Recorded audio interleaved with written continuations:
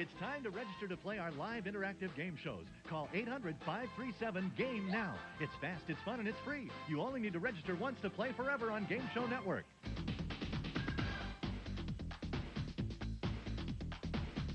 You're watching Game Show Network.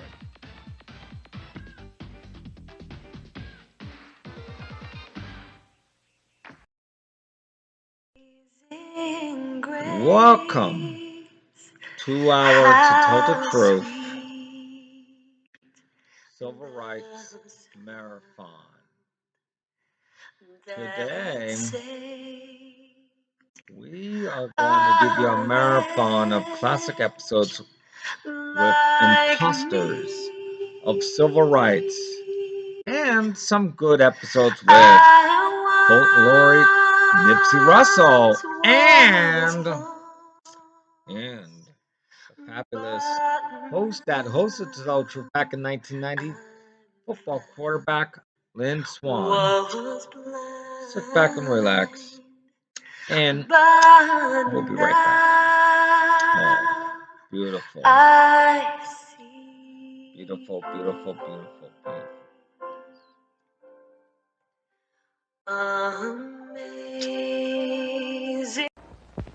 And the way my folks acted, you'd think I'd asked a whole army to stay for supper. I mean, how much can a mere 14 people eat after all? Just the ham, the turkey, the salad, and the layer cake, and a few other things. That's all. And Coke, of course. Well, you needed something sort of sparkly with such a skimpy meal. And we had to have music. I mean, you wouldn't want things to get dreary, would you? So just to keep everybody awake, sort of, I asked a couple of the boys in the band to drop over, too.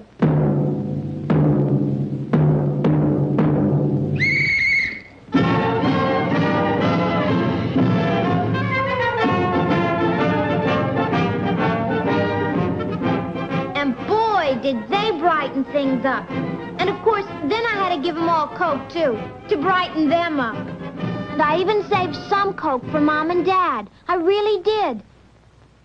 But when they came home and saw that kitchen, well, they seemed to think one bottle of Coke just wasn't enough. So I have to mark it for a whole week as punishment. And when I mark it, I make sure this house has Coca-Cola. Bring home the Coke, bring home the Coke. Everybody's happy when you bring home the Coke. That real great taste leaves you so refreshed. Coca-Cola puts you at your sparkling best. Beautiful dress, isn't it? But it's ruined by perspiration stains. Don't let that happen to your dress. New Arid Cream Deodorant, now fortified with Perstop, stops perspiration stains, stops dress rot, stops odor, without irritation to normal skin. Arid Cream is more effective than any cream, twice as effective as any roll-on or spray tested. Here's proof. We apply a roll-on deodorant to this hand and rub Arid Cream Deodorant into the other. This special light shows how long deodorant protection lasts. Any deodorant that washes away with water will surely be washed away by perspiration. Look, the roll-on is practically gone, but Arid Cream stays, still gives complete protection. New Antiseptic Arid used daily stops perspiration stains, stops dress rot, stops odor for 24 hours. Gently, without irritation. Get new Arid Cream Deodorant. If you take laxatives regularly, here's how you can stop. This clinical report, prepared by 5 New York doctors, proves you can break the laxative habit and be regular again. 83% of the cases tested did it. Here's how. You stop taking whatever you now take. Instead, every night for 1 week, take 2 Carter's pills. Second week, 1 each night. Third week, 1 every other night. Then nothing. Every day, drink plenty of liquids. Put yourself on schedule. 5 New York doctors prove this plan can break the laxative habit. How can Carter's plan help break the laxative habit? Because Carter's pills contain no habit-forming drugs. Instead, Carter's relieves irregularity with 2 natural vegetable ingredients. So when you feel sluggish, headachy, nervous, and need a laxative temporarily, take Carter's temporarily and don't get the laxative habit. Be regular again with Carter's pills, only 54 cents. Got a little gentleman on your Christmas shopping list? Looking for something for Grandma? Need a present for a riveter? You'll find the perfect gift for everyone at the Papermate Gift Bar. Here's the Papermate Capri Mark III, just $2.49. This is the Golden Capri Mark IV, luxury for only $3.50. Here's the new Papermate Holiday, only $1.79. All of these pens feature Papermate's Jumbo Texas refill.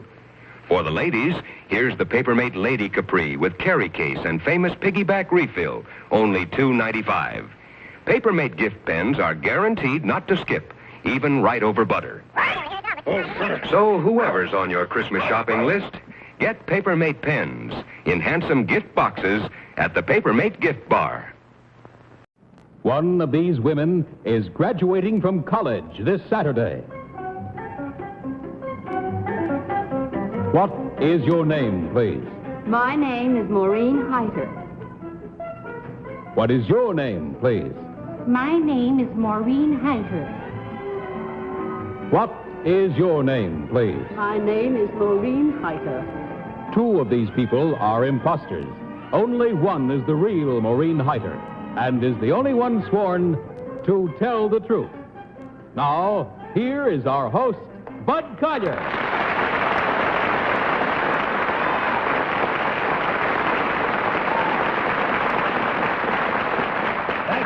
Good evening and welcome once again to Tell the Truth. Now may I introduce our panel. First, back with us for a second consecutive triumphal week, our regular lead-off lady, Miss Polly Bergen. Next to Polly, an old friend whom we're always glad to see back, Don Amici. Then the new leading light of the lecture platform, Miss Kitty Carlisle. And finally, the man who last Friday was visited by Ed Murrow in person to person, Mr. Tom Poston.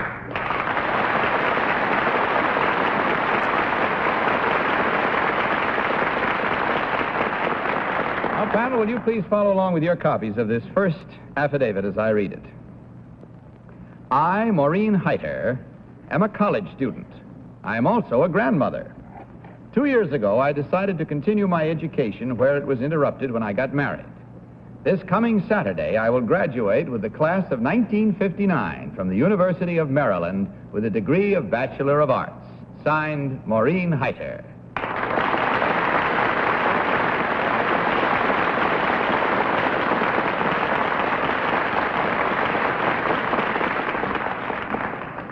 Well, you've heard these three ladies all claiming to be Mrs. Maureen Heiter, graduating grandmother. And let's begin this first round of questioning tonight with Polly Bergen. Polly? Oh, thank you, Bud. Gee, as a mother and a grandmother, I don't know how they can give her a degree of Bachelor of anything. Number two, when were you married? What year were you married? 1926. Number two, how many children do you have? 3. 3.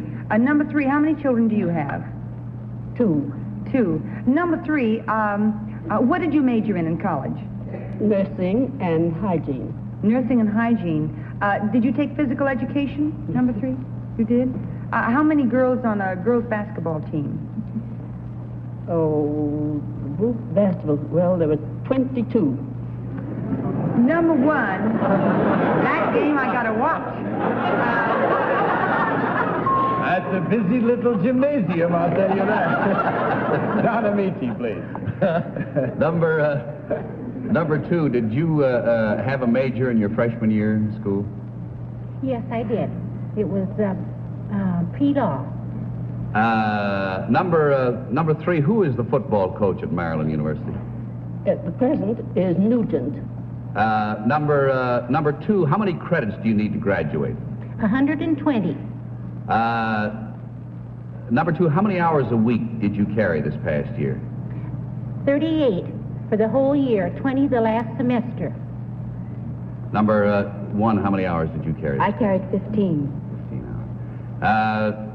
Number 3, how many hours did you carry? 18. Kitty? Number 1, if you're a grandmother, can you give me the average baby's formula? It's pablum, water, sugar. Number 2, what happens when you matriculate? You enter a school. Number 3, what's the nickname of the football team of the University of Maryland? Well, I remember it, but I can't say it. Number 1, do you know? The Terps. The Terps? What does that stand for? Terrapins. Number 2, what is a terrapin? It's a diamondback turtle. Wow. Tom Poston. Thank you, Bart. You say your education was interrupted by marriage. That's when mine began.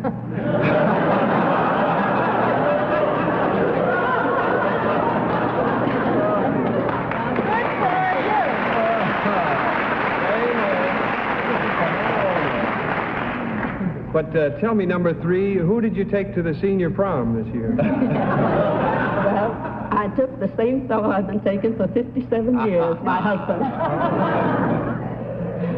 Can you tell me, number 1, if you are going toward Washington from the town where the university is, which side of Route 1 is the field house and football field on?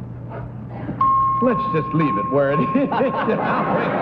On the wrong side, because it is time to vote. And without consultation, please, panel, mark your ballots and select number 1, number 2, or number 3. Remembering, of course, that the team of challengers will get $250 for every incorrect vote. Okay, panel, all marked. Polly, for whom did you vote? Well, I voted for number 2. I wanted to vote for number 3 because I figure any woman's got the nerve to play with 21 other people on a basket. You know, has got the guts to go to college at her age. But number 2 seemed to have an awful lot of information. Probably too much. It's probably number 1. You want to change, Polly? No. Okay. Don? Later I've made. But I voted for number 1. I'd like to change. I thought I caught some answers that weren't quite right in 2 and 3. You didn't want to tell me, right? Did he? I voted for number 2. I wasn't crazy about that baby's formula, and I think... I didn't know you ate it. I think that number 2 knows an awful lot like Polly and is probably number 1's teacher. But anyway, I voted for number 2. Your name isn't Polly, is it, by any chance? You two haven't switched places. Yeah. Tom, what about your vote? I voted for number 3, Bud, because I love her. She was so sweet, and besides, I understand if we're wrong, they get more money.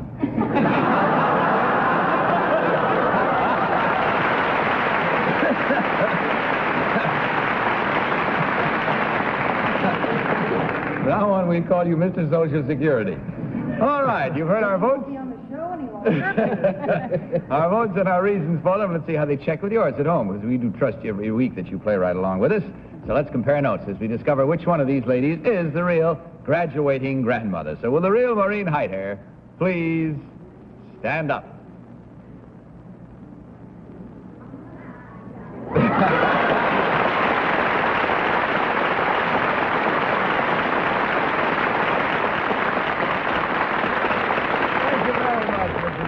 You may sit down again. Number 1, would you tell us who you really are, as if I didn't know, and what you do? My name is Vivian Smolin Klein. I never went to college, and for 14 years on CBS Radio, I played Our Gal Sunday. Oh,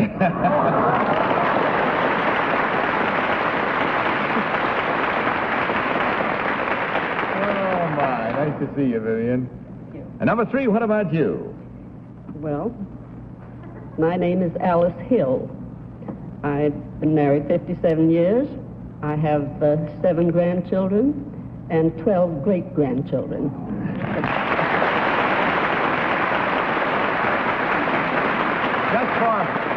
Just for the record, would you mind, Miss Hill, telling us how old you are? Well, I'm 84. How do you like that? Well, let's pick up a little here. We find there were 2 incorrect answers at $250 each for a total of $500 from Marlboro. On your way out, you will find a carton of Marlboro cigarettes for each of you. Good night, ladies, and good luck.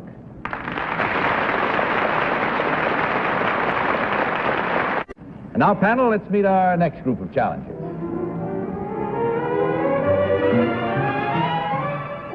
What is your name, please? My name is Ralph J. Rivers. What is your name, please? My name is Ralph J. Rivers. What is your name, please? My name is Ralph J. Rivers. Again, panel, will you follow along with your copies of this affidavit? I, Ralph J. Rivers, am an Alaskan. Except for 2 years spent mining gold, most of my working life has been spent in public office. I have been United States District Attorney, Attorney General of Alaska, and Mayor of the city of Fairbanks. In the general election last November, I became the first man to be sent to Washington, D.C. as a member of the House of Representatives from the state of Alaska. Signed, Congressman Ralph J. Rivers. Panel, these three gentlemen, as you heard, all claim to be Ralph J. Rivers, Congressman from Alaska. Let's begin this cross-examination with Kitty Carlisle. Kitty? Thank you, Bud. Number one, it says that you were a miner. What is the official price of gold? $35 an ounce. And number two, how many ounces in a pound of gold? 12 ounces. Number three, what is Dawson the capital of? Dawson is not the capital of anything. It isn't? Well, is Dawson the capital of anything, number one? No, it used to be the capital of Whitehorse or Yukon Territory, but it's not any longer. Uh-huh. Number two, where is Attu? Attu is out on the end of the Aleutian string. Number three, can you tell me how many penguins come to breed annually in Alaska? About. I'm terribly sorry. I don't have that figure. He'd know. To look at you, I wouldn't say you had that figure either.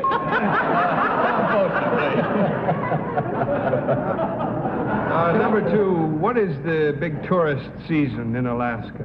It's in the summer, June, July, August. How about the winter? The nightlife there is all day long. You like that, too?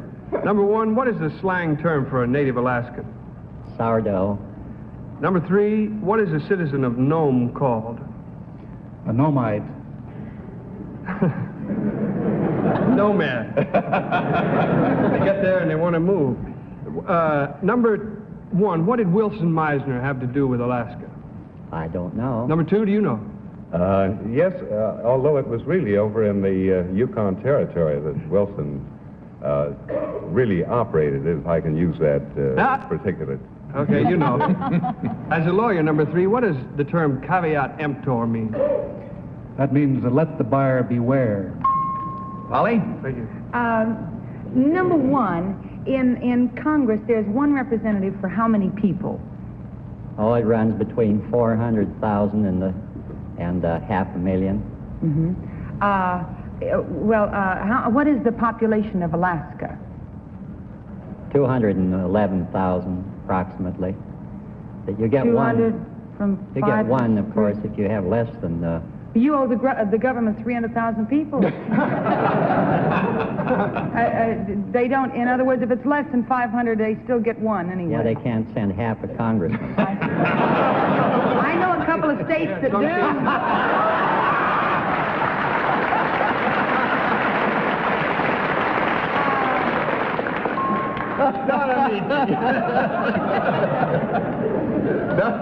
Number three, what was Alaska originally called? Number two, what was Alaska originally called? Alaska. Number one, what was Alaska originally called? Had 2 or 3 origins. Wasn't it Aleuska or something like that? What, number two, what was the purchase price of Alaska? $7,200,000. Number three, what was the purchase price of Alaska? $7,200,000. Number one, from whom was Alaska bought? Russia. How many, number two, how many are in the House of Representatives at present? There are 436 as of now, although actually they call for 435 because of this Alaskan thing. Once again, it's time to vote, panel, and again without consultation. Will you mark your ballots? Choosing number one, number two, or number three to be your respective choices. All marked? Everyone seems to be in Well, a state I was of all suspended animation. settled until he asked that last question, and it loused me all up. It did? Well, when he said about the original name, and number two didn't know, and I voted for him. All right, number 2. But I think it was between number 1 and number 2, but I think it's number 2. You're going to stick to that now? Yes, because he knew something that Tom asked him, which I didn't know, but he knew it. John, you see, nothing has changed since the last time you visited. I voted for number 1, and I think the reasons Polly gave will fit this in. Kitty? Well, I voted for number 2, and I'm in accord with my colleagues. And Tom Poston. I voted for number 2 as well. He certainly has a magnificent speaking voice and deportment, and he did know some things. I would like to find out about Alaska and the original name and so forth, if it is number 2. Okay, there you have it now. And if you're playing with us, let's see now. Hold your breath. We'll find out which of these 3 gentlemen is the real congressman from Alaska. So will the real Ralph J. Rivers please stand up?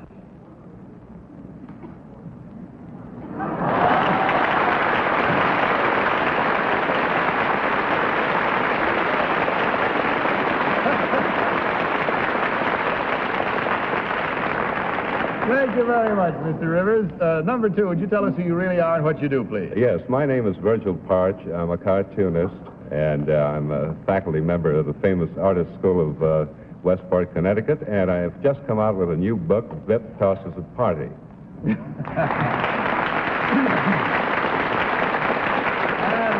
number 3, sir, what about you? I am Warren Goodrich. I work for the Girl Scouts of the USA, and I'm in charge of books, films, and exhibits. Thank you, sir.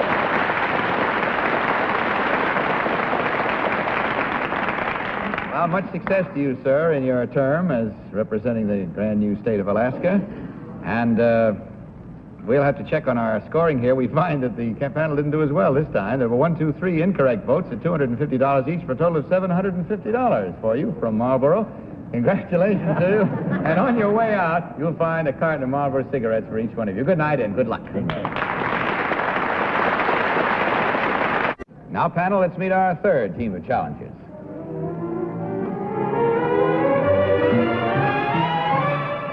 What is your name, please? My name is Dr. Beatrice English. What is your name, please? My name is Dr. Beatrice English. What is your name, please? My name is Dr. Beatrice English. Again, an affidavit. Will you follow along, please? I, Dr. Beatrice English, am a veterinarian. I paid part of my way through college by working as a model in the daytime and going to classes at night. I got my degree as Doctor of Veterinary Medicine in June of last year, and I am now the head of an animal hospital. My patients at the hospital and in the surrounding countryside, including dogs, cats, horses, cattle, sheep, parakeets, and goats. Signed, Dr. Beatrice English.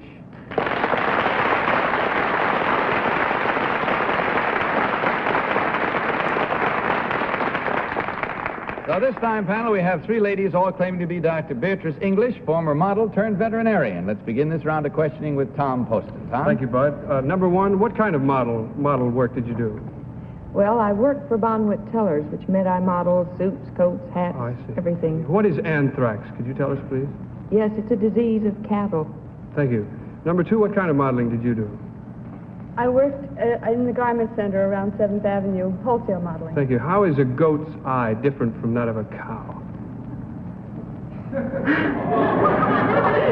The shape of the pupil is different. Thank you. Number 3, what kind of modeling did you do, please? I modeled the Yankee wedding gowns and furs and dresses. Could you tell me how one strips a cow? Please. Please.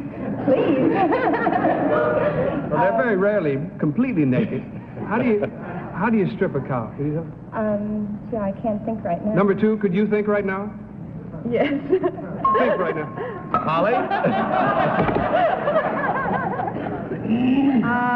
Number 2, how do you strip a cow? When you finish milking your cow, you take the last of the milk out of the udder. I see. See, it doesn't mean it's completely moved. We will now all bow our heads for 1 moment of silence. Number 1, what is a caniche? I beg your pardon? What is a caniche? Out of my line. I beg your pardon?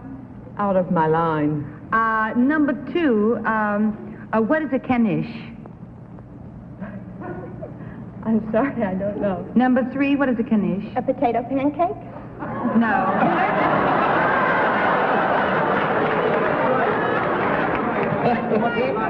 That's a pizza knish. Not when I'm talking to a vet, it isn't a potato pancake. Number 1, what's the height limit on a toy poodle? You mean for show? Yes. I'm sorry, I have nothing Number to do 2, with what show. is the height limit for a toy poodle? I'm not an expert on show dogs. Don Amici. Number 1, what is the gestation period for a horse? 11 months. And a cow, number 2? Number 3, what is Bang's disease? Bang's disease is another name for brucellosis. It's a disease that affects cows. Number 1, what is Bang's disease? It's correct. Brucellosis becomes undulant fever in the human. Number 1, how many puppies would be in a large litter? Number 1. Yes. 8 puppies. Number 8, 3, 9, how many 11. puppies would be in a large litter? I'd say 12. Kitty? Number 1, do you own the hospital the animal hospital that you work in? I work in the hospital. I'm the head of it. The owner is Dr. Lyons. Dr. Lyons in an animal hospital? Number 2, who owns the animal hospital you work in? Dr. Wolf owns the animal hospital.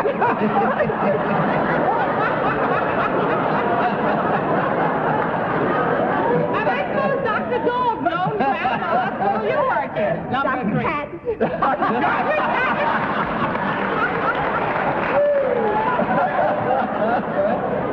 Number 1, what is the normal temperature for a dog? Well, it varies. 101, it can go a degree above or below. That's it, panel. It's time once again to vote. So will you please strip your ballots and in so doing, select number 1, number 2, or number 3. Ballots all marked? Fast on this one, Polly, huh? For whom did you vote? I voted for number 1, and a caniche is a size poodle between a miniature and a standard. So in case you're ever asked again, you'll be able to come up with it. All right. Don, what is your It's choice? also a potato pancake. It's also a potato pancake. Spelled differently, of course. I voted for number 2. I thought she had most right answers. Okay, Kitty? I voted for number 2 on the basis of her answering Tom's question about the cow's eyes and the goat's eyes, although I don't know whether that's true at all. It is true, but look how I listen.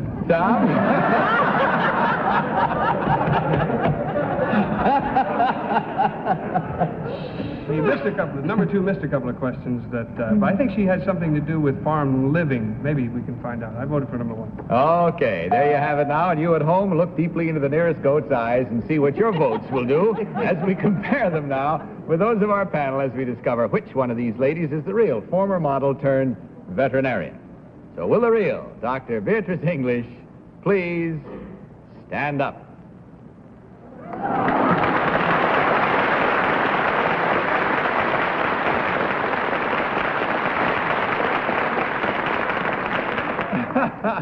Thank you very much, Doctor. Number 1, would you tell us who you really are and what you do, please? My name is Peggy Freed. I'm originally from Minnesota. I'm a housewife. I have 2 children.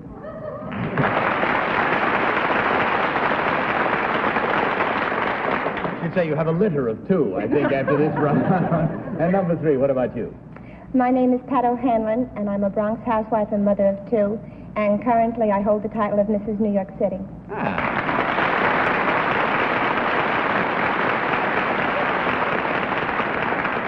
Well, there we have it. In case you have any doubts, Don, in one spot there, when you asked the real one, number 2, of one question there, and she didn't answer you at all. I don't believe she even heard the question at one time there. The period of gestation of a cow. I don't think you even heard the question, did you? Did you? No, that was asked. Yeah. She got confused. I was sure of that. I want to play No, she gave me the right answer on gestation period. One of for a them horse. didn't give you an answer at all, though. Yeah, the one time directly, she didn't know that you were talking to her. I didn't mean to start a side argument here. I'll just go along, I guess, and check on the score, in which we find that there were 2 incorrect answers at $250 each for a total of $500. Ladies, thanks for Number being 1 with ought us to be tonight, a vet. and good luck. You'll find a carton of Marlboro cigarettes waiting for each of you on the way out.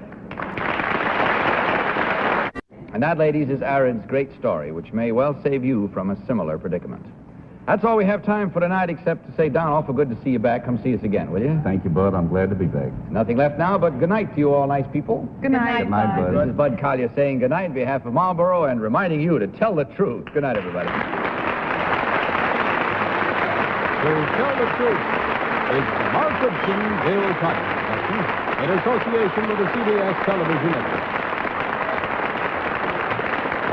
Miss Bergen Down by Wilma.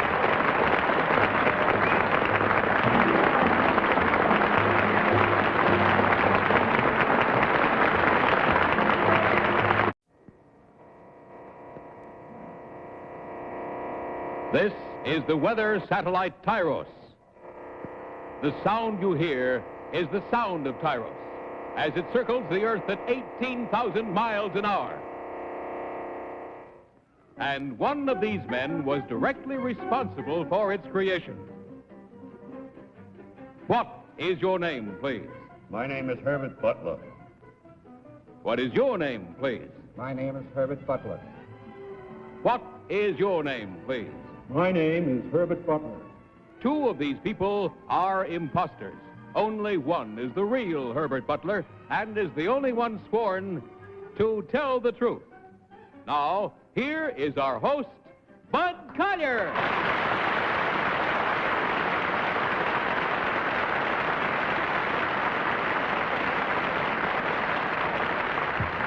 Thank you very much, and welcome once again to Tell the Truth, brought to you this week by Camel Cigarettes.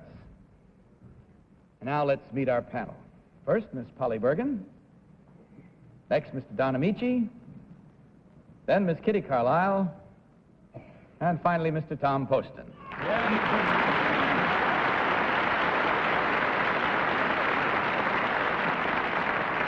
Now, panel, will you please follow along with your copies of this first affidavit as I read it?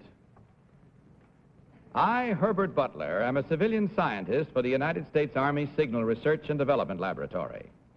For the past 2 years, I have been directing the creation of an electronic weather observation satellite. On April 1st, this satellite was lofted into orbit and with its television cameras is now transmitting back to Earth pictures of the Earth's cloud cover. As project manager, I am the man directly responsible for the building of the weather satellite Tyros. Signed, Herbert Butler.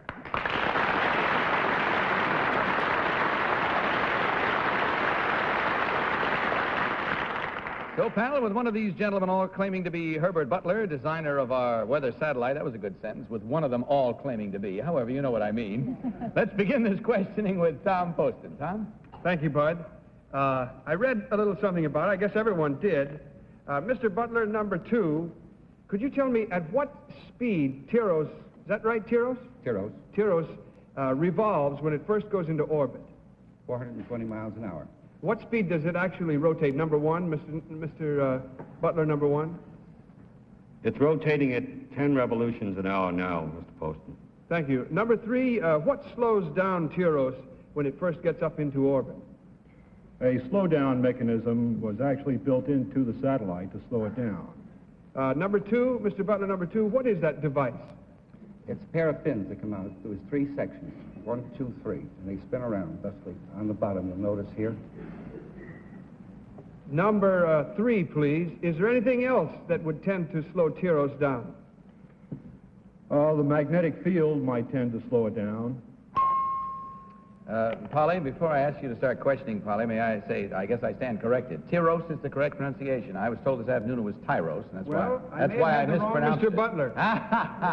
Well, in any event, Tyros. Which Polly? one did you ask that question? May I answer? Number 2. Oh, thank you. Polly. Number 1, exactly how far away from the Earth is Tyros circling? Approximately 400 miles. 400 miles? That's right. Away from Earth. Number 2, is that correct? It varies between 422 to 466. I see. Number 3, does Russia have a weather satellite in orbit now? Not to my knowledge. What did I say? Number 1, isn't it true that Russia released some pictures from a so-called satellite? Was this a weather satellite, number 1? No, this was a satellite that was designed to take pictures on the far side of the moon. Don Amici. Number 2, how many stages were there to this rocket? 3. Sent this? Three. 3. Number 3, what were the varying speeds when the different stages disintegrated? I couldn't really give you those. Number 1? I couldn't answer that. Number 2? I couldn't. Number 2, how long was this Tyros or Tyros, is it? Tyros? I don't know. How long was Tyros into it anymore? How long was Tyros in development? 2 years. Number 3? 2 years. Number 1? 2 years. Number 1, what is the biggest advantage to do with Tyros? Well, this, for the first time, gives the meteorologists an opportunity to study weather from above the clouds. Kitty Carlisle. Number 1, one of the cameras went out on Tyros or Tyros. Can you tell me what caused it to go out? Well, actually, it didn't go out. There was a slight bit of malfunctioning, and they're still taking pictures. Number 2, is this correct? That is true. Number 3, can you tell me what is the speed of sound? 1,000 feet per second. And what is the speed of light? 186,000 miles per second. Number 2, what is the speed of light? He gave the answer. And number 1, what is the speed of light? 186,000 miles per second. Just 186,000?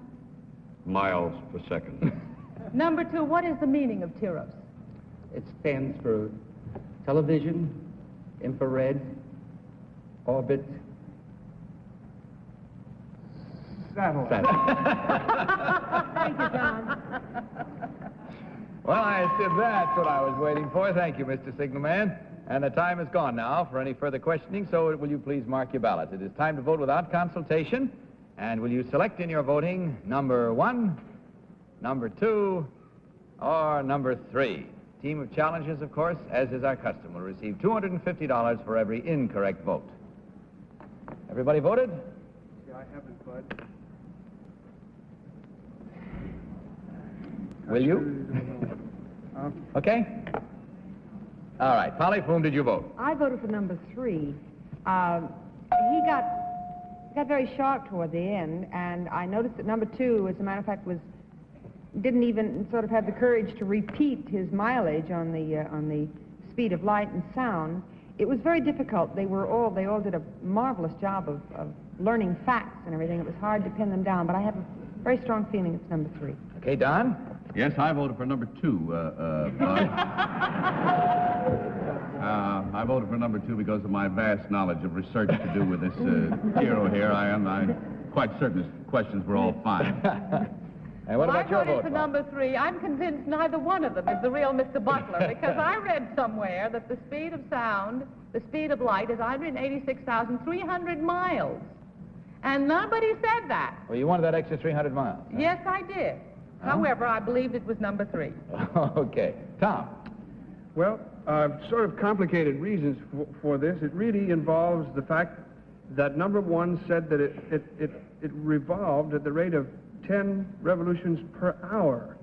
Now, 10 is the right number, but it's per minute, I think. However, I wasn't able to get the answers to some of my other questions, even from number 3. There are also weights that are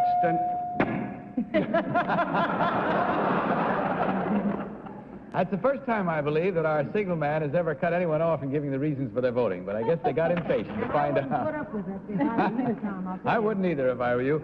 All right, let's figure this all out now and find out how right or wrong we are in our votes as we discover which one of these 3 distinguished gentlemen is the real designer of our weather satellite.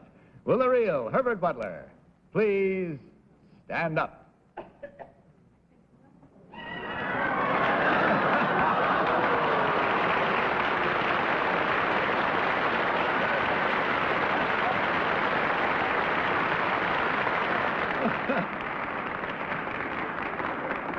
Thank you, sir. Thank you very much. And I must say that anyone that's involved with an important project like that, this is a great responsibility, and it's a privilege to have you on the show with us.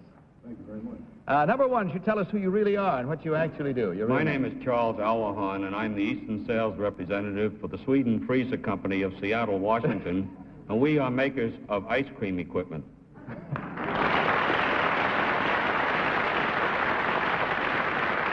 Which at certain times of the year puts people in orbit, I know. Number 2, your real name and what you do, please. My name is Edwin Pape. I work for the Manufacturers Trust Company in New York. I'm an investigator.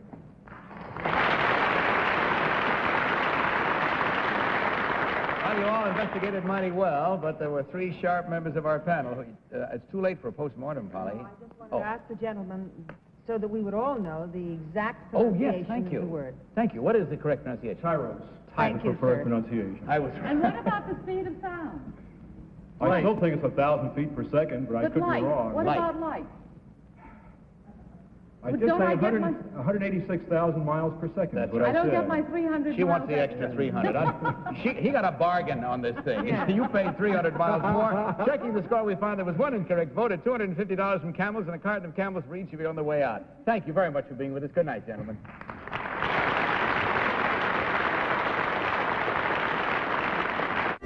Now, panel, let's meet our next team of challengers.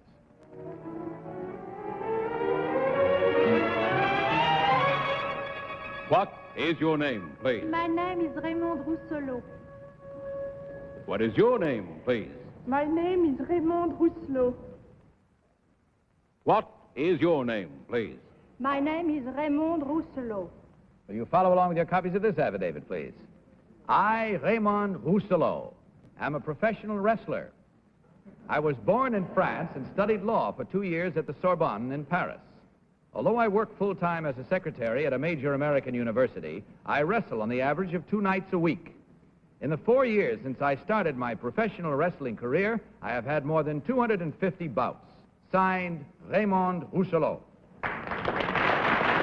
Here we have 3 ladies. You heard them all claiming to be Raymond Rousselot, wrestler. Let's start this round of questioning with Polly Bergen. Polly? Thank you, Bud. Number 1, what's a hammerlock? Hammerlock is when you take the arm of your opponent and put it in the back, and she cannot get I see. rid Number of it. 2, do you agree with that? Yes, that's right. Number 3? Yes. Is that correct? Number 1, what is the, how do you win in wrestling? I mean, they don't count you out. How do you win?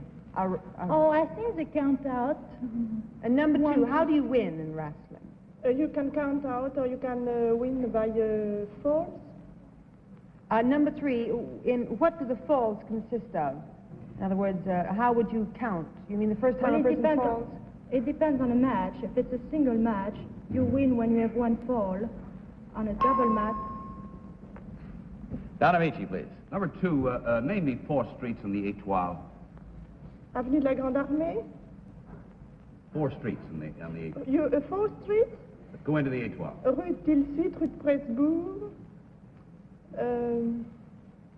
Number 3. I don't think I know. Number 1. Avenue de la Grande Armée and Champs-Élysées. 2 more. And Wagram and... Number 2, what is the extension of Champs-Élysées on the other side? Quickly. Avenue de la Grande Armée. Kitty Carlisle.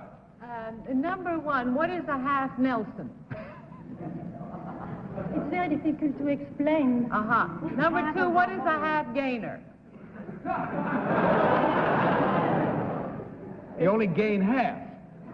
I can't explain either. Number 3, what kind of shorthand do you take when you're a secretary? Prévôt de l'Aulnay in French. But you don't do any English? No, I don't. No. Number 1, what college are you at? Excuse me for putting the preposition at the end. Right now, where I work? Yes. At University of Chicago. Tom Poston. Number 1. Who was the greatest ballerina ever to dance with Roland Petit? Zizi Jeanmaire? Do you really think so? Number 2, do you agree with that? Yes, that's right. Number 3? I do. Really? Number 3, how do you pronounce Mr. Julius in French? Mr. Julius? No, I mean the French, Mr. Julius. What do you mean? How to pronounce it with the French accent? Say no, it in French. There must be a Mr. corresponding word for Mr. in French. Corresponding word for Mr. Oh, monsieur. And Julius? Jules, I guess. Thank you. I guess that's it. Mesdames et messieurs, we have come to our moment of truth. L'heure de vérité. And we are about to find out which one of these 3 equally charming ladies is the real lady in question who is a wrestler. Will the real Raymond Rousselot wait. We have to vote first. Oh, yeah, I was going to ask you to stand up without voting and everything else. How about that? I got so intrigued with the French involved, I didn't. So, yes, mark your ballots. Wow, did that nearly go out the window? Thank you, Polly. You're welcome. Thank you, Pamela. Polly, for whom did you vote? I voted for number 1, mainly because number 3 couldn't name any of the streets. And number 2 didn't say that a half gainer has nothing to do with wrestling. It's a dive. So, a swimming dive, I mean. So I voted for number, isn't it? Wouldn't it be a marvelous name for a saloon? Yeah, a half gainer. Half gainer. I voted for number 1 because of that. Okay, Don, for whom did you vote? I voted for number 1. My reasons were exactly the same as Polly's. You were very clear. Well, that's what I thought. You're in the same I dive. asked a Yes, question Kitty. about the half gainer, but I voted for number 2 because I felt that maybe I forgave her because she was French, but she did know that on the other side of the Étoile it became the Avenue de la Grande Armée, and she knew the Rue de Presbourg. The number 3 didn't know any of the streets in Paris. And she also has short hair, and I figure if you're going to wrestle, maybe somebody could catch a hold of your hair. So, Gorgeous George has long hair. but he's not a woman. Women catch a hold of each other's hair Tom, when they would you go like men. to vote? Listen, I'd like to ask number 3 if she'd care to re-answer that question. No, you better go on and I vote suspect it may be number 3, but I voted for number 1 anyway. For the same reason. Okay, there we have it now. Let's discover. Let's go to the point now where I was 3 minutes ago and find out. Thanks again, Polly, for saving my life. Which one of these 3 charming ladies is the real professional wrestler? So with the real Raymond Rousselot, please stand up.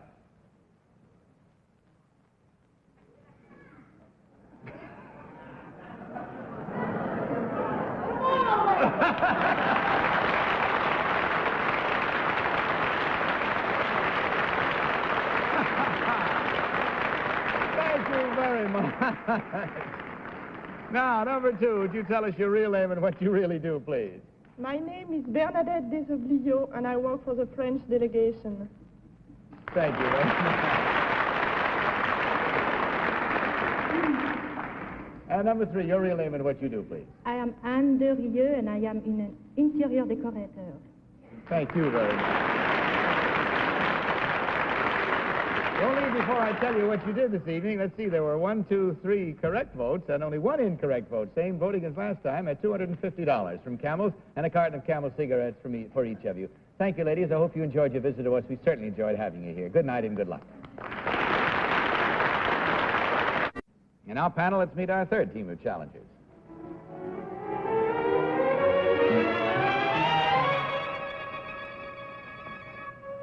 What is your name, please?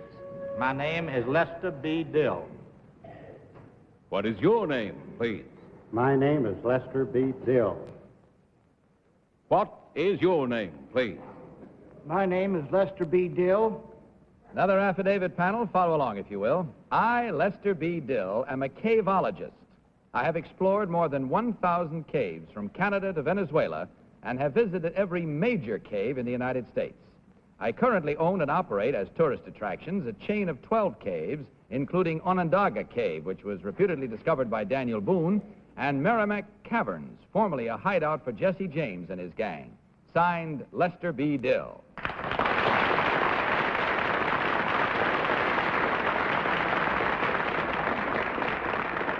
Three gentlemen all claiming to be caveologists. Lester B. Dill, cave owner and caveologist. Let's start this with Kitty Carlisle. Kitty? Thank you, Bud. Number 1, what is a speleologist? A speleologist is a very educated person who investigates caves. A spelunker is someone who just goes there for fun. Uh-huh. Number 2, can you tell me what is a stalactite? Which way does it go, I mean? It's a rock that hangs down from the top And what is a stalagmite? when it comes up from the bottom. Number 3, can you tell me where those caves, where all those glowworms live? And they. Yes, that's in Venezuela, Glowworm Cave. Tom? Number 3? You gay dog, you. There is a famous cave called Old Mountain, Is the opening cold or very warm? That is comparatively cold, yes. Cold opening in Old Mountain? Okay. Number 2, please. Who operates the caves in Missouri? There's quite a number of caves in Missouri, several operators. There's a total of, I think, about 2 dozen. Yeah. Number 1, I'll go on. I won't go on. Number 1, there's a very famous cavern in Ohio. Could you tell me the name of that? Crystal. Number 2, there is an equally famous cavern in Tennessee. Could you give me the name of that? Ruby Falls. Number 3, could you give me the name of the famous cavern in Tennessee? Big Bone. Number 1, I beg your pardon, sir? Big Bone. Thank Living you. up to the gay dog. Yes. He was a big bone. Number 1, some of these, what is the name of the largest cavern ever discovered in the United States? Mammoth Caves in Kentucky. Number 2, where is Mammoth Caves? Don Amici. Number 2, what causes caves? They're dissolved out by water through underground streams and solution. Number 3? Well, that's partially correct. Also, they're formed by limestone formations, which are further eroded by falling water and by underground streams. Number 1, would you name me 2 caves in Kentucky? Mammoth and Bear Cave. Number 2, would you... That's it. It's time to vote once again, panel. So will you kindly, with your vast knowledge of spelunking, mark your ballots. And as you do so, vote, of course, for number 1, number 2, or number 3. Okay, has everybody voted? No. Not yet? All set, Tom? Everybody Yes, I am. Okay, Polly, whom did you vote this time? I haven't voted yet, sir. Oh, sorry. I wanted so badly to get all 3 right tonight, but I just haven't any idea which one it is. I voted for number 3 because... You did?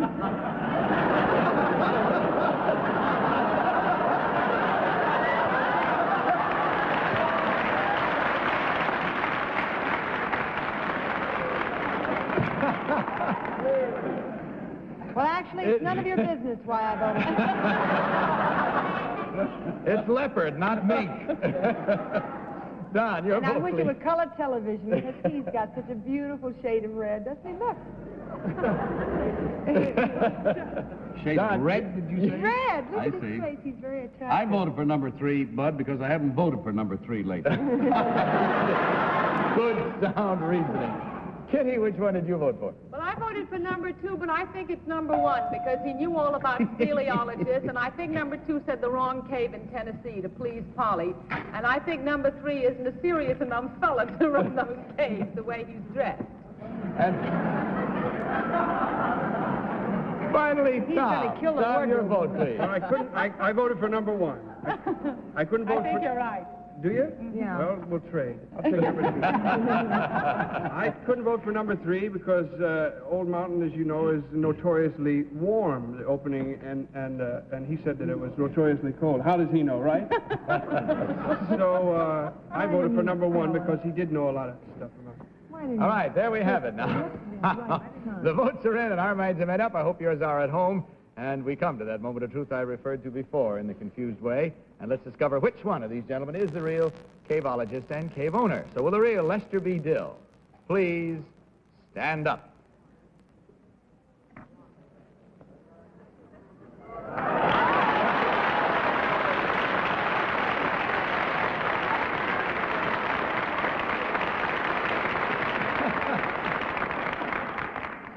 Thank you, sir, very much. Number 1, would you tell us your real name and what you really do, sir? My name is Bill Barrett, and I'm an attorney from Augusta, Georgia.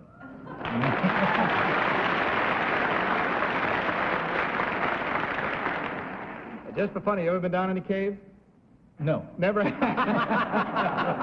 Number 3, your real name, you gay dog, you, and what you really do.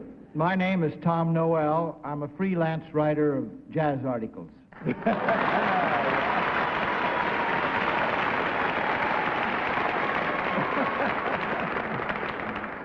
Well, you all did very well. Yes, a real good sport. He certainly is. Let's check up on the score here and see how well we did. We had only one guessing the right, so that meant 3 wrong this time. At $250 each for a total of $750 in Camels. That's the best killing tonight, gentlemen. Hope you had fun. On your way out, there will be, of course, a carton of Camel cigarettes for each of you. And good night. Thanks for being with us, and good luck to you. Now, panel, it's time to vote. So good night. Good night. Bud God, you're saying good night, and Camel cigarettes reminding you to tell the truth. Good night.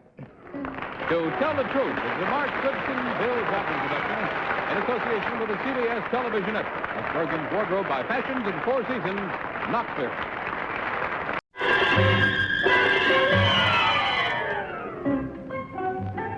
What is your name, please? My name is Beverly Marsh. What is your name, please? My name is Beverly Marsh. What is your name, please? My name is Beverly Marsh. 2 of these girls are imposters. Only one is the real Beverly Marsh, and is the only one sworn to tell the truth. Now, here is our host, Bud Collier.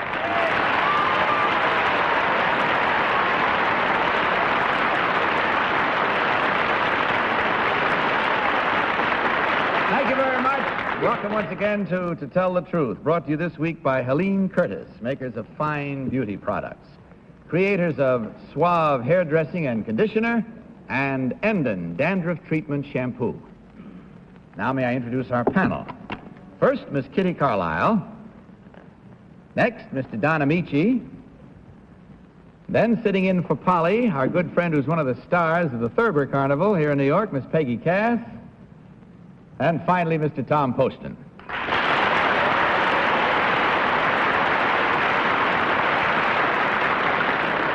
Now, panel, will you please follow along with your copies of this first affidavit as I read it to you? I, Beverly Marsh, am a student at the Taylor School and a member of the school safety patrol. On March 10th, 1960, I was on duty at my patrol station when 2 boys proceeded to cross the street. At that moment, a speeding truck passed a red light and headed toward the crosswalk. I ran out into the street and pulled the boys back from the path of the oncoming truck. For this act, a Patrol Life-Saving Award was personally presented to me last week by Vice President Richard Nixon. Signed, Beverly Marsh.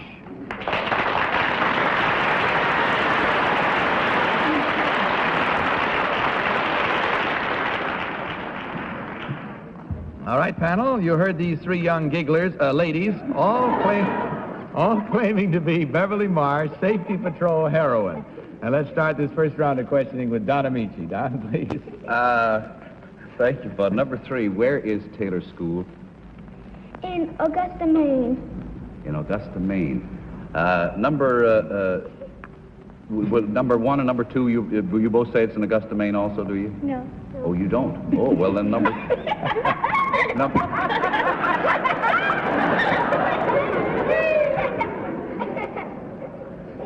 Well, now, can I get in on this joke? Number 2, where is Taylor School? Cedar Rapids, Iowa. Cedar Rapids. And what big company is in Cedar Rapids? They manufacture something that children eat. Quaker Oats. Quaker Oats. Number 1, where is Taylor School? Red Wing, Minnesota. Pardon me? Red Wing, Minnesota. Number, was that all we have time for you around, Don? She giggled you out of your answers. She sure Peggy did. Cass, please. Number 3, the Taylor School is in Augusta, Maine. What's special in Maine about Augusta? All right. Number 1, in Cedar Rapids, Iowa, did Vice President Nixon go there No. to give? Where did you receive the award? I received it in the Capitol Building, Washington, D.C. Did you stay at a hotel when you were in Washington? Yes. Would you please tell me, number 2, what that hotel was? The Mayflower. The Mayflower. And number 3, did you go by train from Augusta, Maine to Washington, or did you fly? No, we took the car.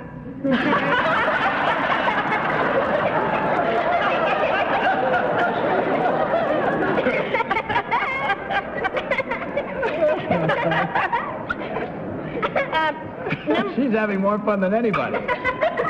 Number 3, did you, when you rescued both these boys, were they big boys? No, they were about in kindergarten and 2nd grade.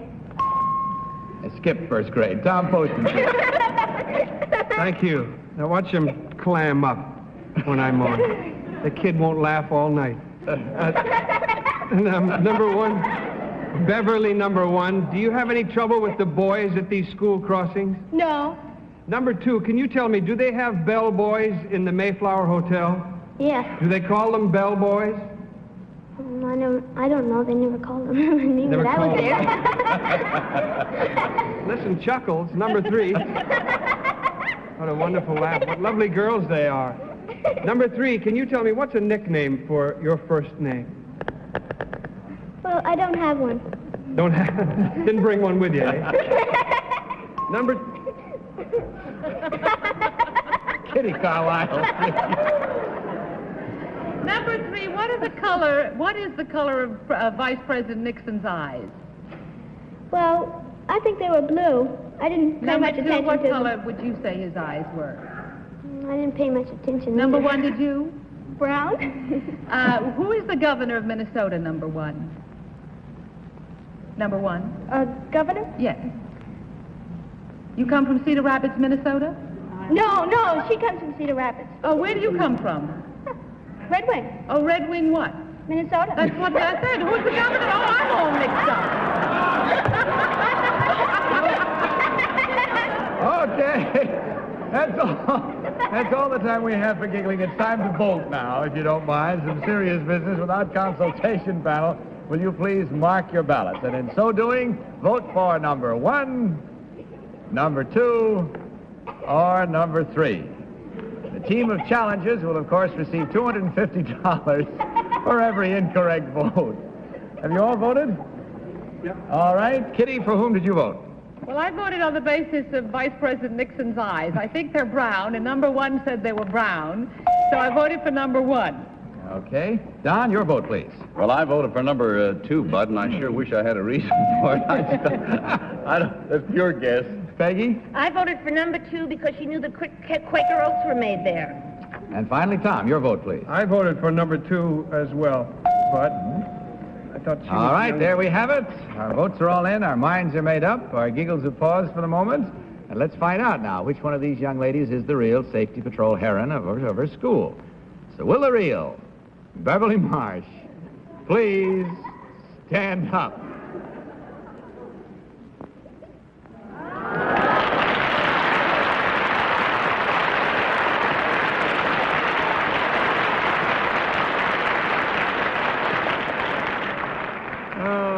Thank you very much, young lady.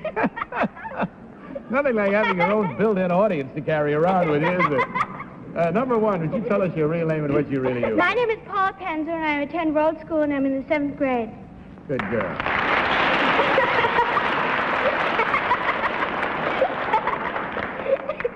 Now, number 3, if you can fight your way through your own giggles, would you tell us your real name and where you go to school?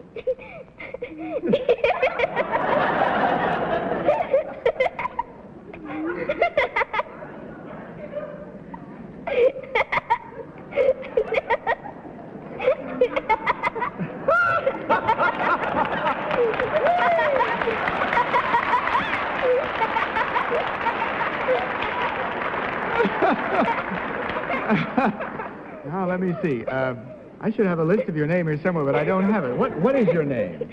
Is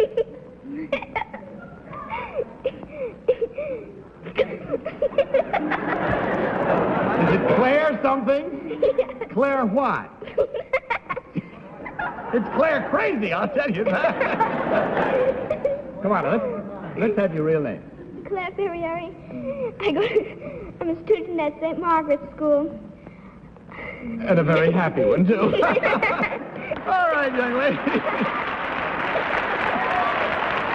Now, I want to ask the real young lady, our real heroine, just how old are you? 12. 12 years old. Well, it's certainly nice to have you with us, and we're mighty proud of you, too. How old are you, Miss Giggles? How old are you? Hold up your hands. How old are you? Huh? 9 years old. All right, we got something out of that. And in checking our score, we find that there was only one incorrect vote at $250 from Helene Curtis, and of course a gift package of fine beauty products for you ladies to use now or later. Good night to you, good luck, and God bless you. Keep happy. Now, panel, let's meet our next team of challengers.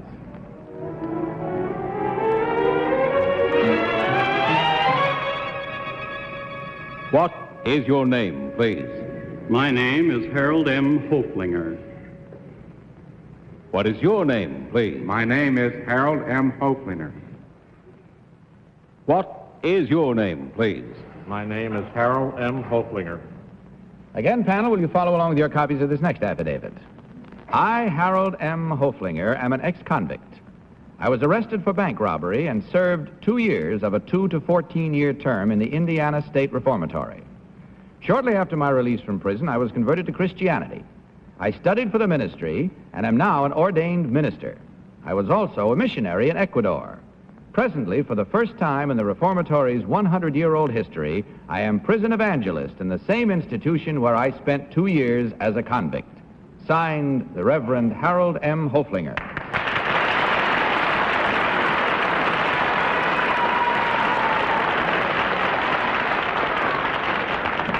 Three gentlemen this time, panel, each one claiming to be the Reverend Harold M. Hoflinger, prison evangelist. Let's start this cross-examination with Kitty Carlisle. Thank Kitty? you, Bud.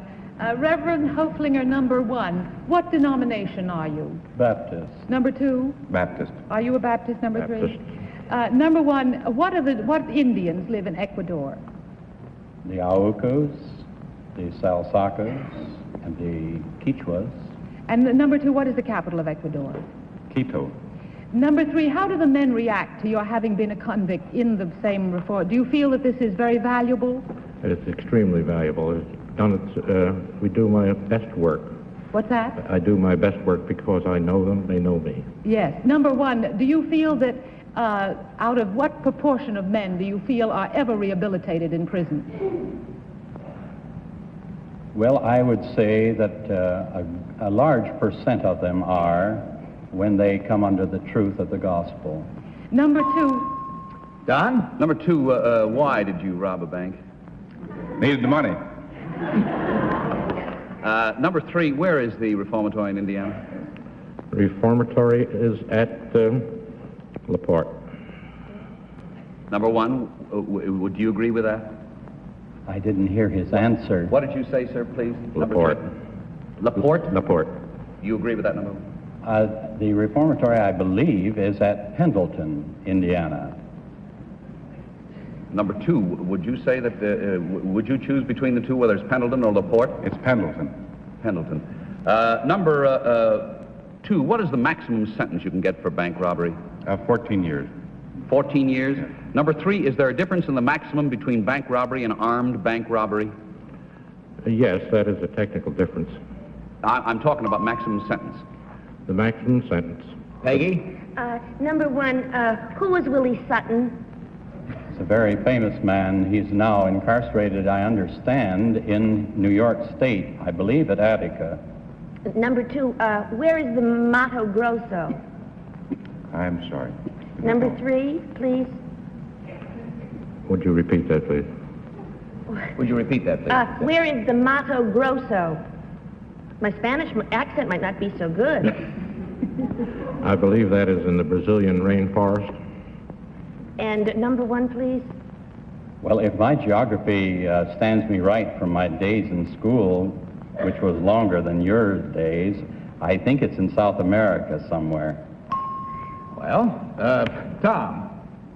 I hope it's not in Ecuador. I'm going to be in big trouble. Listen, my kid speaks Spanish. She's a little bit of a thing, but she speaks Spanish. And I asked her a question today. Number 2, could you tell me how to say it's the same thing in Spanish? No, sir. Number 1, do you happen to know what lining out a song is? I ask you this as an ordained minister. Do you know what lining out a song might be? Oh, down south, that's quite prevalent.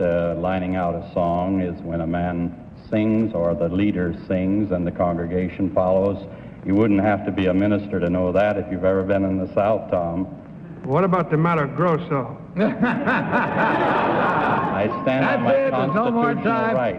I'm sorry to say we have no more time, and you have to vote. Mark your ballots now without consultation. So will you kindly do so and select, of course, number 1, number 2, or number 3. All ballots marked. Kitty, for whom did you vote this time? I voted for number 1. I think it's number 2. I tell you, Polly Seed is catching. I think it's number 2, but I voted for number 1 on the basis of the fact that he told me about more Indians in Ecuador than I'd ever heard of in my whole life. So I think it's number 1. Don, your selection, please. I voted for number 1 because those Indians that he rattled off sounded very authentic to me. My full knowledge of what Indians are in Ecuador, so, again... Peggy, which one do you think is the real one? I voted for number 1 because I think it's in South America, too. And Tom, what about your selection? I did too. I voted for number 1 as well. I like the answers very much about the Indian, and he's perfectly right about lining out a song, although I wasn't aware that non-ministers would be as likely to know as ministers. Okay, there we have it now. Our minds are all made up. Are yours? Let's find out who's right, who's wrong, and how well we did this time, as we discover which one of these gentlemen is the real prison evangelist. So will the real Reverend Harold M. Hoflinger please stand up?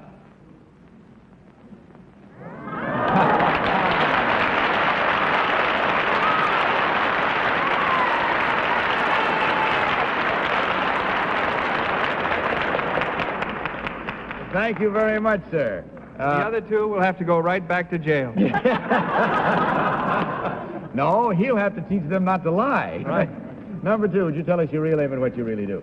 My name is Chester L. Mowry. I'm veterinary district sales manager for the Pittman Moore Company. Thank you, sir.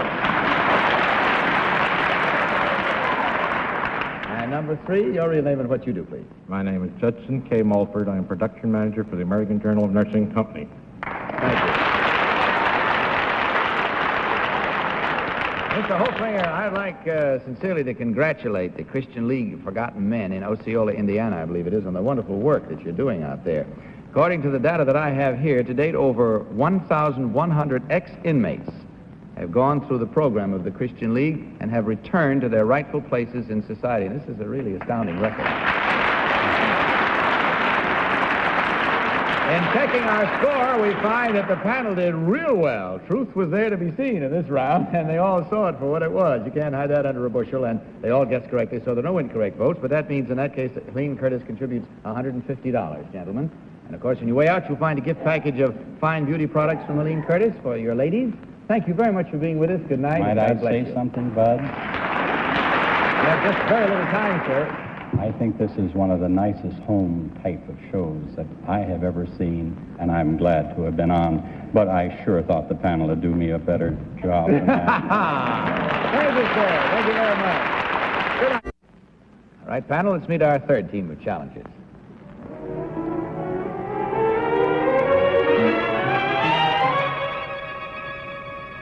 What is your name, please? My name is Monique Benoit. What is your name, please? My name is Monique Benoit. What is your name, please? My name is Monique Benoit. Once again, panel, will you look at the affidavits, the copies that you have as I read mine? I, Monique Benoit, was born in France, where I was an elementary school teacher. My occupation in this country is of a much different nature. I am a newspaper columnist and an authority on affairs of the heart. I lecture to men's clubs and write a daily column called Entre Nous, in which I advise my readers on problems of love and marriage. Signed, Monique Benoit.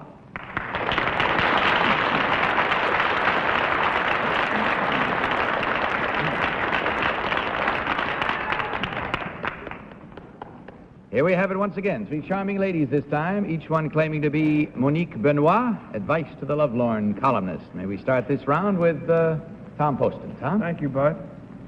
Monique. Monique. Benoit. Tell me, let's see. Number 1, if I said, je suis tout nu, what would that mean? You know? Don't laugh now. That's a good. I can translate. Number 2, Monique, number 2. what size type is used in printing for statistics? Very small type. What's that size called? Pica. Is there another one, even smaller? Oh, the elite. Now, tell me, what is it? Number 2, what is a tear sheet? This is the sheet they take off. And then you're... Kitty Carlisle. Number 3, where did you teach school in Paris? In France? In Paris. In Paris? Where? In 4 different schools. Which one? Elementary schools. What were they called? Well, they are called École Communale. Number 2, where did you teach? I teach in Dijon. Also in the École Communale? École Normale. École Normale, for older people? No. For smaller people? The children. Number 1, where did you teach? Lycée Denis. Number 3, when you're telling people about love and marriage, what is the most important thing they want to know? Well, they want to know how to get along with their mates. Number 2, when you go to talk to men's clubs, what is the most important thing they want to know? Oh, they want to know how they can keep their women from going out with the other gentlemen. Don Amici, please. Number 3, how many years did you have to study before you got your teacher's certificate? How many years did you have to study before you got your teacher's certificate? I didn't get it. Oh, I teacher certificate. 2 years. 2 years? Yes. Number 1, how many years are in the elementary schools in France? Oh, I don't know exactly that. I beg your pardon? What do you mean, how many years? How many years do you study in the elementary schools? The boys, they are there? Depends how... You mean... The boys... No, I believe he means before you go into what we call high school. Oh. How many years of elementary school are there? Oh, I see. Is that right, Don? Yes. I don't think so. You have to have a different education for that. For the elementary school. I beg your pardon? Do you... No, I think you misunderstood his question. I'm sorry. I do understand. I'm sorry. Peggy, please. Number 3, what is the street in Paris that goes from the Arc de Triomphe to the Place de la Concorde? You mean the Avenue des Champs-Élysées? Yes, that's what I meant. And why is the Étoile? Why is the Étoile called the Étoile? Well, because there are many avenues which are going from the Étoile, and it just looks like an étoile. Thank you very much. Number 2, what province is Dijon in? Côte d'Or. Côte d'Or. And what is it famous for, please? For its wine. I guess that's it. And we'll have to stop all our étoiles from questioning any further and ask you to mark your ballots, if you will, please. And vote for number 1, number 2, or number 3. Everybody set? Kitty, which one gets your choice this Well, it time? was very difficult, but I voted for number 2 because when the others were speaking about how many years and so forth, she was looking off in the distance as if she were trying to answer the questions herself. Don, your vote. I voted for number 3, and I'm fearful that I just couldn't possibly pin one of these down. I mean, this is she seemed to know whatever answers I asked anyway. Wait, Okay. Which you had so many questions now. I did, didn't I? Peggy, please, your I vote. voted for number 3 because I always thought Dijon was famous for mustard. Dijon mustard, maybe. Tom? I voted for number 3. Now, I never thought about that mustard, which just goes to show you. But I thought the tear sheet answer wasn't too good. It was all right. Okay, there we have it. And you'll find out whether we've done well or bad. And if you're guessing along at home with us, check on yourself now as we discover which one of these ladies is the real advice to the lovelorn columnist. So may I ask the real Monique Benoit to please stand up.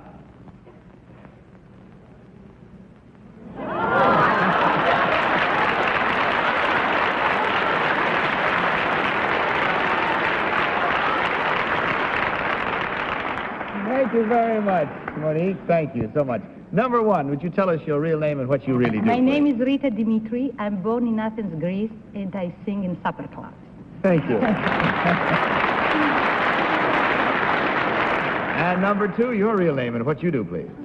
My name is Madeline Dewey, and I work for the YWCA of the city of New York, and I was born in New York.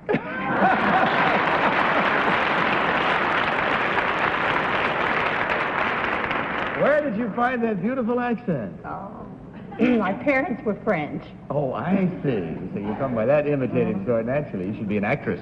Don't let Well, Miss Benoit get away, Bud. Ask her for some advice. I have no problem. I have a question for you, though. I'm getting mail all over the lot. What happens to a fiddler's dog? He gets drunk. What answers that, a good everybody? fiddler doesn't have time to finish his drink because he's working all the time. So he takes his drink and puts it down by his chair. And the dog drinks it, is that it? And he plays All away, right, and the let's dog check. comes over and drinks it, and he gets terribly... Thank you. All my mail is now answered. Thank you very much, Don. Checking on our score here now, we find there was only one incorrect vote at $250, but of course a gift package of fine Helene Curtis beauty products for each of you. Hope you enjoyed your visit. We certainly enjoyed having you. Good night and good luck to you.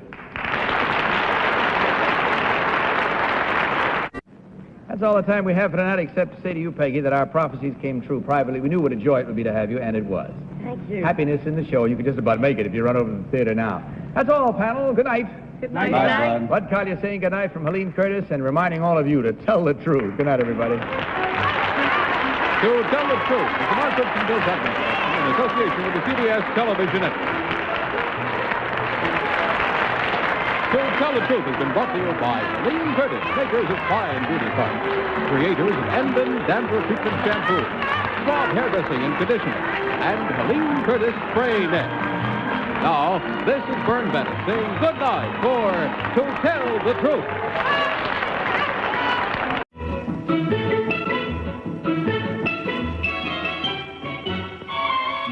One of these men will fly your elephant from Rangoon to London for $1.50 a pound. What is your name, please? My name is Jim Todd. My name is Jim Todd. My name is Jim Todd. Only one of these men is the real Jim Todd. The other two are imposters and will try to fool this panel. Tom Poston, Betty White, Barry Nelson, and Kitty Carlisle on To Tell the Truth with your host, Bud Collier.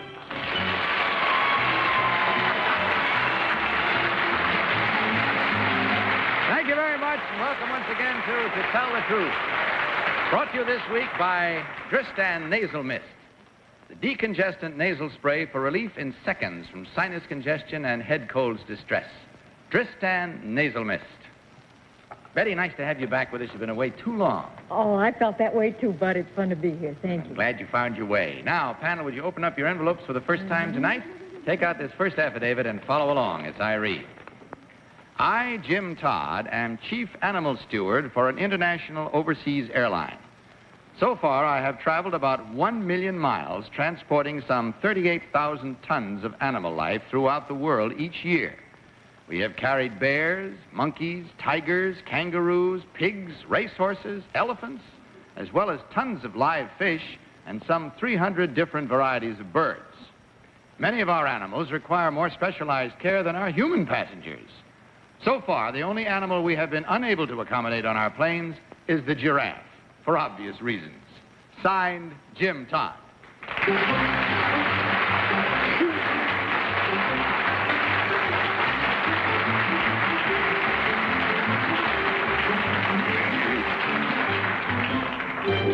Very well, panel. These three gentlemen all claim to be Jim Todd. I guess you could call him airborne animal tender. We'll start our questioning with the star of the Broadway production of Mary Mary, Tom Poston. Tom? Mary, Mary. There's the ex-star sitting right there. He laid a burden on me, Bud. He's I taking can't a heavy tell- burden off my shoulders. No, I've taken the burden of working in the show, but he was so great in the show that the usherettes tell me how to read lines because I'm not doing it like that. I notice the box office is still up. I would like to ask number 2, please, if you have transported animals from other parts of the world besides Rangoon. Yes. Number 3, does altitude influence the way fishes are transported?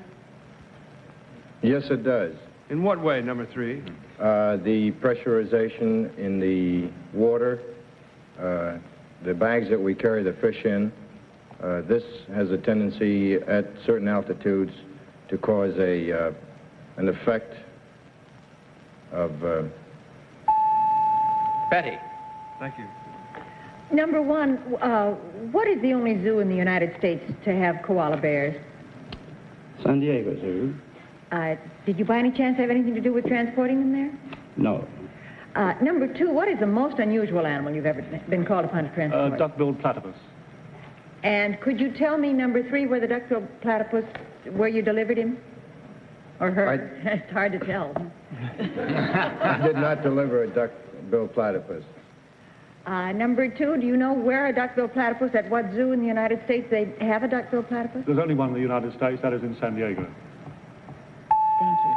Barry. Thank you, Bud. Number three, what animal is affected most by rough weather?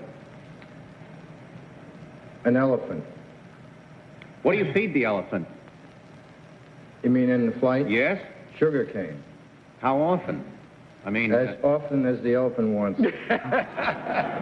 What do you do when he gets car sick? Get out of the way.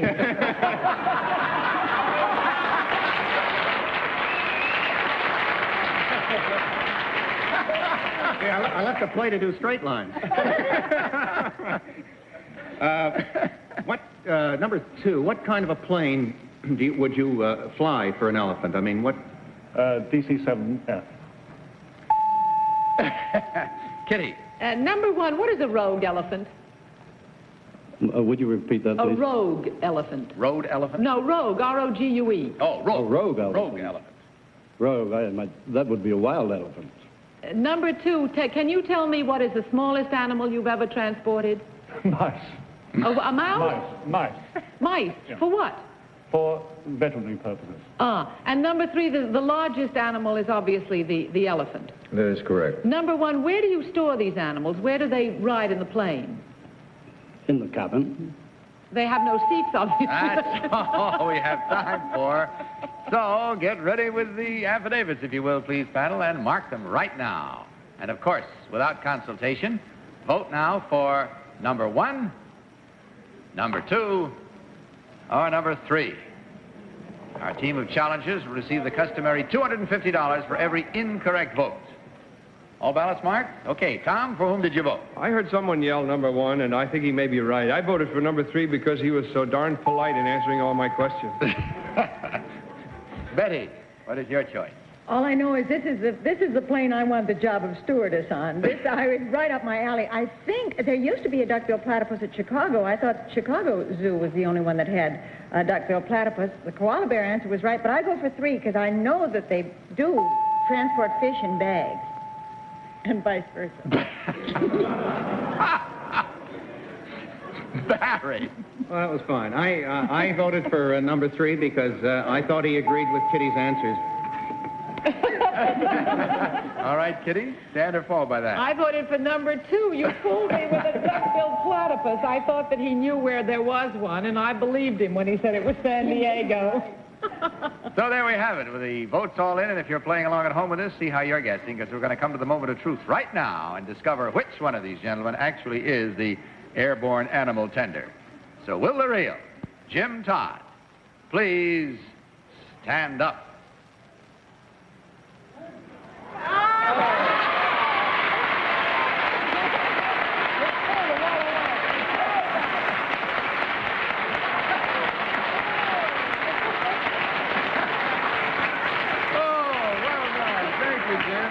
Very much. And just to set the record straight, since they fooled you entirely, Jim Todd is the chief animal attendant for KLM, Royal Dutch Airlines. And quite a job he does for KLM. Well, they got a goose egg for that one. Number two, would you tell us your real name and what you really do? My name is Kenneth Langridge, and I'm the General Service Manager for Roots Motors Incorporated in New York City. And number three, you got the, what should we say, lion's share of the votes. What is your real name and what do you do, sir? My name is Robert Van Beaver, and I'm the New York manager of Golf Digest magazine. Well,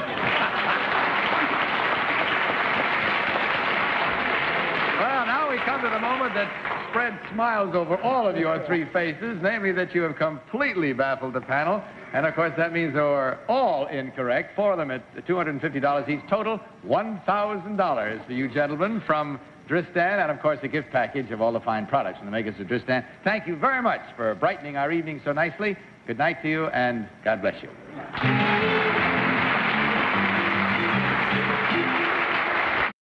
Panel, let's meet our next team of challengers.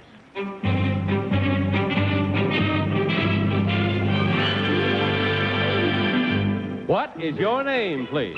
My name is Celeste Ruiz. My name is Celeste Ruiz. My name is Celeste Ruiz. Very well, panel, you've had a good look. Now give a good listen and follow along, if you will, please, with your copies of this affidavit. I, Celeste Ruiz, am a policewoman with a rather unusual and dangerous assignment. I am a decoy. My job is to attract muggers, mashers, purse snatchers, and other hoodlums. Naturally, my work requires special training. I am an expert shot with a pistol and am proficient at the not-so-gentle art of judo.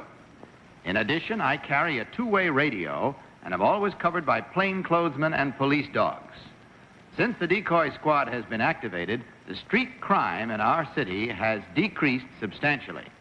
Attacks I have been involved in have resulted in 30 arrests. Signed, Celeste Ruiz. Ladies this time, each one claiming to be Celeste Ruiz, policewoman decoy. Let's start the cross-examination with the star of the forthcoming motion picture version of Mary Mary, Barry Barry. Barry? Sounds like a disease. It's not. It is. Believe me, it's not. Number 3, could you tell me the difference between judo and karate? Well, karate is a form of, in other words, if I hit you in the back of the neck, I could break your neck. Yes. And judo is the type, if I threw you over my shoulder, well, that would be judo. I'll take your word for this. Number 2, could you tell me the caliber of pistol that you carry? Yes, the 38 Colt.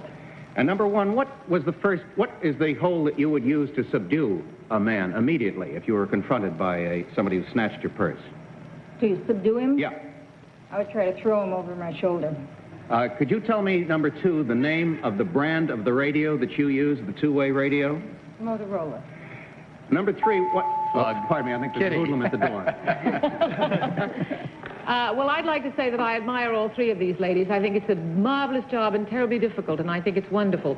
Number 1, can you tell me how did you happen to get into this? Were you originally a policewoman? Yes, I was.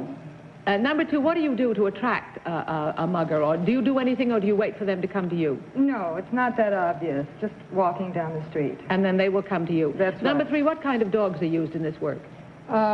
Shepherds, German shepherds. What happens if someone does attack you? What does the dog then do?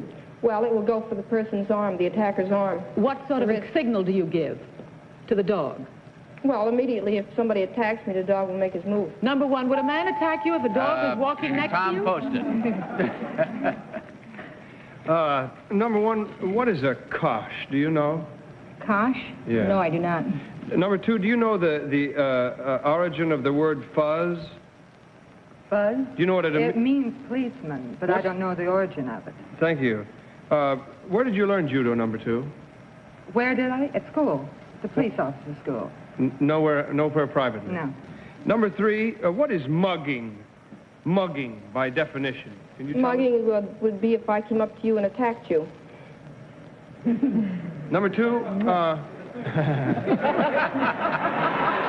You want to pursue that, Tom? Well, I don't think anybody should get arrested for it.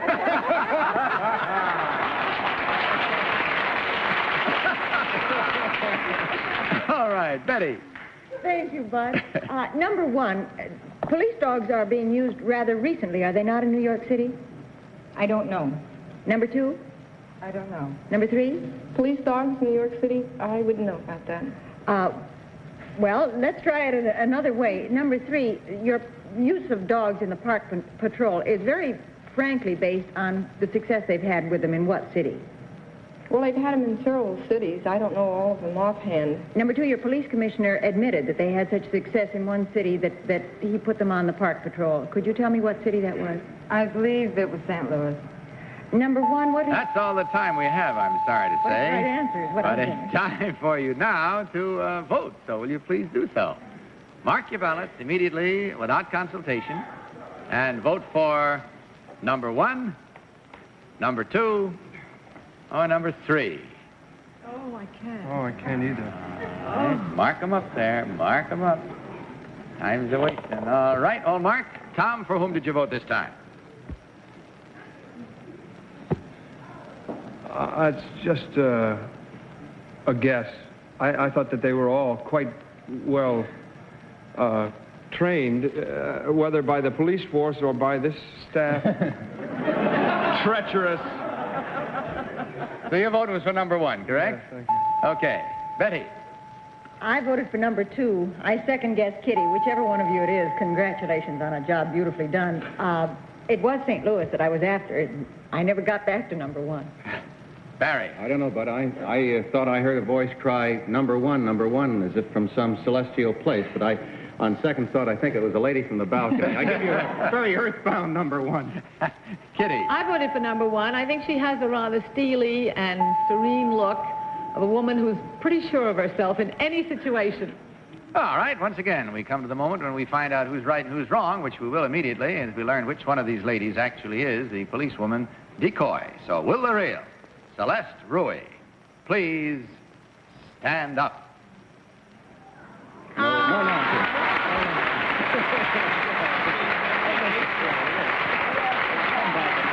they came back. Panel came back from the brink of defeat. And there's the gentleman down there moving the incorrect vote away. We're all friends here. It was a celestial voice. It was a celestial voice, after all. I think it's only fair that we give our I just got that. I think her name is Celeste. Oh, yeah. I didn't get it at all. Thanks to the police department of St. Louis, Missouri, for making it possible for Celeste Ruy to be here with us tonight, with or without her celestial voice. Number 2, would you tell us your real name and what you really do, please? My name is Robin Lowenberg. I'm an office manager in West Orange, New Jersey. And number 3, may we have your name and what you really do? My name is Bernice Thomas. I'm a professional baseball player.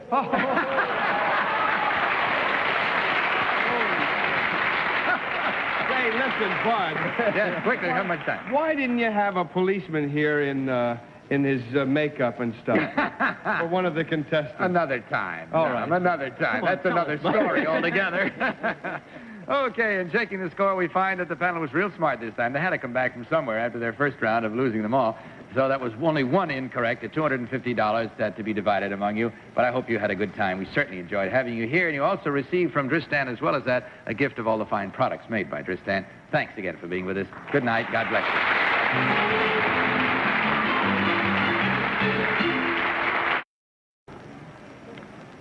All right, panel, let's meet our third team of challengers.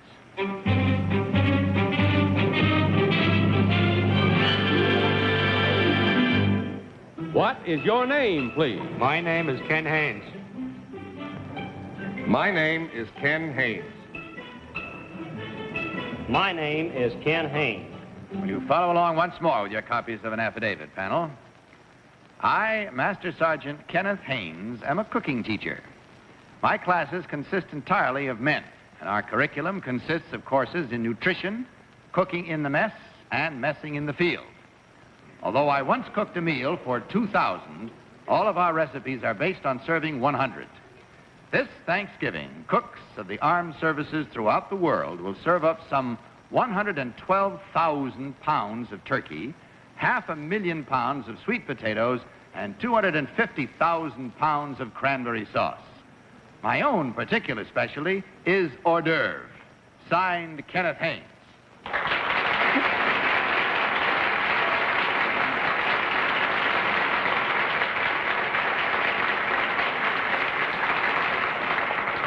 Incidentally, panel, the display there of hors d'oeuvre on the table that you see prepared before you, these were all done, prepared by Sergeant Haynes before we went on the air. Don't they look lovely? Tasty. Eat some morsels, I think you'll agree. Now, don't despair, because we're going to give you all a chance to sample Mr. Haynes' ware in just a little while. But right now, these gentlemen having all claimed to be Sergeant Haynes, Master Sergeant and cooking instructor, let's find out who is going to start off, and it'll be Kitty Carlisle. Thank you, Kitty? Bud. Number 1, what is a pig in a blanket? You will find some on the table later. Thank you. Number 2, what is marjoram? Marjoram is a seasoning. It's a spice. Number 2, what is cadmium? 3, I'm so sorry. Number 3? Yes, what is cadmium? This is a type of metal coating, I believe. Thank you. Number 1, what size of cauldrons do you cook your vegetables in? It depends what we're cooking for, ma'am. Well, for 100, let's say. It would depend on the vegetable, too, ma'am.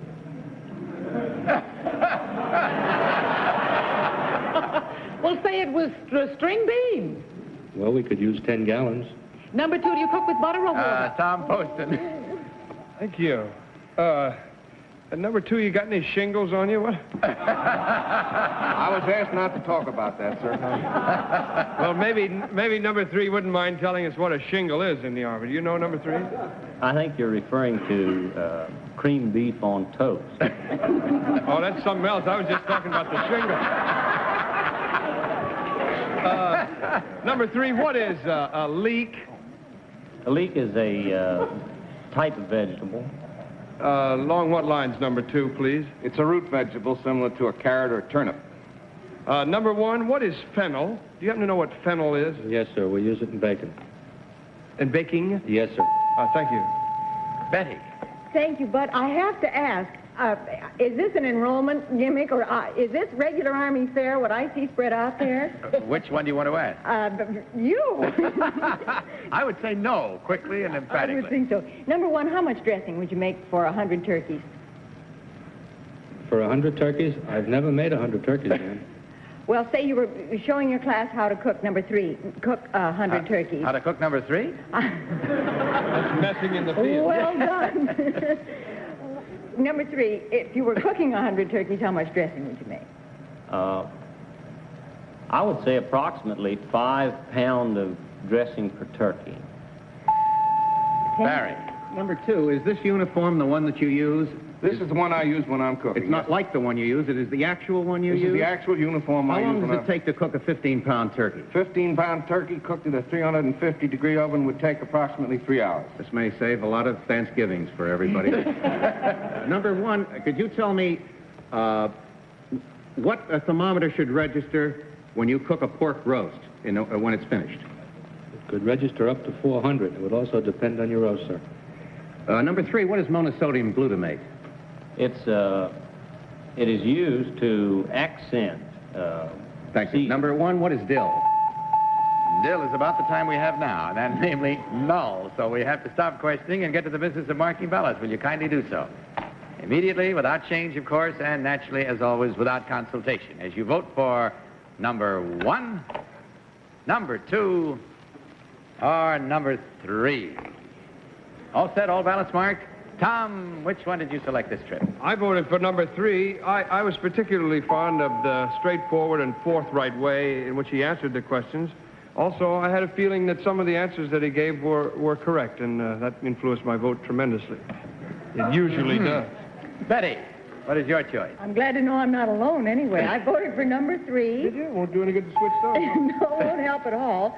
And being the great authority, my specialty is cheese and crackers. That's about all I can cook. But I think he's the sneaky one tonight. Barry. Well, I voted for number 3. I thought he gave the most forthright answers, too, which probably will do us all in. Oh. Kitty, you going to make it unanimous? No. I voted for number 1, although he said fennel was used in baking, and I think it's a vegetable. But, isn't it? Yes, it is. Number 3 said that cadmium was used for something else, and it's a spice. So I voted for number 1. It's probably number 2. No, and I know why. Number 1 looked at the table with a great sense of pride and a kind of paternal affection. Probably just hungry, honey. Probably just hungry. I look that way, too. All right, there we have it with all the votes in and the minds made up rather conclusively. And for 3 of them at least, let's find out how close we've come to the truth this time as we learn which of these gentlemen actually is the cooking instructor and master sergeant. So will the real Kenneth Haynes please stand up?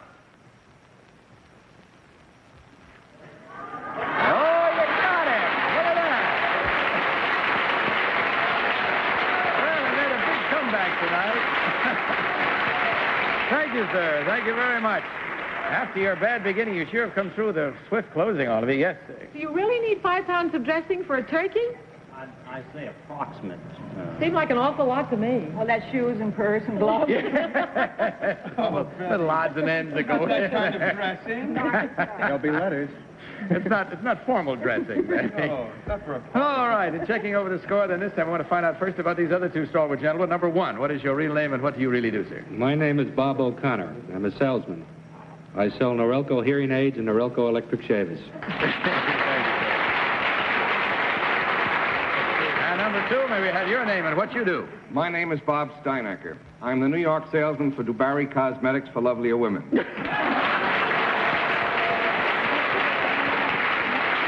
Well, gentlemen, I'm sorry that we were smart again for the second time tonight, and that means only one incorrect. That's $250 for you gentlemen to divide amongst you from, of course, Tristan, and from Tristan also, a gift package of all their fine products. Thank you for being with us. Hope you enjoyed it as much as we did. Good night. God bless you. Time we have tonight except for one serious note.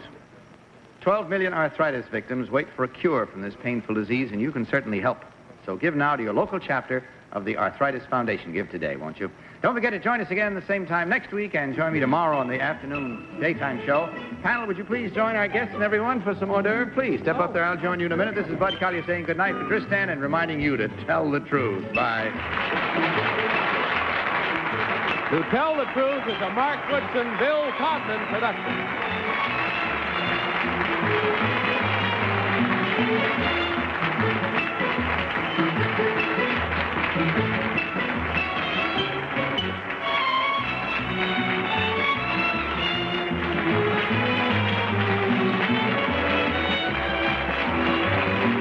Tell the Truth has been brought to you tonight by Wizard Room Deodorizer. For special rooms, buy new unscented Wizard. Buy every Wizard. Johnny Olson speaking for To Tell the Truth. This program was pre-recorded.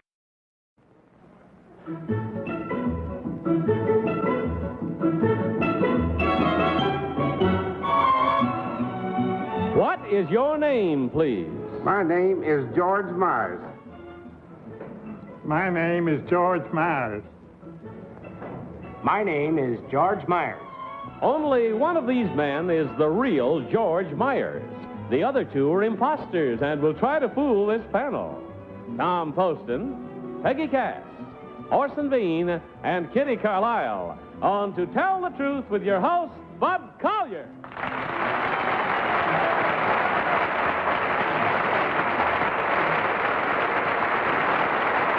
Thank you, and welcome once again to Tell the Truth. Good evening, Tom. Good evening, Bud. Good evening, Bud. Always a joy to spend an evening or any part thereof with you. Always wish it were longer. We're brought to you tonight by Dristan Nasal Mist for relief of sinus congestion and head colds distress. All right, panel, open up that envelope, if you will, and follow along as I read from my copy of this first story. I, George Myers, am chief groundskeeper for the newest sports stadium in the world, the Astrodome in Houston, Texas. This 45,000-seat wonder is the first stadium ever to be completely enclosed.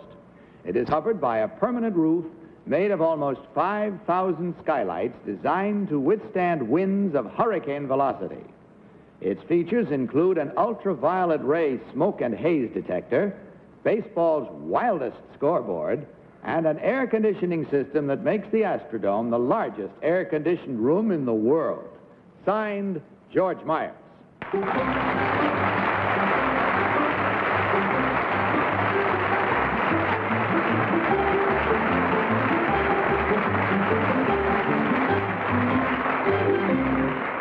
Incidentally, those red spacesuits they're wearing, as well as the helmets, are actually the official uniforms of the groundskeeping crew at the Houston Astrodome. Now, these gentlemen all claim to be, as you heard, George Myers. Let's start the questioning with Peggy Cass. Peggy? Thank you, Bud. Mr. Myers, number 3, a certain sort of a hit that's usually an out has become a safe hit at your stadium. What would you say that was? Excuse me, would you repeat? Well, I mean, oh, gee, A certain hit of the ball has become, used to be an out in baseball. An It's now easy out become a safe hit. Oh, well, I just thought the fly balls were dropping in there for hits like nobody's business. But number 2, how many panels in your Astrodome? Oh, there are quite a few thousand. That's not my responsibility. The ground is my responsibility. Number 1, what did you do to the panels lately? painted them. Yes. Number 3, what color did they used to be? They were glass, clear glass. No. But number 1, what color are they now, number 1? White, off-white. Oh, number 3, how's the grass doing in the infield? The grass is doing all right. We're going to have to watch it. Horse and beef. Number 3, I heard you were going to get some Jiffy brand plastic Undertaker's grass in there. Is that true? Or some Well, with the painting of the dome, we're going to have to, as I said a moment ago, we have to watch it, and we could get artificial grass. You might grow mushrooms for fun and profit in there before you. Number 1, tell me about the ultraviolet ray. Could everybody get a tan there for double the price of the money? I mean, what? I don't hardly think so. No? All right, number 1 again. What have you done about the difficulty in seeing the pop flies there?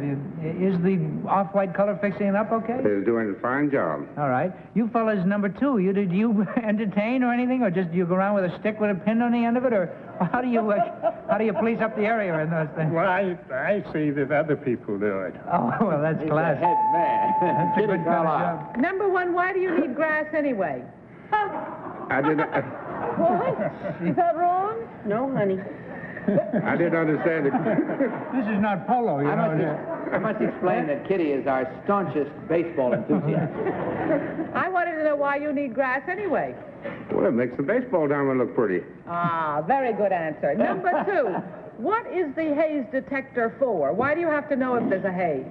Just so that you'd lose balls in it if it was too hazy. You couldn't see. This thing is covered over. Thank you. Number 3, how many on your staff? 11. What are their duties? Well, we have to prepare the diamond, make the foul lines, make the pitcher's mound, the batter's box. Thank you. Tom Poston. Number 2, you look like a fairly sensible human being. Suppose you're a liar, for instance. How'd they get you into this crazy ring? I simply was with another team ahead that went there. I was an electrician ahead of that, and then I went into groundkeeping in charge of it, and then when they got the franchise at Houston, I went with it. You play your cards right, you can really draw him out, you know? Number 1, have you ever thought about using Johnson grass down there in that infield, being that you're from Texas? You know what Johnson grass is, number 1? It would get too tall.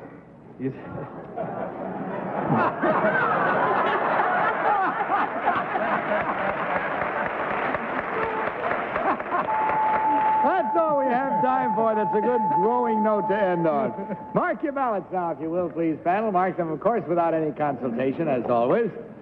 And mark them for number 1, number 2, or number 3. Team of challengers will, of course, receive $250 for every incorrect vote. Are all ballots marked? Oh, quickly this time. All right, Tom, for whom did you vote? I voted for number 1. I don't think you could get him into that rig if he wasn't the real one. He's got to be. Peggy Cass. I voted for number 1. I've spent quite a lot of time in Texas, and he seems like a real Texan to me. Orson? Well, they're all fine. I think that any one of them could beat the Russians to the moon, but I picked number 1 because of that crack about the tall grass. I never knew a Texan who didn't work in something about that what they had was bigger and better than everybody else. Kitty Carlisle. Well, as the sports expert on the panel, I also voted for number 1. Well, unanimous. That's been good to you, that's been bad to you. Let's find out how it is this time. All 4 for number 1. Let's find out now which one of these gentlemen, in truth, is George Myers. Will the real George Myers please stand up?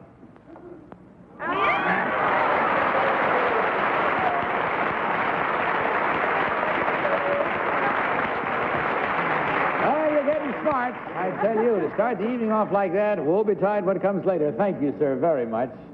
Have they really licked that problem now with the Astrodome? They sure have. And there was no balls dropped in this last homestand. Some of those pictures were fantastic in the earlier trials of it because man to be over here waiting for it and the ball was dropping like 20 feet over this side of him. Well, it happened mostly when we had the day games. Now, when we had a cloudy day or at night, that didn't affect it whatsoever. But when you had a bright sun coming in over home plate in there, that's where the ball got lost I can well imagine. Well, it's an exciting sounding place, and I'm sure glad that they worked the bugs out of it. Number 2, what is your real name and what do you really do? My name is Donald A. I'm a writer. My last book was Will Rogers, a biography.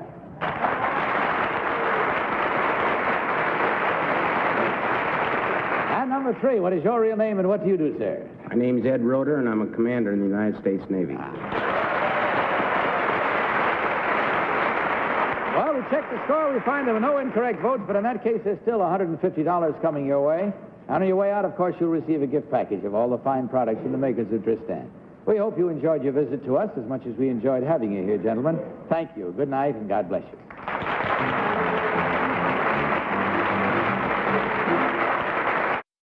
Our next team of challengers.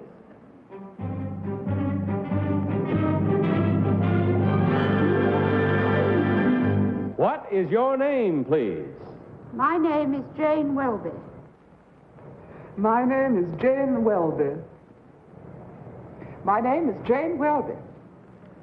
Now, panel, you may follow along with your second copy of the original which I have here. Follow with me. I, Jane Welby, am manager of the Winston Churchill Pavilion at the New York World's Fair.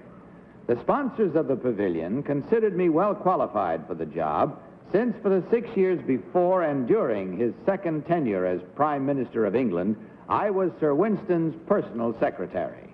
Signed, Jane Welby.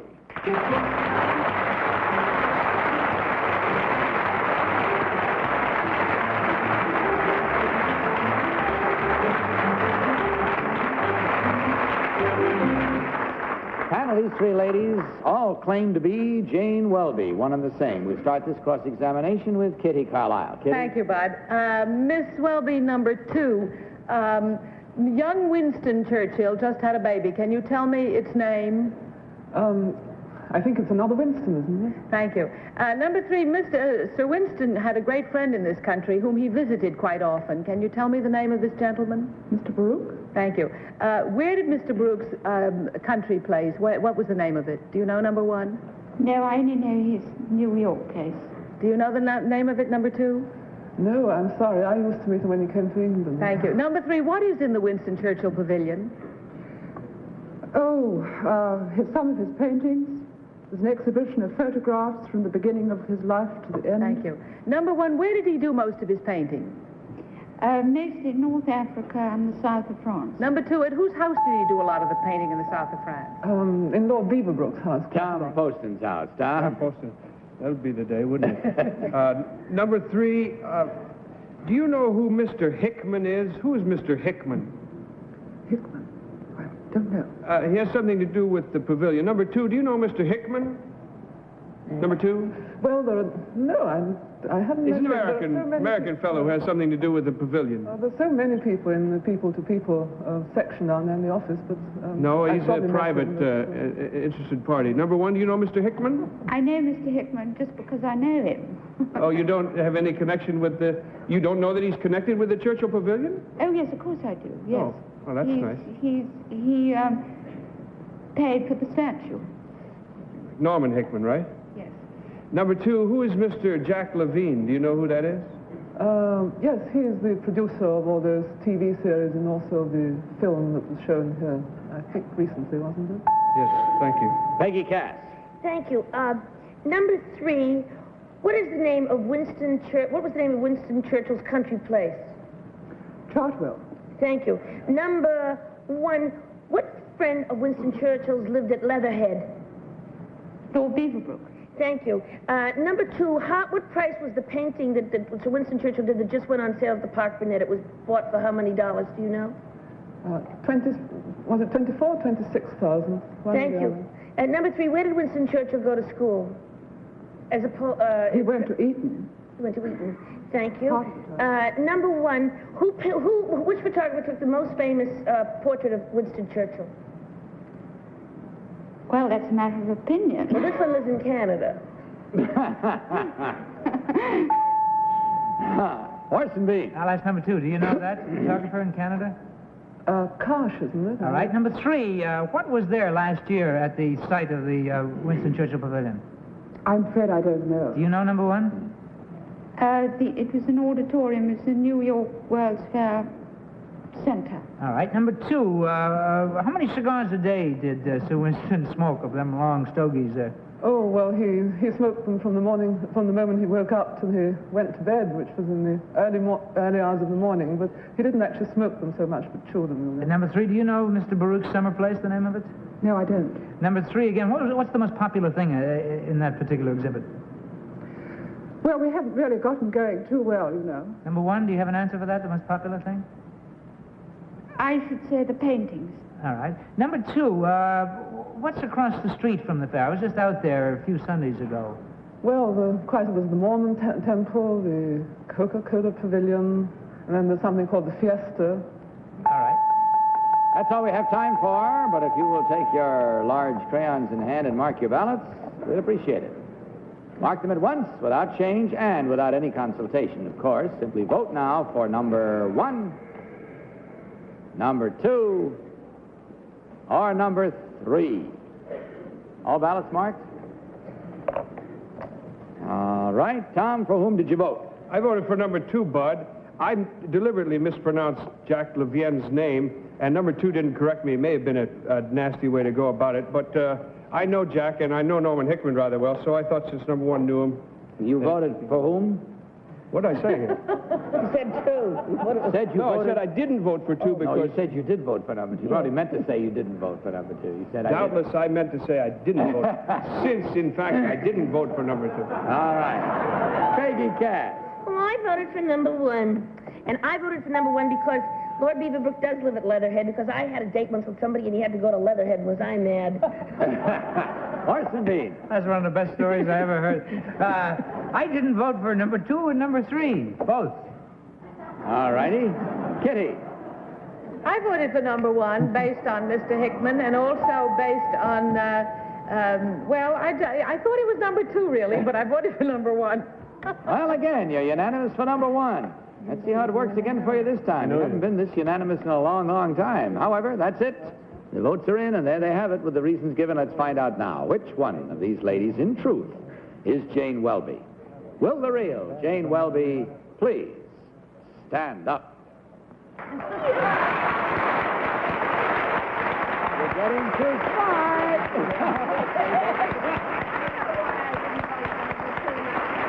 Thank you, Miss Welby, very much. Why? The baby's name is Randolph. Baby's name is Randolph? It's not another Winston. That's And he went to Harrow. And he went to Harrow. He went to Harrow. You went to Harrow instead of Eton? Well, there you are. Those are the incidentally... Coca-Cola Pavilion as well. Incidentally. It's not. Oh, we skunked them twice. No, it's Now, wait a minute. What? It's next door. Well, that's pretty far. It's a big pavilion. Pretty far. I would like to say that the Churchill Pavilion at the New York World's Fair is sponsored by the People to People program. Number 2, what is your real name and what do you really do? Well, my name is Hella Pick, and I'm the United Nations correspondent of an English paper called The Guardian.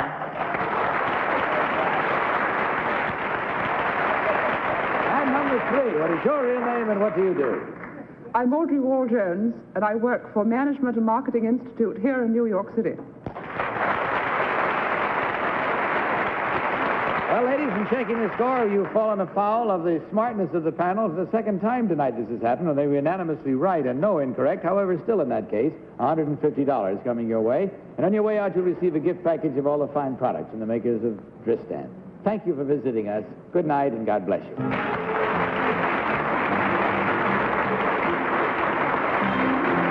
now, let's take time out for a brief film. We'll be back in a minute. Team of challengers.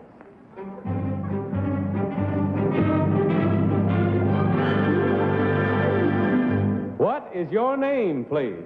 My name is Bill Plazek. My name is Bill Plazek. My name is Bill Plazek. Follow along once again, panel, as I read. I, Bill Plazek, collect comic books. As of now, I have some 27,000 of them in my attic. I specialize in those costumed crime fighters known as superheroes. My collection contains such prize items as the 1939 comic book in which Batman first appeared, 3 copies of the first issue of Superman, and the only known copy of the first book in which Captain Marvel appeared. My collection has been valued by the Academy of Comic Book Fans and Collectors at over $40,000. Signed, Bill Plazek.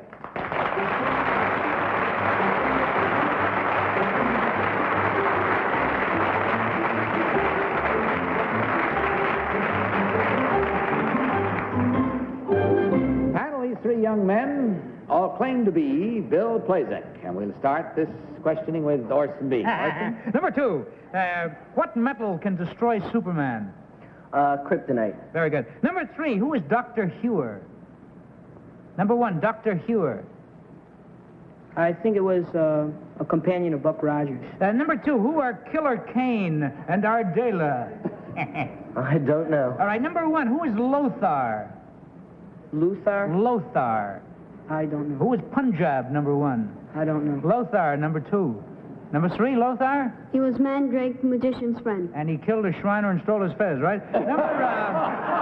Number 1, what does Billy Batson say?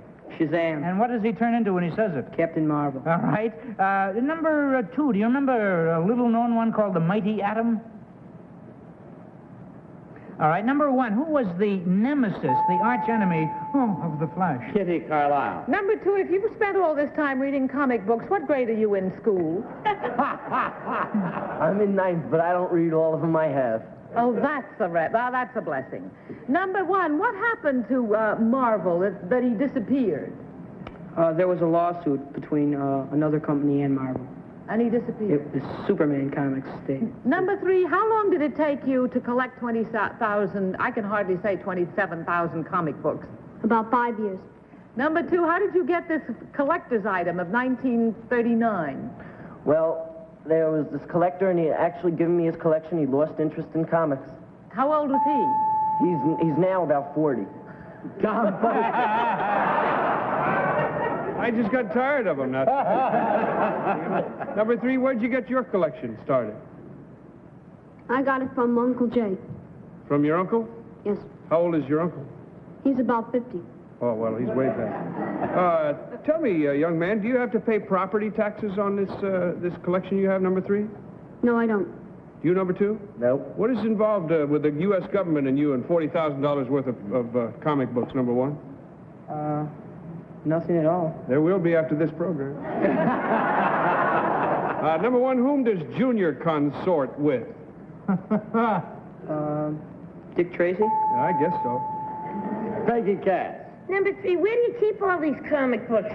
40,000 comic books. I have some in my attic in metal file cases, some in the hall, and some in bookshelves down below. Boy, your mother must be thrilled. Number 2, what started you on this?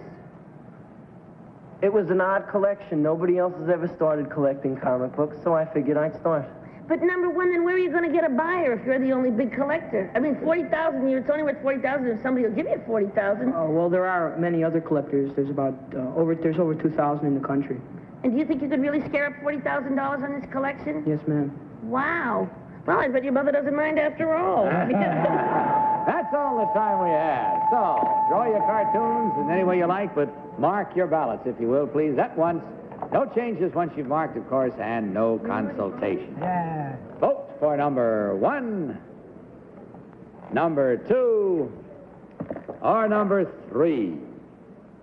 All ballots marked swiftly tonight. Boy, you're doing well. All right, Tom, for whom this time? I voted for number 1. I thought he had most of the answers. Number 2 said something briefly about that being an unusual hobby, and it's not really that unusual. And I know Uncle Jim, and he doesn't collect. Peggy Cass. Oh, boy, I was really tempted to vote for number 3, but I voted for number 1 because he just really seemed to have all the information. Orson Bean. Well, I voted for number 3.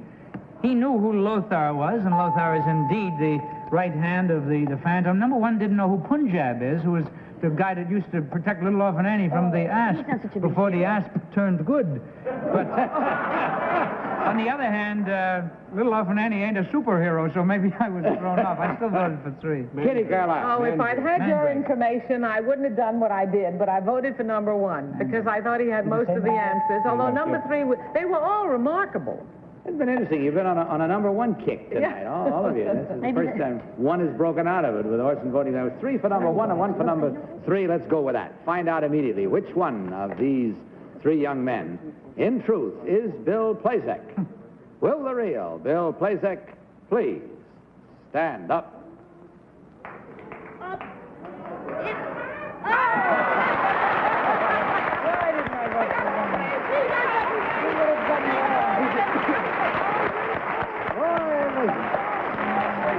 This has been a night. You very nearly set a record of having all 3 all right. If you all don't the way. mind, I think there's another first sitting right here week after week. Didn't you originate the part of Superman on radio, Bud Crowley?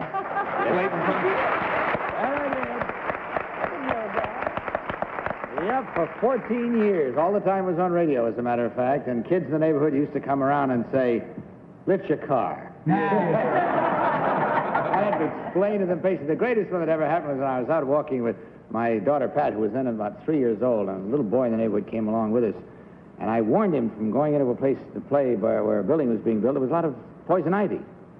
And the next morning, his father stopped me on the way to the station and said, I thought you should know. He said, my son came back from that walk last night. He said, you know, that guy's Superman, and he's scared of poison ivy. That was the puncturing of the balloon. Number 2, what is your real name and what do you really do, sir? My name is Scott Marcus, and I'm a student at Albert Leonard Junior High School, New Rochelle, New York. Good boy. And number 3, what is your real name and what do you do? My name is Robert Wigan, and I'm a student at Verna. Well, at least you did a little winning tonight. There was one incorrect, and that's worth $250. That's better than any of the rest of them did combined tonight, and we thank you for being with us. And, of course, on your way out, you will receive a gift package of all the fine products from the makers of Dristan, and I do hope you enjoyed and had fun with us tonight. Good night, and God bless you.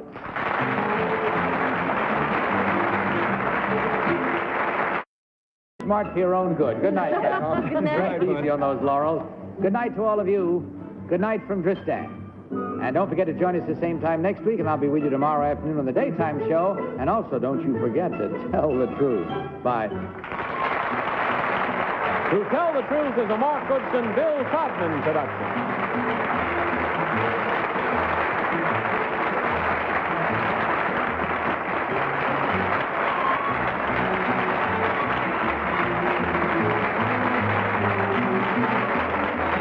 To Tell the Truth has been brought to you tonight by Anacin, the headache tablet to relieve pain. So relax tension, calm nerves.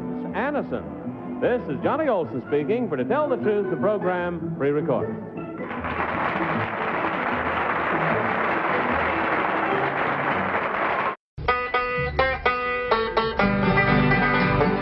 One dark morning when my time is over, I'll fly away to the land where joy will never end. I'll fly away, fly away. Ladies and gentlemen, Gary Moore.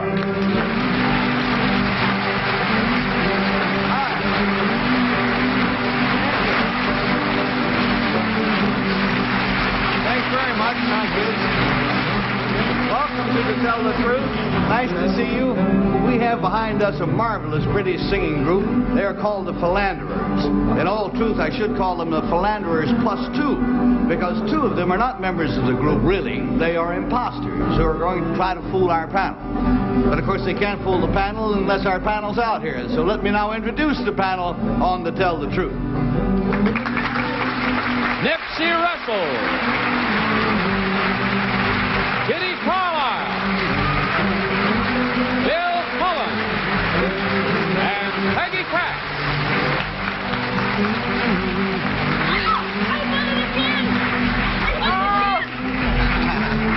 Hey there now. Music and festivities, and we have with us as our special guest today, back joining the group, the Poet Laureate of Television, Mr. Nipsey Russell. Hooray! Indeed.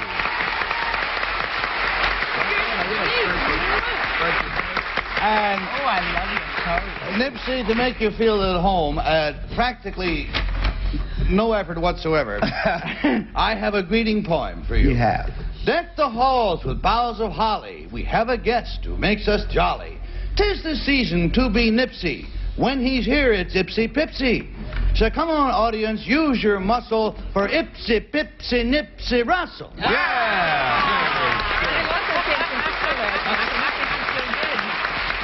That was good. You write that? No. Oh, And good. since you're in the Christmas vein, I'll say, they stood beneath the mistletoe, but there was little that he could do, for he was only 5'4" and she was 6'2".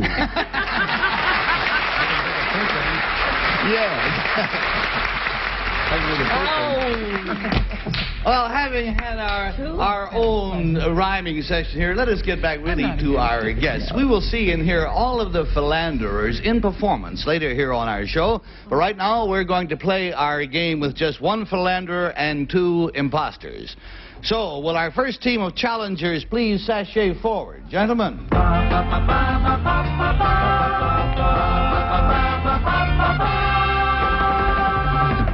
Number one, what is your name, please?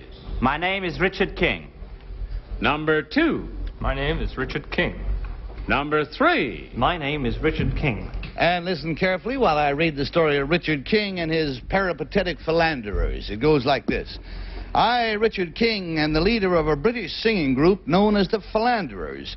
Actually, we didn't start out to be a vocal ensemble. Each of us had jobs. And we used to congregate at the same pub and sing songs together there just for fun. Then we heard of a traditional British red double-decker bus that was for sale. Well, we bought it, we fixed it up with living and sleeping accommodations, and we took off on an around-the-world tour. So far, our trek has lasted about 2 years, and we have journeyed across Europe, Asia, and Australia, and everywhere we traveled, we acted as goodwill ambassadors from Britain, singing our songs and making new friends around the world. Probably our most surprising evening was one in Iran, where because of the language barrier, we thought we were going to perform at the Prince Hotel. However, when we were taken to our destination, we found to our amazement that we'd been taken to a country mansion where we sang for the Shah and Empress of Iran. Signed, Richard King.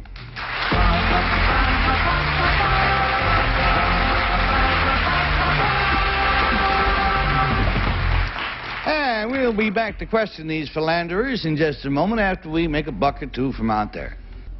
Now, our pleasant problem is that we have three gentlemen. They all say that their name is Richard King, leader of the musical Philanderers. And let's start the question with our own songbird, Miss Kitty Carlisle. Thank you. Number two, what was your job before you became a philanderer? I was a trainee accountant. And you, number three? I was an estate agent. For whom? It was a firm called Shaw and Byrne, in a place called Hazelmere. Okay. I'm sorry. And number one, what was your job? I was an antique dealer. And number two, do you expect to go back to your job when you finish this? No, probably not. Going around the world, getting involved in all sorts of currencies, rather put me off the whole financial side. Number one, why do you call yourself a philanderer? Are you all philanderers as well? Well, it originally came one time when there's seven of us. The six of us got together. We decided to call ourselves the philanderers, not knowing actually what it meant. We thought it meant aimless wandering. And the seventh one who... That's unusual. In England, the education is generally better than that. It is? Yes. Number three, where are you? Number three, where are you going to sing here? Colleges and universities. I see. And number... Thank you, Kitty. We're going to go on to Bill Cullen. Actually, in a sense, Kitty is right. Philandering is aimless wandering. It's just not geographic. That's all. It's another kind. Number one, do you intend ever to leave this group, or do you intend to keep this group together and push it forward and onward and upward and stuff like that there? Well, the group's been going together now for 2 years. It's been a magnificent friendship. We're just wondering, we're going to visit 32 cities here in the United States. We're going to make the decision afterwards. We're not quite sure yet. Number three, I think you said you were an estate agent, so you ought to know about money and figures and things like that. Mm-hmm. Will the group be worth keeping together financially? I'm speaking financially now. For the tour, we're being paid to travel around the USA by BOAC and other British travel interests, and by the time we get to New York, we'll have some money in the bank. That's pretty good. But you know, we must make sure we don't spend it all, you see. Yes. I'd like to get back to England with some money. Number two, any of you fellas married? You don't have to answer that. We're going to go on to Peg. Number one, what pub were you in? What pub did you used to meet in? It was in Liphook, Hampshire. It was called the Deer's Park. It was in what place? Liphook, Hampshire. Oh, in Hampshire, I see. Number three, do you know of a pub near the West India Docks where they sing every Sunday? Oh, yes. What's the name of it? It's called the Prospect of Whitby. Is that the one you're thinking about? No, but anyway, that's okay. Oh, I'm going to give you a song. What Up, Mother Brown? What's the first word of that song? You're asking me? Yes. Knees up. Thank you. And number three, Don't Tie Me What Down, Boys? Kangaroo. Number one, have you ever made any records? Yes, we only done one record, and that was in Perth in Australia. We did Whiskey and the Jar, except it didn't sell very well because we did it with a new big company that was forming at the time. I see. Now, number three, what's the queen of, the empress or whatever her name is of, I want to know her name, of Iran? Farah. Thank you. And we go on down to Nipsey. Number two, what made you think that you were going to be at a Prince Hotel? Did someone refer to the Shah as the Prince? Well, we had been in a cafe and we'd been playing there, and somebody had heard us. We since found out that he was a court minister of some sort. And we just couldn't understand them properly. And he said, "You're going to play in the Prince house, you see." I see. And not wanting to tell the others that it was going to be maybe Prince, we told him it was the Prince Hotel. I see, thank you. Number one, what's inside that bus? What facilities have you there? Well, the upstairs, we have all the bunks. We have actually 7 bunks. Some are one on top of the other. Okay. But the top ones all get all the condensation because of the traveling all the time, the different climates. Downstairs we have the tape recorder and the record player. Thank you. Number three, how in the pub did each of you know that the other would be interested in this? Who sort of organized the group? Well, I did. You did? I thought it was a good idea, and, I said, what about it? And they all said, yeah. Number three, once again, there's a group called the Clancy Brothers.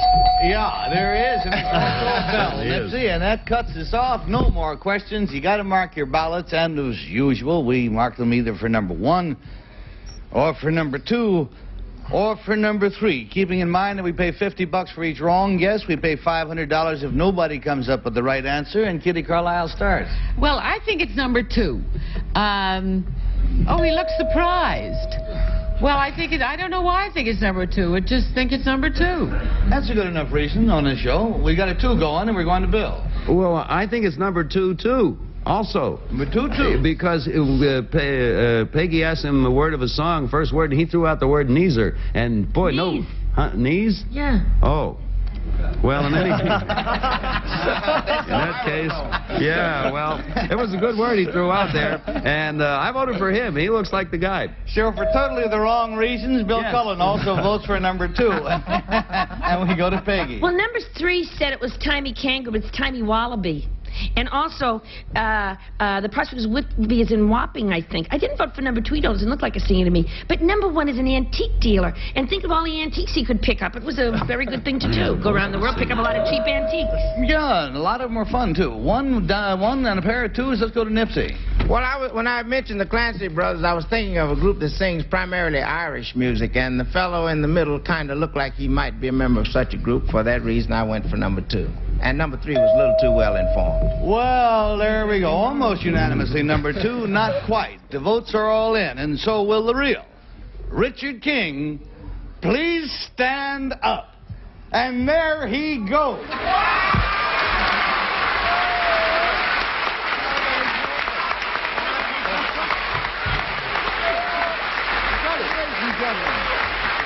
Bravo.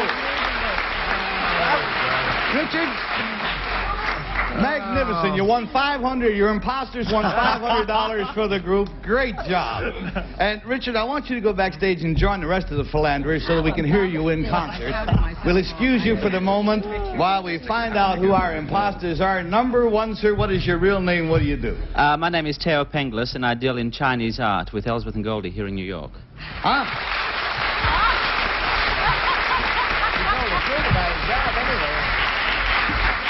And number 2, sir, with the 3 great big wrong votes. What is your real name? What do you do? Well, my name is Peter Tan, and I'm not that far off an accountant. I work for First National City Bank in New York.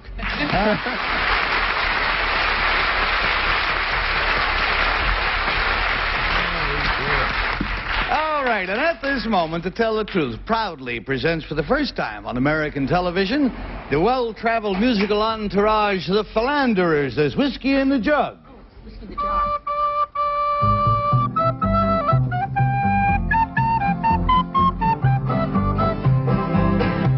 As I was going over the Barbie Kerry Mountains, I met with Captain Farrell and his money he was counting.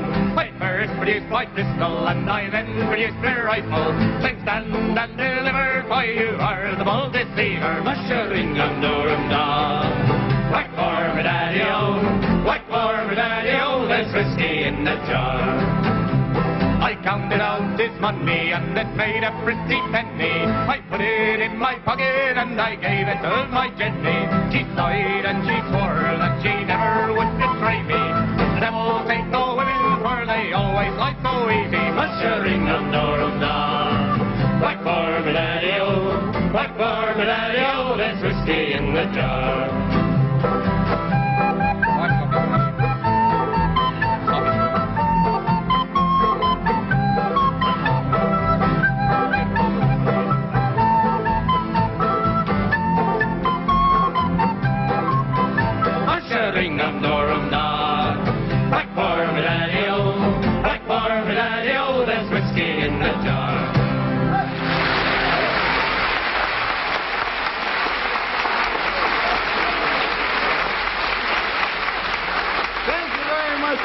King, thank you, magnificent imposters all. Thank you, gentlemen, for being with us on The Tell the Truth.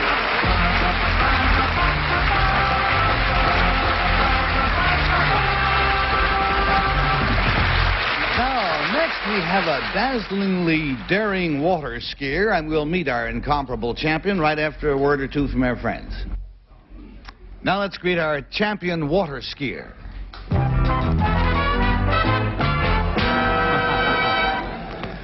Number one, what is your name, please? My name is Christy Clark. Number two. My name is Christy Clark. Number three. My name is Christy Clark. It's impossible that two of those kids could be fibbers, isn't it? One of them is telling the truth. Let's try to find out. Here is the story. It says, I, Christy Clark, am a water skiing champion. Competing against the top skiers from each region in the 1971 National Speedboat and Water Ski Championships, I zoomed my way to victory with speeds up to 70 miles per hour. In covering the oval-shaped race course, I used special race skis that are designed for rough water as well as speed. I am thrilled to say that by winning in the class that includes contestants from, believe it or not, 0 to 9 years of age, I became the youngest girl champion water skier in the entire United States. Signed, Christy Clark.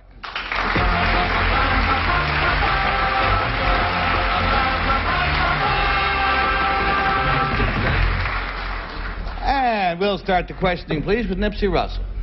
Okay, Christy number two. First of all, explain to me, how can a contestant be 0 age? None of them are 0. Oh, I see. You just started 0 and work up. How old are you? 8. You're 8. Number one, how does a ski designed for rough water differ in its design from other skis? Well, they have a small curve on the bottom, which makes you go faster. I see. Number three, who trained you in water sports? Is your father a skier? No. Is he a swimming instructor? No. Do you swim? Yes. Number one, how old were you when you started swimming? 5 years old. And And from Nipsey Russell, we go on to Kitty. Well, number two, how old were you when you started water skiing? 5. And you, number three? 6. Oh, my. Number one, you wear a safety preserver when you do this? Yes. And number two, do you do the slalom? No. You just ski on 2 skis? No, 1. Oh. Anything else you want to know? Number three, do you start on 2 skis? Yes. And how do you get rid of the other one? You don't. You just learn on when. when you get used to two. But do you kick off one? No, some people do. Oh, but you don't. No. And number one, where did you win this championship? I'm sorry, Kitty. The buzzer takes us on to Bill. Number one, would you say it's more difficult to ski on 2 skis or 1 ski? It's easier on one. It's easier on 1 ski than on 2? Number one, where did he win this championship? You asked that question, and I like that question. California. Number two, this event, were there other events other than skiing around this oval that you skied? Were there other things you had to do in order to win this championship, number 2? No. Number 3, all you did, was this a speed race? Yes. In other words, you had the shortest amount of time for around this course? Yes. What is a slalom course, number 3? I don't know. That's all right, I don't know either. And that takes us on to Peggy Cass. Thank you. Number one, how long was the race? Around 10 minutes. No, okay. Oh, number 2, where did you win? In Cypress Gardens. Oh, wow. And number 3, where did you win? Clear Lake. Where's Clear Lake? In Lakeport. Where's Lakeport? Where's Lakeport? It's around Ukiah. Is that old joke again? Don't quit. Stay with it. Where? I hate to really be dumb, but where's Ukiah? I don't know either.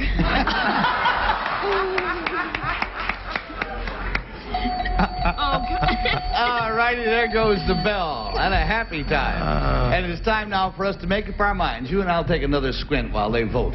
We'll take a peek at number 1 and a peek at number 2. And we'll take a look at number 3. And the usual penalties will, of course, apply. And Nipsey Russell, have you marked your ballot, my friend? I have indeed. It's hard. I don't know. If I were so fortunate as to have either of these as a daughter, I think I'd name the one in the middle Christy. She looks like a Christy, doesn't she? She does. All right, we got a 2 there. And how about you? Well, I voted for number 2 because I think those fancy competitions take place in Cypress Gardens.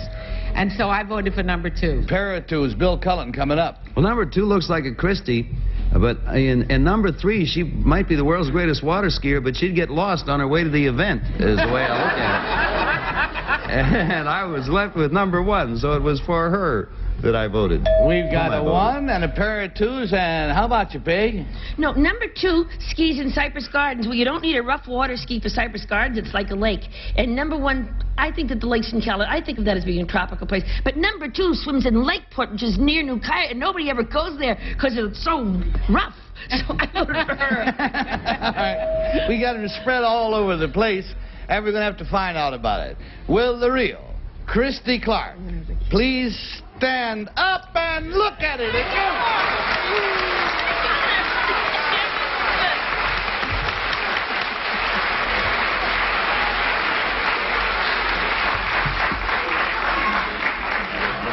Christy, we'll get back to you in a half a second. Number 1, please. What is your real name and where you're from? My name is Lee Levy, and I go to public school number 1, Fort Lee, New Jersey. Thank you, Lee. Number 2 has a face that she really shouldn't have missed. What is your real name and what do you do, honey? My name is Priscilla Craven, and I go to school at PS 183 in New York. And she looks like her daddy. She looks like him.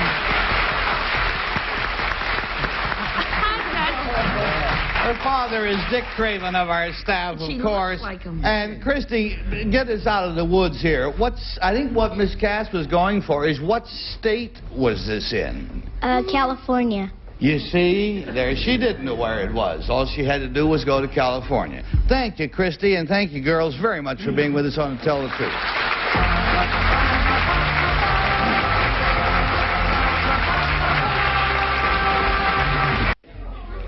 You know, and the gentleman who was with the Philanderers, Mr. King, said he was a solicitor, did he say? Yes, Philander. No, an estate agent. Yes. And then he named the name of the firm. And it reminded me once when I was in Nairobi, and the British have a marvelous way of understating things. In Nairobi, there was a firm, and it had its name written on the window in gold letters. The name of the firm was Raper and Tingle. We'll see you again, friends. And sing it. Our central character today will receive a selection of St. Mary's luxuriously smooth percale sheets and pillowcases in a delightful variety of colors and sizes. St. Mary's, instant high fashion for your bed.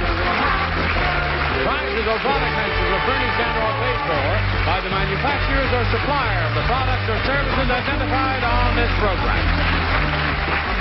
This is Johnny Olson speaking for To Tell the Truth, a Mark Goodson, Bill Taubman production.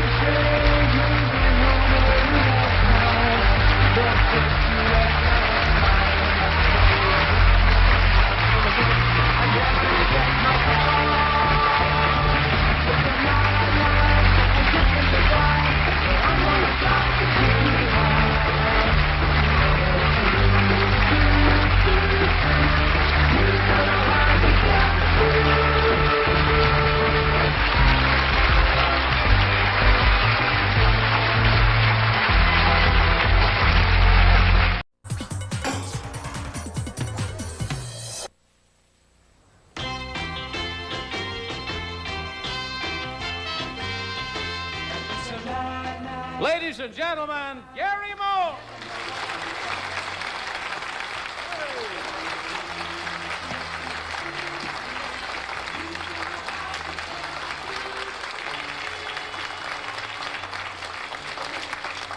Yes, Mr. Betsy, that's one of the saddest sights I've ever seen, an unborn pizza. That's kind of pretty, though. That has a sensual feel to it. You get a suit made out of that. Well, I'll tell you what, the fellow who you see over here in the middle whirling and twirling and doing his best knows just about all there is to know about pizza. And as you might suspect, our first guest today is involved in the big, round, wonderful world of pizza pies. And we'll meet him right after we meet our panel with lots of dough here on To Tell the Truth. Gene Rayburn, Peggy Cass, Tom Poston, and Kitty Carlisle.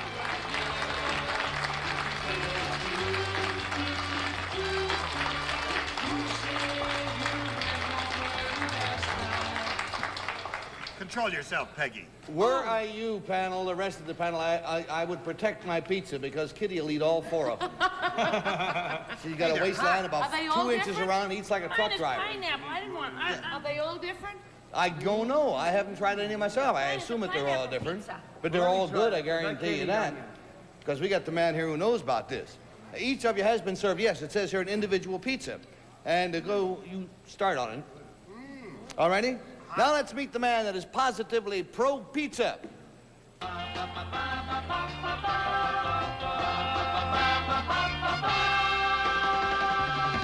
Number one, what is your name, please? My name is Thomas Ciccarelli. Number two. My name is Thomas Ciccarelli. Number three. My name is Thomas Ciccarelli. Pizza makes me passionate? What a slogan. All right, only one of them is really Thomas Ciccarelli, and here is his tasty tale. It says, I, Thomas Ciccarelli, passionately proclaim that a pizza is positively poetic. As executive director of the North American Pizza Association, it is my goal to have the entire country share my enthusiasm. My high pizza pie in the sky hopes are well-founded. Pizza already ranks first with the 21 to 34-year-olds. To give the pizza image additional pizzazz, we have introduced a syndicated comic strip that chronicles the heroic adventures of Mary Mozzarella, Raquel Relish, and Peter Pepperoni, seen here in his super role as Super Pizza.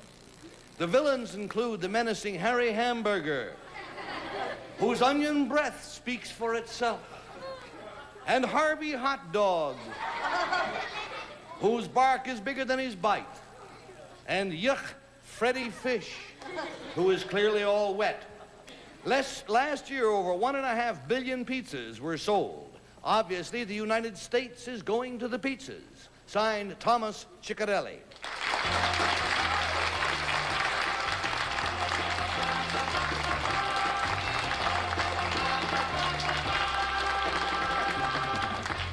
That's what you get for being the MC. You gotta talk so you don't get none. You want some? I'm gonna have some, man. You all go out there and have yourself a commercial or two.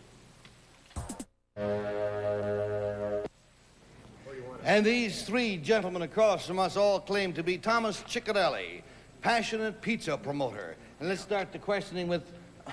Don't bother us, will you, Gary? We're busy. Peggy, I'm sorry, you must start, my friend.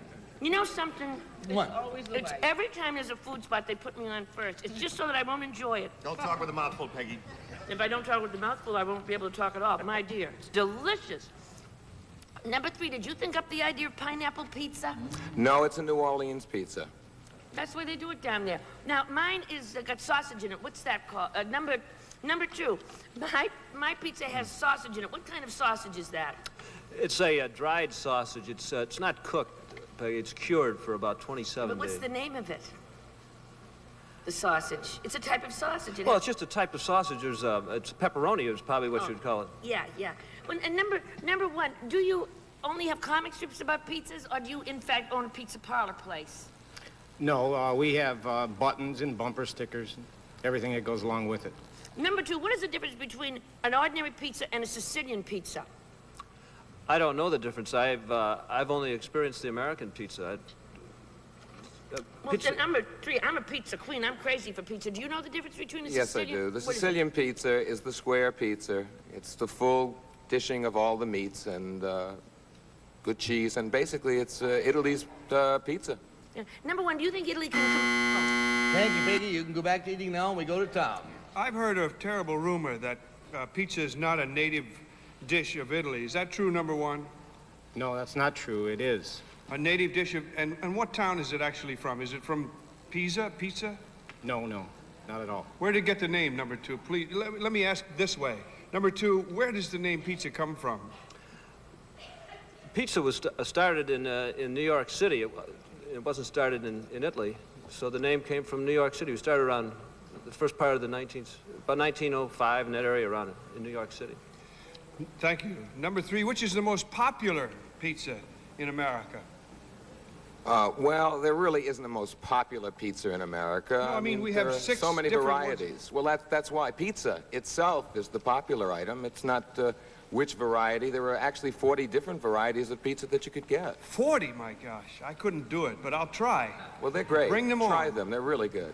This pineapple one is Delicious. unusual, but very, very good. What is that meat in the pineapple pizza? Do you know, number 1? The meat, ham, I believe, yeah. Just plain...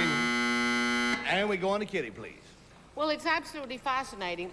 Number 1, are you a cook or are you a sort of a promoter of I can't, it's the pizza's tongue-tied me. Are you a promoter of advertising? Both. Now, number 2, do you have anything to do with that fellow there who's throwing those things up in the air like I never saw before? Yes. What does he do for you? Whoops. He worked for the magazine that we publish. Oh, you publish a magazine. That's correct. And number 3, why does he have to throw it up like that? Because they wanted us to do it like this on television. But they do it that, number 1, they do it that way in the windows when you see it, and they're not on television. What does it do? Does it make the dough lighter? It's centrifugal force that causes it to expand. And do you do that same thing too? You can roll it, or you can do it that way. Number 2, can you do that? Yes. I'd like to see you try. Number 3. Gary try. Oh, come on. I'm very good at it. Oh, no. And that's going to take us down to Gene Rayburn for the finals. Could you send out for some beer, Gary? Pretty soon. What was that? Yeah. Listen, whoever you are, you burned my bottom here. I don't like it too well done, so would you keep that in mind next time you do it? Let's get to the bottom of this. Number 3, I, too, have heard the story that pizza is an invention of someone in New York City, that it is not native to Italy. Do you dispute that? Well, I will dispute it to an extent. Actually, pizza means pie. Right. Who's asking you? Eat your pie and shut up. The American version of pizza, yes, is American. And now in Italy, you can get the same version as you can get here in the States. Okay. That's all I have to say. I gotta eat some more of this burnt pizza. So in other words, pizza pie then means pie. That's really what it is. It doesn't sound too intelligent, but there you are. And the bell has rung, and we must mark our ballots. And we mark them for number 1 or for number 2. I ate my crayon. Or for number 3. We pay $50 for each wrong vote. We pay $500 if all the votes are wrong. And if you can find your ballots under the pizza, I do trust you'll mark them. And it was a pepperoni. has everybody marked? Wait a minute, hold on. Now, wait just a second. Okay, now. no consulting, no Yes, peeking all over right, I one got another's it. shoulder Okay. and like that. Right. And Pizza. Peggy, you start. Well, I didn't think that he didn't know too much about pizza. Too Pizza is an Italian name for pie, but Sicilian pizza has a thick crust too, number 3. However, you did know more than the others, so I voted you for pizzas. The Italian pizzas in Italy can't compare with American pizzas. So, we've got a patriotic number 3, and Tom is doing a little dusting and cleaning. I have salivated from one end of my bib to the other. I apologize, but it really, folks, really, if you can enjoy it from afar, this is really good. I voted for number 2. We're going down the line. We got a 3 and a 2, and what does Kitty say? I voted for number 1. We are going down the line. I think he knows more about pizzas than anybody else, and I think he could do that flip up in the air, too.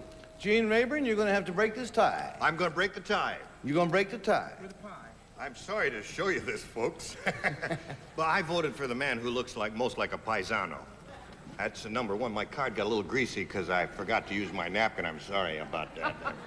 Well, I tell you what, now, the votes are all in. We'll do this a little differently this time. All 3 of the Thomas Ciccarellis, please stand up. All 3 of you stand up, gentlemen. Now, Rocco, if you will throw that pizza in that direction, the one who is the right one should be able to catch it as it goes down the line. Good luck to the first 4 rows. All right, Rocco. Yeah, bye.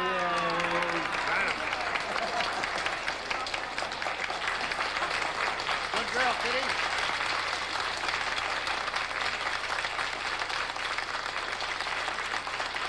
Good job, imposters. Number 2, sir. What is your real name, please, and what do you do? My name is Don Gershio. I'm vice president of a private detective agency here in New York City. Hey there. Number 3, you are most authoritative. What is your real name and what do you do? My real name is Al Altman, and I'm the director of professional activities for Chappell Music Publishers. Good enough. All I can tell you, Tom, is we've enjoyed your presence, we've enjoyed your food, and thank you very much for being with us on To Tell the Truth.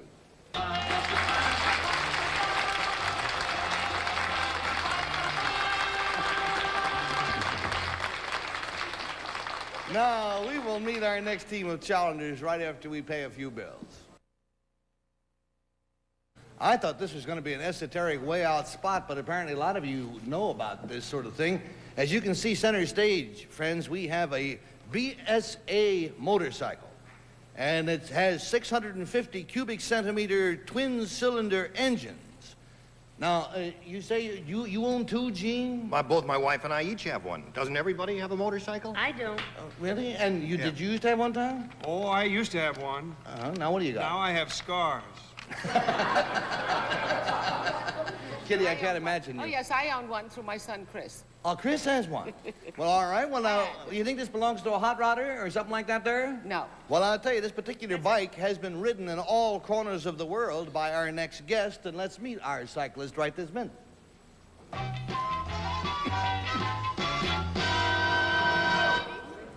Number 1, what is your name, please? My name is Teresa Wallach. Number 2. My name is Teresa Wallach. Number 3. My name is Teresa Wallach. And only one of them really is Teresa Wallach. You know that from watching the show. Listen to Teresa's story. It says, I, Teresa Wallach, maintain that motorcycling is a delightfully exciting sport and a useful means of transportation. I have driven motorcycles almost all over the world and have had some memorable experiences. I've worn out a crankshaft in the desert and I've run out of gas in the jungle. During World War II, I was the first woman to ride in my country's celebrated motorcycle corps.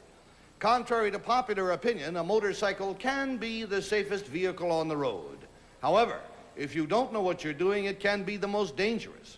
In order to take danger out and put safety in, I have written the complete beginner's guide to buying, operating, maintaining, and repairing a motorcycle.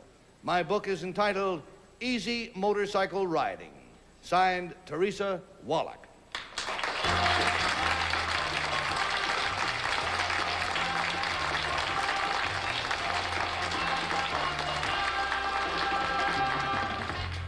And Gene Rayburn is the owner of 2 bikes. Let's start with you. Yes, indeed. I agree with you, Teresa, whichever one you are. Motorcycling is a marvelous way of sightseeing. It really is, because you've got 360 degrees of vision all the way around you. Anyway, number 2, do you happen to know which state recently rescinded the law requiring motorcyclists to wear helmets? I don't know. The law's always changing. I can't keep up with them myself. Thank you. Number 3, what are you supposed to do on your motorcycle if you hit a patch of sand or you go suddenly from a hard road to a dirt road? Well, then you need to speed up. Yeah. Number 1, do you know what the initials BMW stand for? Yes, it's Birmingham Small Arms. Yes. Number 2, what's the displacement of this? I'm sorry. Yeah, I'm going to say, Gene, I thought she misunderstood your question. I misunderstood you. BM. That's Bavarian Motor Works. Number 2, what's the displacement of this wheel? 650 cc's. And that takes us to Peggy Cass, please. Hey, number 1, does Birmingham Small Arms make motorcycles or something? Well, they bought out Triumph. Originally, that was Triumph. Oh. And they have taken that over. Thank you. Number 2, what did the motorcycle corps in your country do during the war? The Women's Auxiliary Territorial Service. Yes.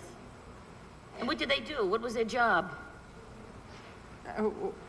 Anything they were told to do. Cooking or transportation, secretarial or whatever we're told to do. Number 3, it said here that you ran out of gas in the jungle. Well, were you on a road in the jungle, or were you just dashing through the thickets? No, just on a path and over the, rough terrain. I was testing a bike. In which jungle? Where? This was in Africa. Thank you. Yeah. Number 2, do you consider that a motorcycle really is a safe means of transportation for your ordinary, regular car, like your Volkswagen driver? You can have bad Volkswagen drivers. Oh, indeed, but you can also, it's not as dangerous maybe as having a bad motorcycle driver. And from Peggy, we go to Tom. Number 1, who else makes a big British cycle? Do you know? Well, it's on the tip of my tongue. And well, it doesn't matter. I know the other ones. I just can't think of the British one. No, it doesn't matter. It was only one that I was familiar with. There may be a dozen for all I know. Number 2, what's holding that bike up in the middle of the stage there? I don't know. It's too tired. Too tired. Well, why wouldn't it fall over since it only got 2 wheels on it? It has a stand in the middle. It's got 2 little feet down there. Ah, those little feet. Number 3, do you know what a single-stroke motorcycle engine is? Why they call a motorcycle engine a single-stroke? Yes, that's a small a bike, and it's used for very light things, more or less pleasure. And from Tom, we go to Kitty. Number 3, you say it's perfectly safe in your book. It may be perfectly safe in the jungle or in the desert, but most motorists seem to feel that motorcycle ride is a fair game on the highways. Well, it depends on the driver. If you are not out to dare yourself and to test yourself as far as bravery and things like that, a lot of these accidents could be avoided. Thank you. Number 2, do you feel it's imperative to wear a helmet? No, it never saved an accident. Oh. That rather stopped me. Number 1, what desert were you in when you wore out a crankshaft? That was in the Sahara Desert. What were you doing there? Well, you see, I was going with a friend of mine. We started in Algiers. You weren't testing anything. Oh, we weren't testing anything. We just went there for the hell of it. She had her, That's the name of that other English bike we couldn't think of. Yes, of course it was. Just happened to be there at the moment, and anyhow, why don't we decide which one we think it is? Do we think it's any one of them? Do we think it's number 1? Do we think it's number 2? Or are we positive it is number 3? We'll pay $50 for a wrong guess. We'll pay $500 if any of the guesses is understandably incorrect. And we will go to Gene Rayburn. Well, I couldn't vote for number 3 because she did the exact wrong thing when she hit sand. If you speed up a motorcycle when you get into sand, you're going to be in big trouble. She doesn't agree. Well, I know, I disagree. Number 2, I wanted to vote for her, but number 1 knew so much about it, you know, British Motor Works, and she knew about BSA and the cubic displacement and all that. And so I voted for Miss Blip. All right, we got a 1 showing, and we go on now to Peg. Well, I'm sure they're all absolute Peter Fondas of the road, but number 2 is a very droll lady, and I think you'd have to be droll to drive in jungles and the Sahara, so I voted for number 2. She's not only a good bike rider, she's a champion leg puller. I don't know if she's the right one. Let's go, Tom. She's great, but I think that even if she is the right one, she should have used this opportunity to say that helmets are extremely important. And if there is a state that has recently rescinded that law, they should have their... I'll tell you why later. And Kitty? I wouldn't vote for number 2 either, because first place she said that the weight of the tire was 65 cc's, and I think that's something you put in a syringe. And so we have a vote for number 3, I right? voted for number 3. All right, it's all up and down the board. Will the real Teresa Wallach please stand up? Come on, 2. Come on, 1. Come on, Yeah.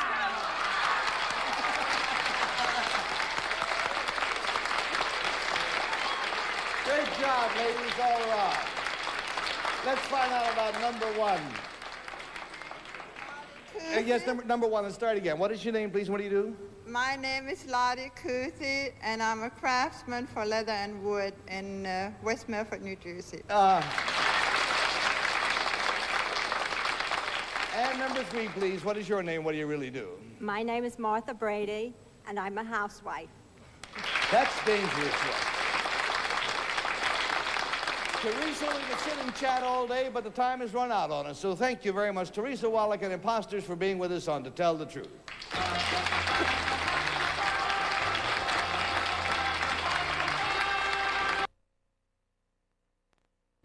I'm sure it doesn't make any difference to you folks where our shows are televised from. It makes a great deal of difference to us because we grow tremendously fond of the crew that we work with.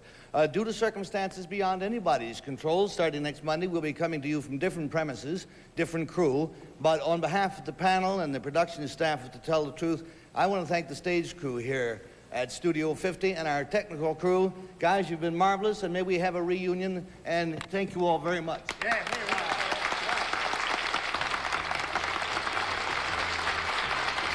Transportation and other considerations provided by Chevrolet, featuring the new Monte Carlo.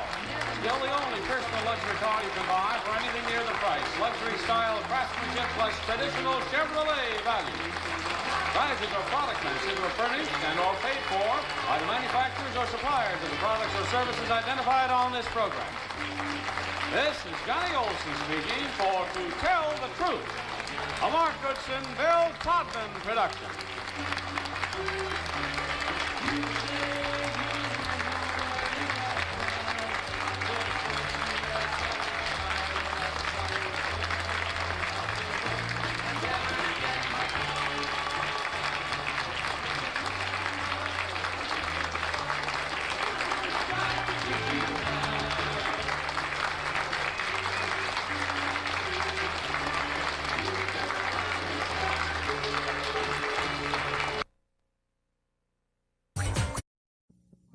Welcome back to the To Tell the Truth 40th anniversary celebration. I'm Laura Chambers.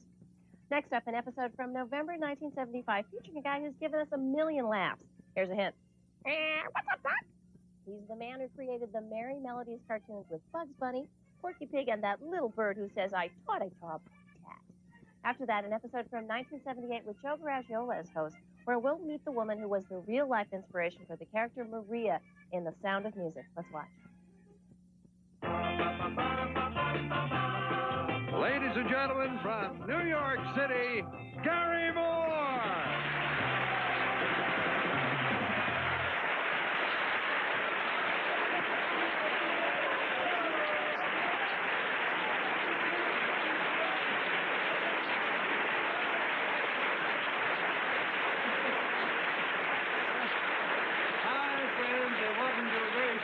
edition of the one away from my friend Bill Wendell over there.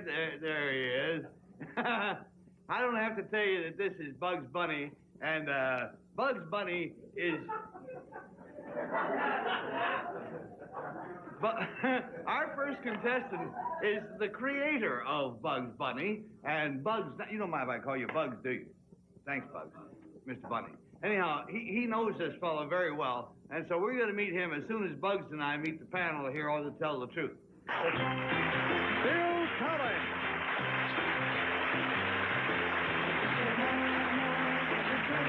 Peggy Cass. Nipsey Russell. And Kitty Carlisle.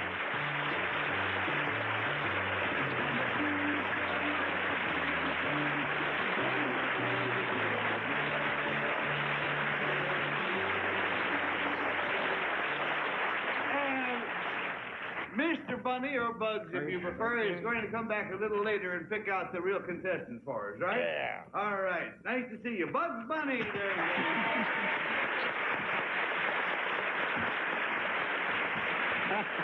I love that character. And, panel, I love cartoons, and it's cartoon time. Glue your eyes to your monitors, and let's get reintroduced to these favorite Looney Tune characters. First of whom is Bugs Bunny. Starring your Looney Tune favorites, Porky Pig and Daffy Duck, Tweety Pie, I thought I saw a pussy cat. Elmer Fudd, and the lovable Wabbit himself, Bugs Bunny, superstar. Did you ever have the feeling you was being watched? That's all, folks. Oh, I love it.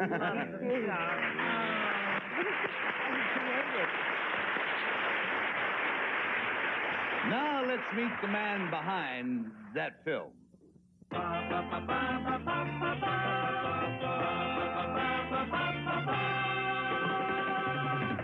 Number 1. What is your name, please? My name is Bob Clampett. Number 2. My name is Bob Clampett. Number 3. My name is Bob Clampett. And it's up to you, panel, to pick out the real Bob Clampett, and here is his cartoon cavalcade. He says, I, Bob Clampett, created or co-created such famous cartoons as Bugs Bunny, Porky Pig, Daffy Duck, Tweety, and Sylvester the Putty Tat. As a cartoon writer-director, animator, songwriter, and puppeteer, I helped draw the first harmonizing Merry Melody cartoon and introduced such classic phrases as I thought a putty tat and suffering succotash. For my various efforts, I have received 3 TV Academy Awards and the Grand Shorts Award. When I do a Bugs Bunny cartoon, for example, I really get inside of him. I not only think like, feel like, walk like, and talk like Bugs. Confidentially, Doc. I am the Wabbit! Signed, Bob Clampett.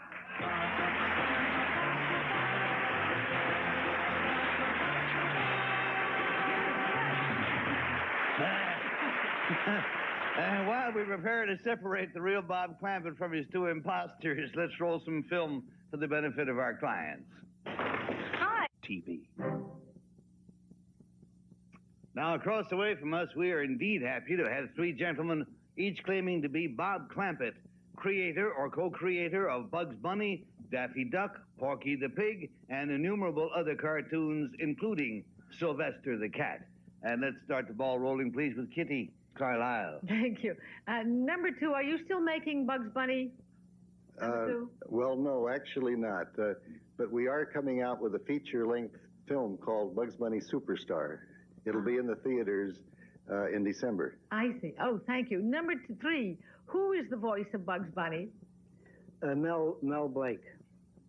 And number 1, when did you start making these cartoons? Did I personally start making them? Yes. 1935. Oh, and number 2, was that when they first began? No, the Looney Tunes started in 1930. And who started them? Harmon and Ising, with Leon Schlesinger was the backer, the producer. I see. And number 3, then, it says here that you do voices. What, do you do voices? Yes, occasionally. What kind of voices? The wabbit and the putty cat, things like that. Number one, do you do the... All right, let's go down, please, to Bill Cullen. Number one, did Looney Tunes predate the Disney efforts? They're contemporaneous, about the same time, yes. In fact, no, Disney is about a year ahead. And did Disney ever work for anyone else other than his own outfit? No.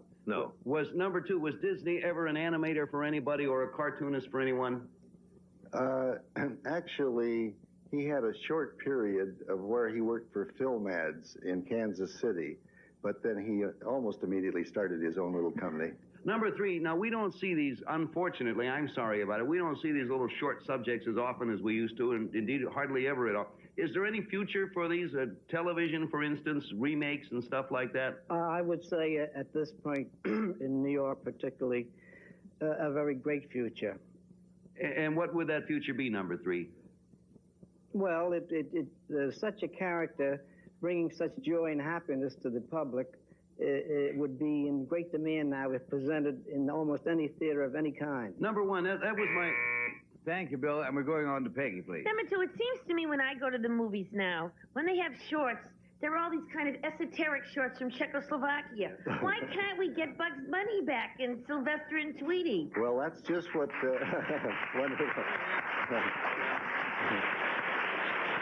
That's just what Larry Jackson, the producer-director of Bugs Bunny Superstar, wanted to do, and he's made this wonderful effort, and he's got us all together, and Well, I wish you the best of luck. Now, number one, what character is Walter Lantz responsible for? Tom and Jerry. Thank you. And number three, was Crazy Cat ever in the movies? Oh, yes, Crazy Cat, a cartoon, yes. Thank you. Number one, who's Pete Fleischer? Pete Fleischer, number one. Oh, Pete Fleischer? Yeah. Pete Fleischer is the brother-in-law of Leon. Thank you. Leon who? Fleischer? Leon who? That was one of the most marvelous ever takes. Who was Leon Fleischer? Fleischer. Oh, thank you. Leon Fleischer? Nipsey. Great double take. Number three, what was the name of the mouse in Crazy Cat? Mickey Mouse. Okay. Number two, back to Peggy's question about some of our cartoons being from Czechoslovakia or European countries. Is that considered true animation, what you see? it's very clever animation. They do it in Zagreb, and it's quite clever, but it's not the old personality animation that we try to get in Bugs Bunny. Well, number one, in the what we generally consider animation, does every part of a figure move? Is there a full movement? Well, yes, but you got a problem. You see, the older stuff that we were doing back in the 30s was 10 or 12,000 drawings for 7 minutes. Today, it's down to 3,000 drawings for... Sticking with number one, where are the Disney studios located in? Burbank, California. Do you know the street address? No, I can't think of it offhand. Okay. A competitor. Yes. Well, for what studio were you working when you first started doing the voices? Warner's. Yes. Do you know Mel Blanc? Yes. Does he do Porky the Pig? Yes. How many voices approximately? Thousands of voices. Oh, my, there you go, friends. We've got that one unstoppable voice, the voice of our bell, which makes us ballot. And who do you think it is? Is it number one? I have no idea. Or is it number two? Or is it number three? We're going to have to pay $50 to the group for each wrong guess. We pay them $500 if nobody comes up with the real creator of all of these marvelous characters, and Kitty starts. Oh, I really have no idea at all. I just want them all to come back as soon as possible. I voted for number two. I vote for number two, and we're down to Bill Cullen. Well, number one had me sold, but when he said Pete Fleischer was Leon's brother, it seems like the easy way out, you know. And number three had the mouse in Felix the Cat as Mickey Mouse, and I know Mickey was always in business for himself as far as I know. Well, at least me number two. He sounds like the fella, and I voted for him. So you go along with Kitty. We got a pair of twos and a beaming Miss Cass. You feel quite certain. Woody Woodpecker. Woody. I could do a voice. That's easy for you to say. Woody Woodpecker is done by Walter Lantz. So number one said it was somebody else, and number three said Crazy Cat and Mickey Mouse, and so it's got to be two. Got to be. Everybody's on number two, and our Mr. Russell, are you going to go off on your own or where? Well, I rejected number three because the mouse in the Crazy Cat is called Ignaz. That's right. And I was going along with number 2, but number 1 convinced me because Disney Studios are right down the street from another network, from this network, as a matter of fact, in Burbank. True enough. All right, that's the way it is here, friends. Everybody has voted, and who better to pick out the real Bob Clampett than our old friend Bugs Bunny? Bugs, come out here, and somewhere you will find the man who created you. No, he said. No, he's going back. No, it's number 2.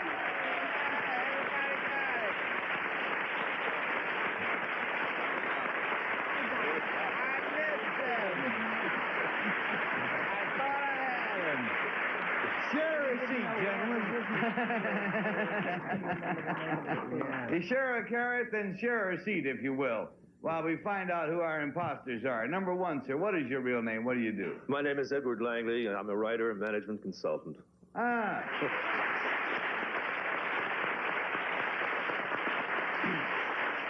Number 3, I'm surprised that you didn't get a lot of votes. You look like a great rabbit. You look like a great rabbit. Thank you.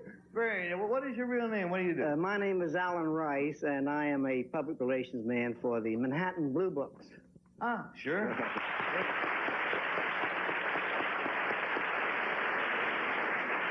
While we're handing out kudos here, candor compels me to admit that the Bugs Bunny that you're looking at is, well, it's not actually Bugs Bunny. He's a reasonable facsimile thereof, but a very good one, I think you'll agree. He's a member of our staff who needs the money.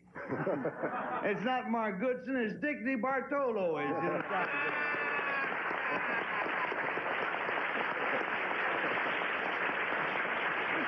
And Bob Clampett, before you leave us, do you have any farewell words for us? Well, Gary, I would just like to say, that's all, folks. Thank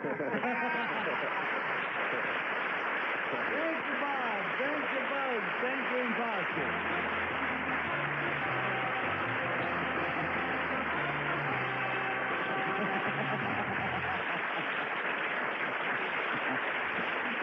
Oh, dear. Now, next we're going to meet an authority, one of the country's most celebrated resort hotels. But first, let's check in with our own sponsors. Watch Crime Get So. No COD orders, please. Now let us meet our hotel expert.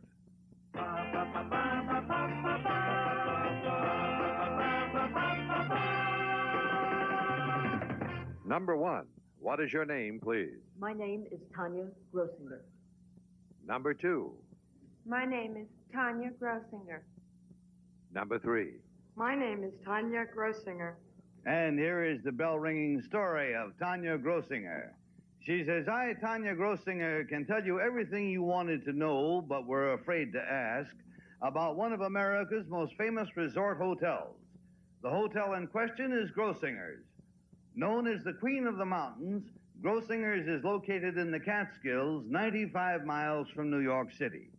When I grew up there in the 1950s, the guiding light of the resort was my relative, the famous Jenny Grossinger.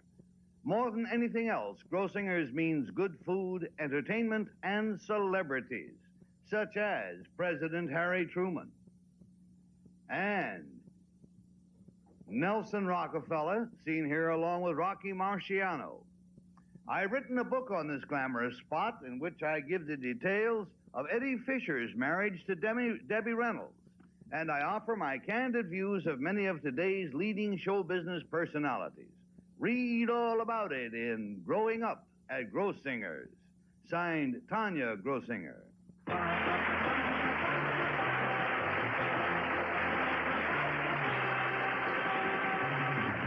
And let's start the questioning, please, from Bill Cullen.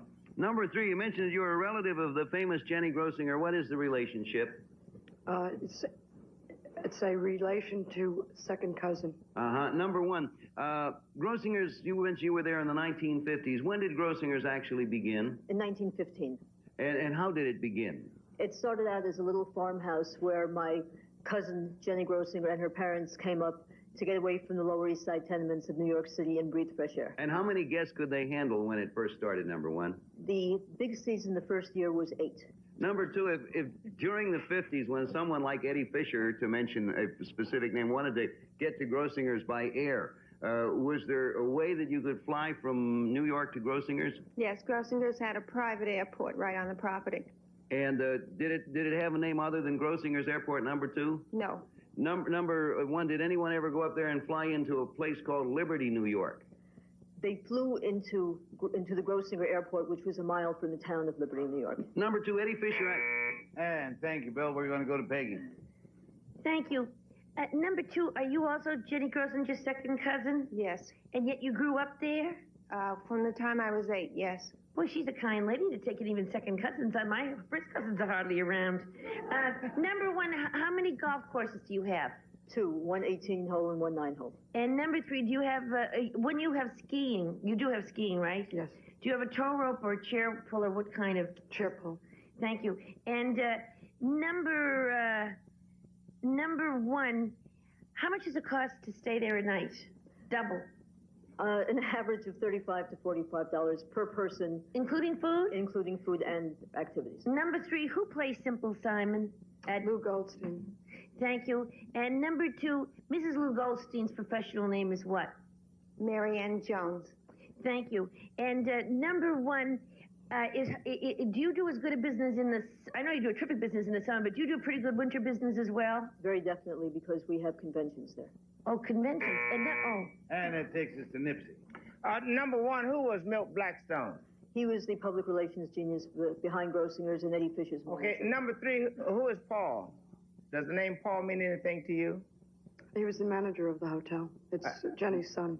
Okay. Number two, at what exit on Route 17 is Grossinger's? 105. All right. Number one, who is the entertainment director there now? Jerry Weiss. Still with number one, how many buildings are there now, and how many were there in the first Grossinger's farm? There are 15 now, and there was only one Grossinger farm. It was a very small farm. I see there's one slogan that's on the billboard at exit 113 going up. It doesn't exist, it just says, Grossinger's has something. What, do you know what that sign says, number one? Grossinger's has everything. No more questions. That takes us, please, to Kitty. Well, I have to disqualify myself because I've been there and I know Grossinger's has everything, and I knew Jenny very well, and I took the children up there, and my husband liked it very much, and so I had, and also I've interviewed Tanya Grossinger, so I must disqualify myself. Oh, all right, Kim. This disqualification, as you know, counts automatically as a wrong vote. So that is one wrong vote down, and the bell is rung. And that means everybody else, without the benefit of Kitty's special knowledge, is going to have to write down something. Write down a 1, or write down a 2, or write down a 3. And Bill Cullen, you start. You know what's interesting? You find out things on this show about people other than the guests, you know? Yes. Because you ask questions to which you know the answer to see if they answer correctly, right? Right. Did you notice when Peggy asked how much a room was at Grossinger, she said double? Ponder that. I voted for number 1. You used the fly up there. Yeah. All righty, we got a number 1 showing you, and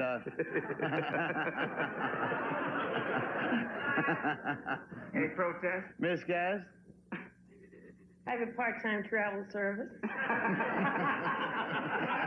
Indeed. Touche. I voted, number 1 knew absolutely everything, but number 3 knew who plays Simple Simon, and she was right, so I voted for number 3. I love to play Simple Simon. So there you go. We got them on both Well, ends. if 1 what and Peggy's 3. thinking is correct, I may be wrong then, because I've appeared at Grossinger's a number of times, both in their old playhouse and in their new nightclub. Jerry Weiss is the producer there now, and the sign says, simply Grossinger's has everything. I voted for number 1. I've never met Tanya. We got a pair of 1s, we got a 3, and from Kitty, we have a disqualification, which, as I said, counts as a wrong vote. So, with the votes all in with the real, Tanya Grossinger, please stand up. There you go.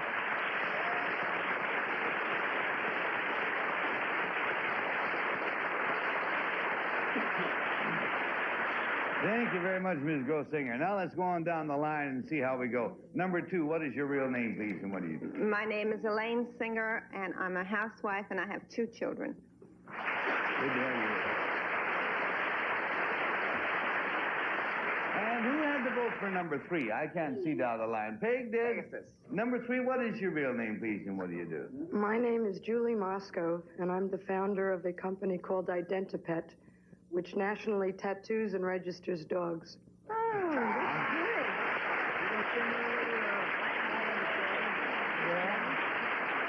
I thought it was interesting, Peggy, that you were the only one out of the 4 who pronounced it Grossingers. Yeah, isn't it? It's Grossingers. What do I know? It's with a hard G. Grossingers. Grossingers, yeah.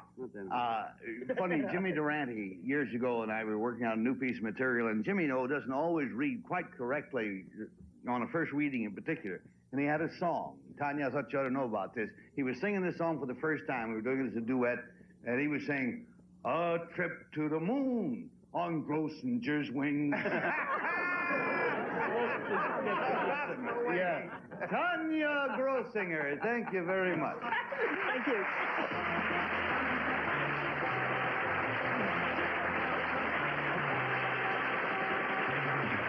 The number. Bill Wendell was just telling our audience how great they've been, and they have. On behalf of the panel and all of us.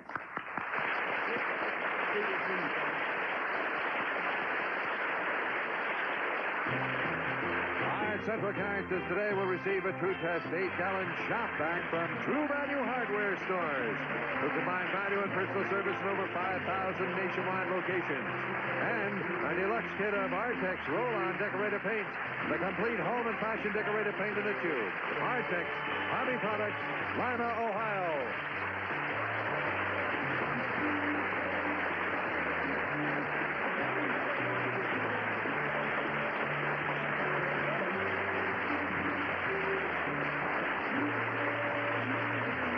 This is Bill Wendell speaking for To Tell the Truth, a Mark Goodson, Bill Todman production.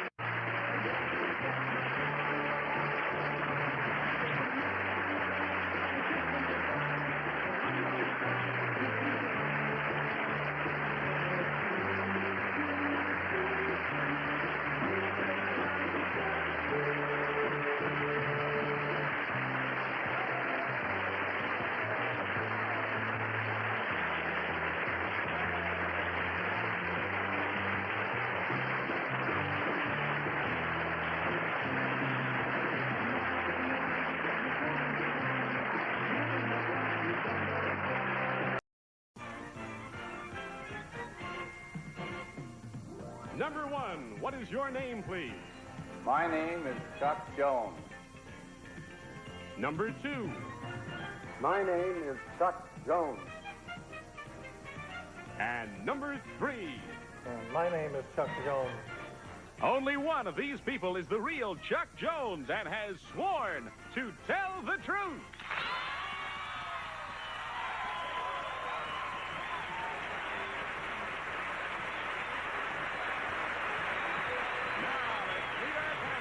First, Good Morning America's Pat Collins. Poetry's gift to comedy, Nipsey Russell. Author and photographer, Canada's Margaret Trudeau. And the toast of Pittsburgh, Pennsylvania, John Wade. And that's our panel. And here's the host of To Tell the Truth, Robin Ward.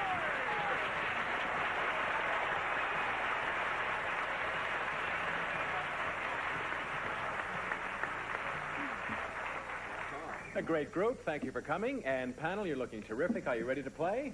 And We Nipsey, are you ready to play, indeed. We learn in youth to tell the truth. It is our one desire. But to be a winner on To Tell the Truth, you got to be a convincing liar.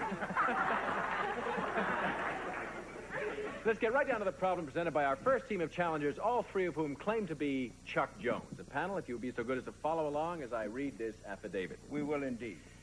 All right, Nipsey. I, Chuck Jones, am a producer, director, and film animator. I originated such characters as Roadrunner, Pepe Le Pew, and Wile E. Coyote. I also share credit for the origin and development of Porky Pig, Daffy Duck, and the ever-popular Bugs Bunny. All my cartoon characters represent an exaggeration of what I am or what I would like to be. but the smart aleck, devil-may-care Bugs Bunny is like an adopted child. In the course of my career, it has been a great honor to receive a Peabody Award, as well as 3 motion picture Oscars. Signed, Chuck Jones.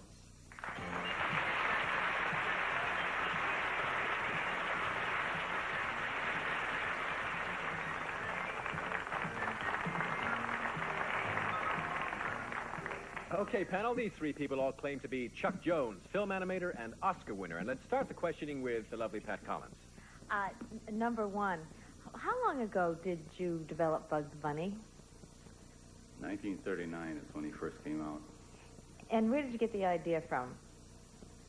Just a character that I enjoyed seeing, and I started drawing. Number 3, you said that in a way the characters are a part of your personality, but when you got down to doing so many others, Porky Pig, Daffy Duck, were they based on other people, characteristics and people you either liked or didn't like? No, I never had to leave home. I mean, if it was Wile E. Coyote, why, he represented what I didn't want to be, and if it was Bugs Bunny, it was what I did want to be. Number 2, do you draw all the characters yourself? Oh, yes. Yep. And what was your background? Did you want to be a portrait painter or something else? Well, actually, I started out as a newspaper reporter, and I just admired this fellow named Al Banks, was a cartoonist in the paper, and Thank you, Pat, and we go to Nipsey. Number 1, those characters discussed in this affidavit are as well known for their voices as for their appearances. What's the name of the man who does the voices for most of these characters? Mel Blanc did the male voices. Mel Blanc. Number 3, what is the Peabody Award, and for what is it given? The Peabody Award is given for television excellence. It doesn't necessarily apply to any single picture. It may be a group of pictures. Number 2, did you know a cartoon character by the name of Ignatz? Ignatz? Yes. I knew a television character by the name of Ignatz. And number 3, do you know a cartoon character by the name of Ignatz the Mouse? Number 3? Are you speaking number 1 or number 3? I was speaking to number 1. He said no, and then I asked you. Oh, yes, I didn't know there was a character named Ignatz. Who was the first of the cartoon characters that went in the movies? The very first. Well, to my remembrance, it was a character named, it was Windsor McKay's character, Gertie the Dinosaur. Was Mickey? Thank you, Nipsey, and we go to Margaret. Number 2, you're still involved in this, creating these, and you get all the royalties and everything from them, or are you owned by a corporation? Oh, no. No, it's all an individual basis. Bugs Bunny is owned by you. That's right. Number 1, do you agree with that? Yes. Yes, it's not part of a corporation. Number 3, your humor, did you find yourself a very humorous person? I mean, your humor is represented in your cartoon characters, but as a person, are you funny? Well, I think I'm more pathetic. Number 2, how long does it take to make an animated cartoon? Well, if you're talking about the physically making it, yes, the putting it technical down side of it. pencil and paper, that's rather fast. It's the germination of the idea and the situation that takes time. And when did the big revolution come in animation? Well, to make it very fast. Very big revolution? Yes. I'd say about 20 years ago. Thank you, Margaret. And we go to John Wade. All right, number 1, of the characters mentioned here in the affidavit, there are a couple who are natural enemies, always against each other. Which 2? Wile E. Coyote and the Roadrunner. Okay, number 3, tell me one of the motion pictures for which you received an Oscar. Number 2, you tell me. I received an Oscar for... There's no full-length motion picture, incidentally. It says as well 3 motion picture Oscars. Name one of them. Yeah. Bugs Bunny and the Royal Canary. Okay, number 1, name another, please. Wiley LePew, or Pepe Le Pew. Okay, sticking with number 1, who's the animator on the recent movie Raggedy Ann and Andy? Who was the animator? I think that was Hannah and Bear. Okay, number 3, do you know that? I was the animator on the last one. Okay, who animated that with you? Panel, that little bell tells us that the time is up. And now it's the magic time to vote. For number 1, for number 2, or for number 3. Whoever, in your opinion, is the real Chuck Jones. Now, once again, we'll pay $100 for each incorrect vote. And if the panel is completely bamboozled by our team of challengers, they will win $500. Are the ballots all marked, panel? Pat Collins, for whom did you vote? Well, I have a 3-year-old who goes around saying, "What's up, Doc? What's up, Doc?" at 5 o'clock in the morning. So I think it's you, number 2, who, you can come over tomorrow night, and you can get up with her at 6 o'clock in the morning when she's saying, "What's up, Doc?" Thank you, Pat. And Nipsey, who did you vote for? I think it's number 3. And Margaret, who did you vote for? Well, I'll go along with Nipsey again. I think it's number 3. I think cartoonists usually have pathos in them in order to be really funny. You look like a cartoonist. John, who got your vote? You know, Robin, what's interesting to me, we're talking about cartoons and all this fun, and I've never seen us so serious. They're serious. We're very serious. I voted for number 3, too. I think he has a little wry sense of humor, too. Okay, comedy is serious business. Now we're going to find out who the real recipient of the Peabody and 3 Oscars is. Will the real Chuck Jones, creator of my favorite duck, Daffy, please stand up.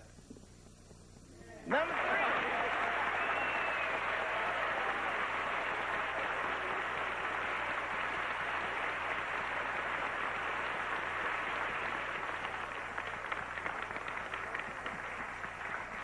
Okay, let's find out who our imposters are. Number 1, you didn't do so hot, but thanks for coming. Would you tell us who you are and what you do, please? I'm Dr. Ray Smith, and I'm a surgeon.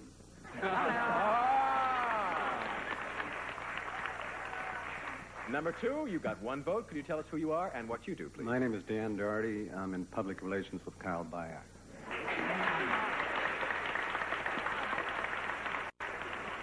Well, there was 1 incorrect vote, giving you $100 to split 3 ways. Thank you for creating my most favorite character, Daffy Duck. Did you hear what he said? What? What did you say about Mickey? His original name was Mortimer. Mortimer Mouse. Well, thanks for being with us on To Tell the Truth. We'll be back right after these words of wisdom.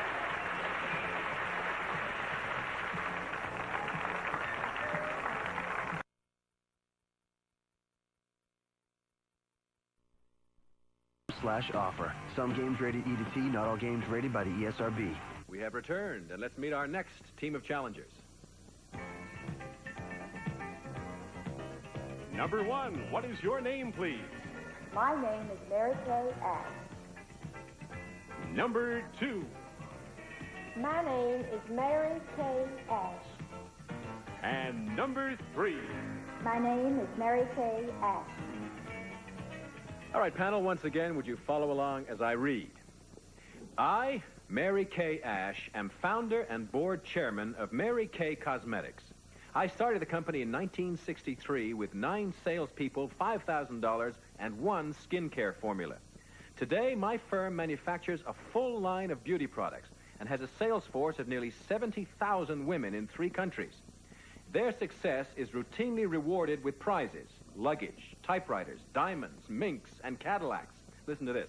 Last year, we gave away $10 million worth of pink automobiles, and these incentives work. I'm not surprised. In 1979, net sales totaled more than $91 million. Not bad for a great-grandmother who opened up shop on Friday the 13th. Signed, Mary Kay Ash.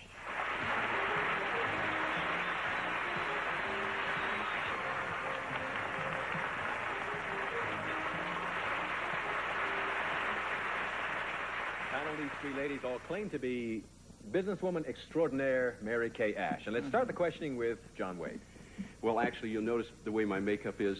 It's a bit off today. Does it make me look phony? Too much rouge, I think. Okay, well, I got to tell you that I know who Mary Kay Ash is, so I have to disqualify myself, and I am very sorry because Nipsey gave me some funny things to say. Yeah, I did. So I wanted to use them, but I know who she is. Okay, we move down the line then to Pat Collins.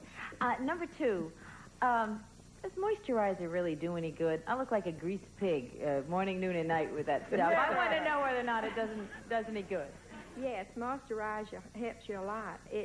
Especially this time of year when you're out in the sun a lot. But our product, it doesn't make you greasy. Oh, good. My husband will really be glad to hear that. I'm hard to hold on to. At number 3, it's so bad for your face. So many people in your business say it is. Son. I'm sorry, number 3, soap. It's so bad for your face. Soap is really not very good. What does it do? Well, it dries out your skin, takes out the natural oil. At number 1, 91 million in sales. Wow, how about that? It's a lot of lipstick. I say lipstick, but what is your biggest selling item? Our face cream. We have 30 varieties of face cream. What's so special about it? Well, it's an old secret formula A friend sold me a long time ago. Actually, the friend's father used it when he tanned hides, and it's a secret special chemical. Tanned hides? Oh. Hard to believe, but we've taken all the smell out of it, and it's divine now. At number 2... And we move along to Nipsey Russell. Some of the products on television don't do what the commercials claim. I took a bath in Clorox and came out looking the same.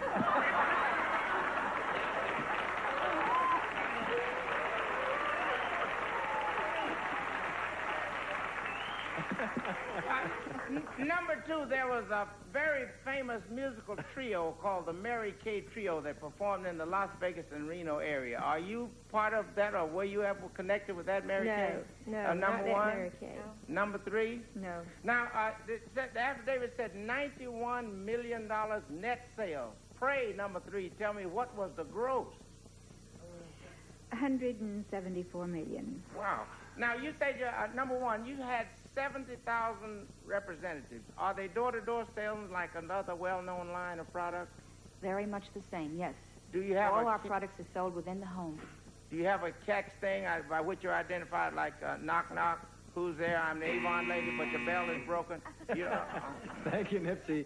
And we go to Margaret Trudeau. Number 3, are you basically relying on housewives to do your selling? No, not necessarily. Well, Could be anyone. Who are the women who come to you to do? They go door to door, basically. No, they really do not. They go into the home by invitation. Aha, I see. Number 1, you have quite a suntan. Do you think the sun is good for your skin? You don't. Your Too product much sun is not good for the skin, but if you lubricate your skin properly, there's no problem. And wear a sunscreen. Number 2, which part of the face has no oil glands? The cheeks, mostly. Do you agree with that, number 3? Yes. And number 1? Yes. And number 2, have you been... number 2, you started this business only 20 years ago. What did you do before? Well, at first, that's when I had to make a living for my family. My husband and I divorced our first husband. I sold Stanley products. Time is up, panel. And with the exception of John Wade, who forfeits his vote and gives them $100, will the rest of the panel please vote for number 1, for number 2, or for number 3? Whoever, in your opinion, is the incredible Mary Kay Ash. Once again, we pay $100 for each incorrect vote, and if the panel is completely fooled, the team of challengers will win $500. Are the ballots all marked? Pat, for whom did you vote? Well, I've done it to myself. I've fallen into that trap that I suppose I shouldn't. I picked the one who has the most makeup on. Now, isn't that silly? Because it's probably not her. But I've picked number 3 anyway. See, what did I do to myself? Nipsey, who'd you vote for? Well, I can't believe that she's a grandmother. She's a great-grandmother. That's what I meant, a great-grandmother. But I picked number 3 because it appears to me that her makeup is more artistically applied. So you did the same. We have another 3. Margaret, who did you vote for? Well, I think number 2 is the one. I just have a feeling that she's the kind of woman who's followed through in this kind of enterprise. Okay, now we're going to find out which of these people is the founder of her own cosmetics company. Will the real and vivacious and incredible Mary Kay Ash please stand up?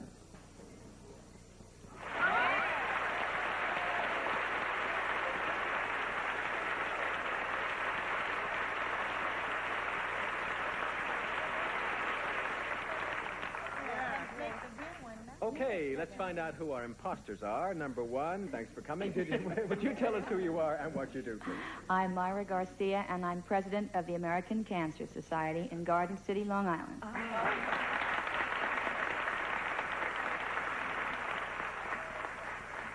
Number 2, you got 1 vote. Could you tell us something about yourself? I'm Ruth Carter from Plains, Georgia. This is a very silly question, probably, but your name is Carter, and you're from Plains. Are you by any chance related to another family of a similar name from the same part of the world? I am. From Washington. What, are you a cousin, or? I'm a cousin of Rosalind. Rosalind Carter. Well, welcome.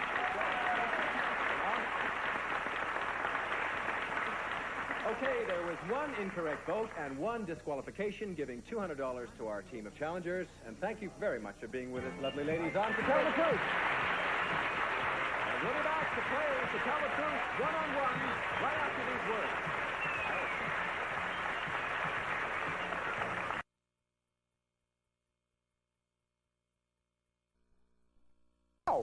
Panel, we are back, and it's now time to play one-on-one. Oh, and yeah? here are 4 people you have met before.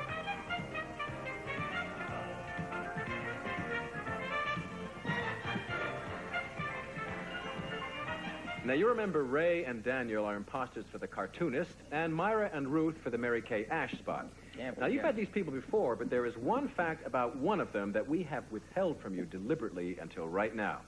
One of... You finished? One of these 4 people is a needlepoint champ. Right here. And it's up to you to find out which one. Now, you will each have 20 seconds to question the person sitting directly opposite you. At the end of that time, you'll be asked to cast your vote right then and there as to whether that person is the needlepoint champion. Now, once again, the team will get $100 for each incorrect vote, and 4 incorrect votes will bring them $500. John, are you ready to question Ray one-on-one? I'm all set. Then start now. Okay, Ray, what well-known football player does needlepoint? I think it's Rosie Greer. Okay, also, what's the difference between needlepoint and knitting? Needlepoint and knitting? Yes. Well, they're both done with a needle, one with a long needle and one with a sharp one. See, I think the ladies are going to laugh. Who taught you how to do needlepoint? John, is Ray the needlepoint champion? Yes or no? No. That's a no. And neither am I. Margaret, are you ready to question Daniel one-on-one? Yes. Then start now, please. How long does it take you to do this? It took me 3 years to do that. 3 years. And did you draw it first, and then you made your own pattern? I went to the Museum of Art in Chicago, the Art Institute, and where that Renoir's picture is located. How long have you been doing this? I took a color photograph of it. How long have you been doing this? Oh, I've been doing this for about 35 years now. Margaret, is Daniel the needlepoint champion? Yes, he is. Yes, he is. Okay. Nifty, are you ready to question Myra one-on-one? Yes, Then Myra. hit it. Do you work from a design, or do you just draw the pictures yourself? I drew it myself, and then I did the petty point and the needlepoint border. Well, I want to amplify a question that he asked Ray. What's the difference between needlepoint, knitting, and crocheting?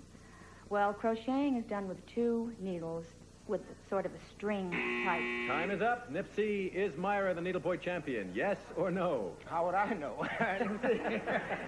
Is that a no? I would guess yes. We have a yes. Our studio audience says a resounding no, but you don't count. Okay, Pat, are you ready to question Ruth one-on-one? Yes, sir. Then start now, please.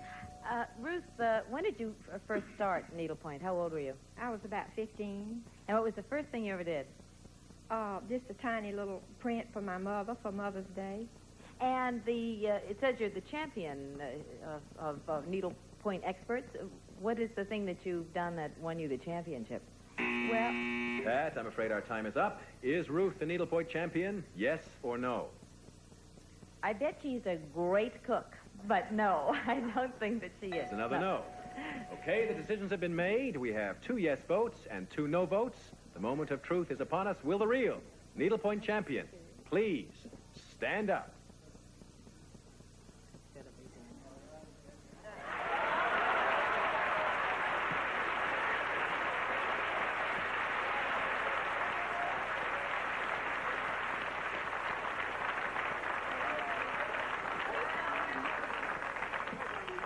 Okay, there were 3 incorrect votes. You did well for a total of $300 for our team of challengers. Thank you for being with us on To Tell the Truth one-on-one.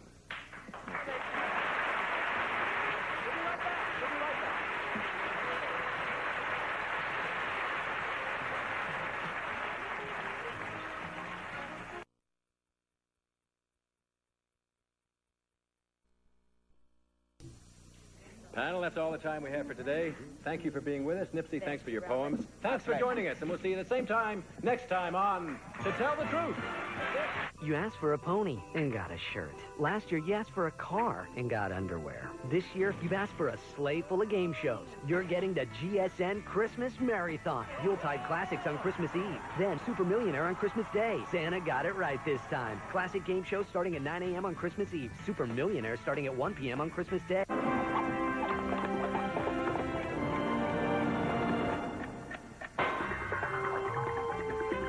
GSN. The Network for games. This picture is being painted by a woman who was hired by the famous artist Mark Kostabi. If she signs it, it will be virtually worthless. But when Mark Kostabi signs it, it will be worth a fortune. Number 1, what is your name, please? My name is Mark Kostabi. Number 2. My name is Mark Kostabi. Number 3. My name is Mark Kostabi. Only one of these people is the real Mark Kostabi, and is the only one sworn to tell the truth.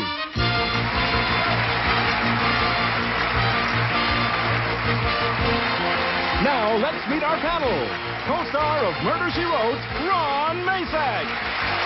Syndicated newspaper columnist and reporter for A Current Affair, Cindy Adams.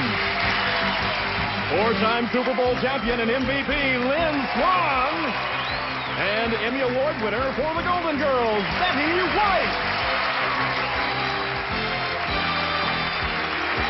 Here's the host of To Tell the Truth, Gordon Elliott.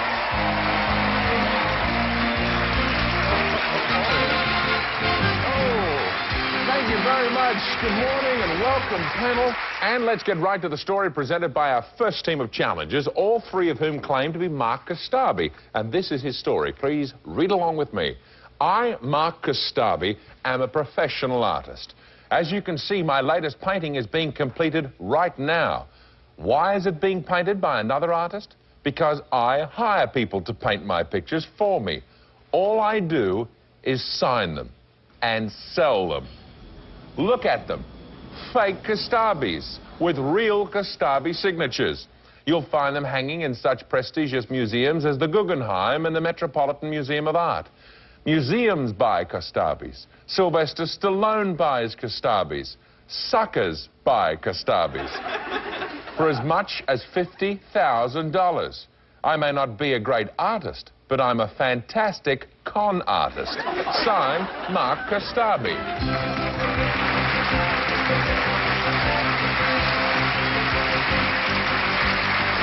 Gentlemen, and good luck, and we'll find more about this con artist right after this break. Welcome back to Tell the Truth. All right, panel, these 3 people all claim to be Mark Kostabi, an artist who doesn't paint his own pictures. Let's start the questioning with Betty White. Well, this is just a general comment that this is not the place to come if you don't want to blow your cover. I'm not sure how many more paintings you're going to sell after you've been on this show. Number 2, what did this mean as you're coming down the stairs? Oh, that's something I just do for effect to keep things interesting. Number 3, when did you stop painting your own pictures? Oh, in 1986. I've always painted since I was a kid. I still paint on Sundays, but I started letting other people paint for me in 1986. We're going to move along. Lynn Swan. Number 1, why did you give up painting? I found that it was more profitable to have other people do it for me. Okay. Number 2, are you really taking people for their money, or is there some other hook we don't know quite at the moment? No, it's an old-fashioned technique of making art. My peers in art history are Rubens, Rembrandt, and Raphael. They all had assistants make their works for them, too. Okay, Cindy Adams. Number 1, so where do you paint these Kostabis by the yard? I don't paint them, but they're done at Kostabi World in New York. I see. Number 2, if you're supposed to be a con artist, would you be offended if I said, I don't know what the hell these things are supposed to be saying? Well, I have multiple personas, and only one of them is a con artist. I'm a really nice guy. Oh, and I actually don't know what most of those paintings mean myself, because my idea people thought them up for me. I see. Number 3, since the Japanese are buying everything, are you very hot in Tokyo? Yes, I am. The Japanese like it because it's faceless. All my paintings are faceless, if you notice. And they like that because it's universal. Do they and also... Japanese like to invest in art, especially nowadays. Number 1, what is the... Sorry, Cindy. Ron. This may be the first time in the history of this show that all 3 of them are frauds. Number 2, the painting over here on with the television set. What does that mean? The one on the wall back there. Number 2? Yes. Oh, with the TV set? Yes. Well, Well, television is the only art form that remains in society. In fact, television producers are the only artists that exist. Thank you. Number 3, does Stallone know that he paid $50,000 for a fake? Well, he didn't pay $50,000. He paid $70,000. And, does he know it's a fake? Yeah, Mr. Stallone and I are not on the best terms right now. Yeah, I would think so. I wonder why. Can't put my finger on it myself. Time's up, panel. Time to vote for either number 1, number 2, or number 3. Our team of challengers will receive $500 for each incorrect vote, with a guarantee of $1,000. And if the panel is fooled completely, the team will receive $3,000. Panel, are you ready to cast your votes? If so, we'll begin with Betty. Well, number 2 is staring me right in the eye like he's trying to make me think that he's not, you know, he's a con artist if I ever saw one. Number 1, I think they cast because he looks like an artist.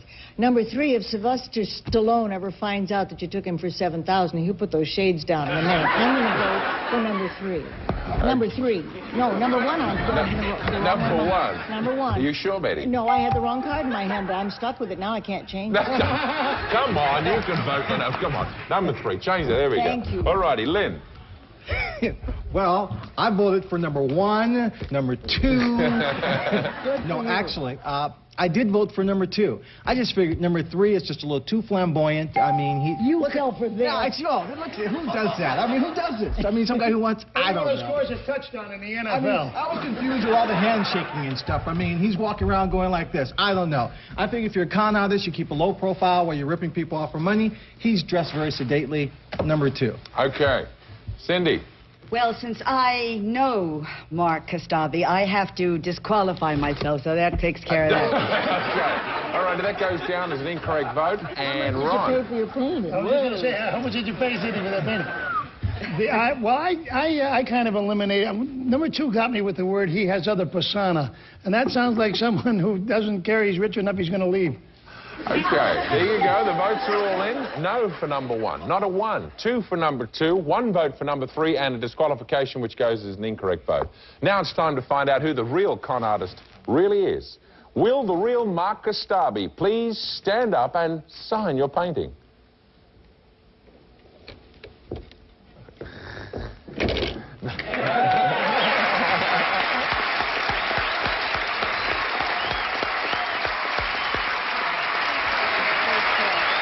Yeah, but that's the first one. Now, as you sign it, Mark, it's going from worth nothing to how much?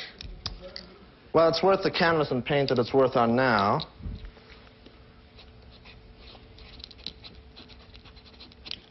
And now it would normally be worth about $7,000 because it's 40 by 30 inches, and the Japanese like that size.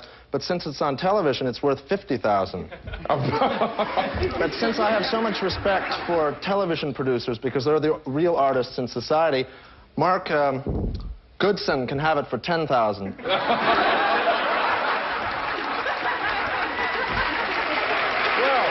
I'm sure he'll be thrilled with that offer.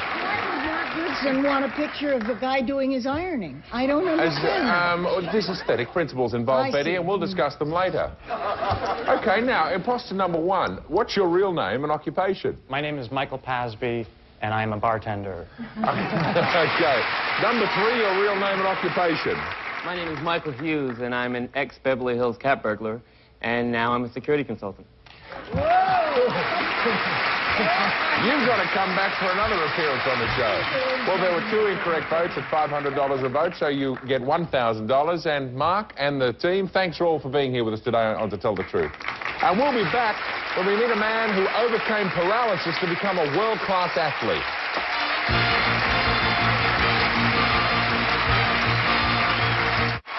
Well, we're back. Let's meet our next team of challengers.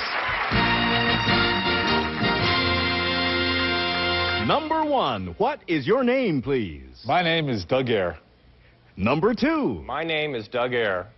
Number 3. My name is Doug Air. Okay, panel, it's up to you to locate the real Douglas Air, and here is his story, if you'd like to read along with me.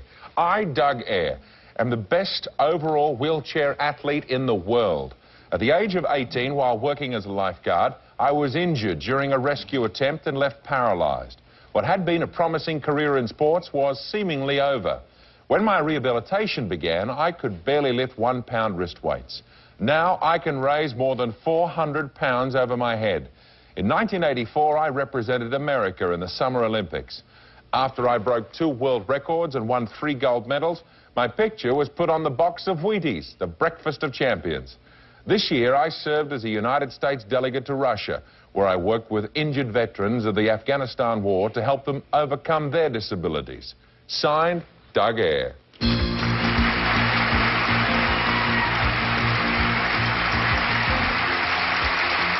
Okay, guys, good luck, contestants, and the real Doug Air. Let's start the questioning with Ron Mazak. Well, I salute you, whoever you are, sir. Number 3, during the rescue, I don't want to bring up a sad point in your life, but what caused the paralysis in a lifeguard rescue? Well, I was lifeguarding, and there was a boy screaming for help. And I dove off of a lifeguard stand, and I hit my head on the bottom of a shallow pool, and that's what caused it. Number 2, what's the toughest thing to get across to these veterans that you work with in to overcome their disabilities? What's the hardest thing for them to overcome? Well, the USSR is far behind the United States in taking care of the handicapped, or as I like to say, the physically challenged. And that there is hope, and to be patient, and it's better to be a participant in life than an onlooker. Number 1, what sport? Sorry, time's up, Cindy. Number 3, because you lift weights, has the upper part of your body grown thicker and more muscular than the bottom part of your body? Yes, it has. Number 2, what's the first thing that went through your mind when you realized your career was over? Or did you know instantly that you were going to pick yourself up? No, to be honest with you, I was suicidal at the beginning. Number 1, what was it that that finally turned the corner for you when you decided to pick yourself up? I realized that I couldn't change what happened, and I had to deal with the present. Sorry, Lynn Swan. Number 3, what promising sports career did you leave behind because of the paralysis? I want to be a professional football player. Oh, okay. Very promising. I love those careers. Number 1, you say you lift over 400 pounds over your head. What lift? It's a bench press. It's a bench press. Okay. Number 2, how long now have you been paralyzed? 12 years. 12 years. Okay. Number 2, what was the most difficult thing you had to deal with in getting back your strength? Well, starting with I used to bench press 250 pounds before the accident, and then being able to do 1 pound was pretty frustrating. So the mental aspect of it. Betty? Number 3, do you speak Russian? No, I don't. Couple words, glasnost. Number 2, how did you communicate when you were over there as a delegate? There were translators provided. Number 1, how long from the time you lifted those 1-pound weights till the time you could bench press 400 pounds? It was a number of years, maybe 4 or 5 years. Did you use, number 2, did you use anybody as sort of a role model? Yes, my brother Brian. Older brother, younger brother? Older brother. Time's up, panel. Time now to vote for either number 1, number 2, or number 3. Our team of challengers will receive $500 for each incorrect vote, with a guarantee of $1,000. And if the panel is fooled completely, the team will receive $3,000. Panel, if you're ready to cast your ballots, let's begin with Ron.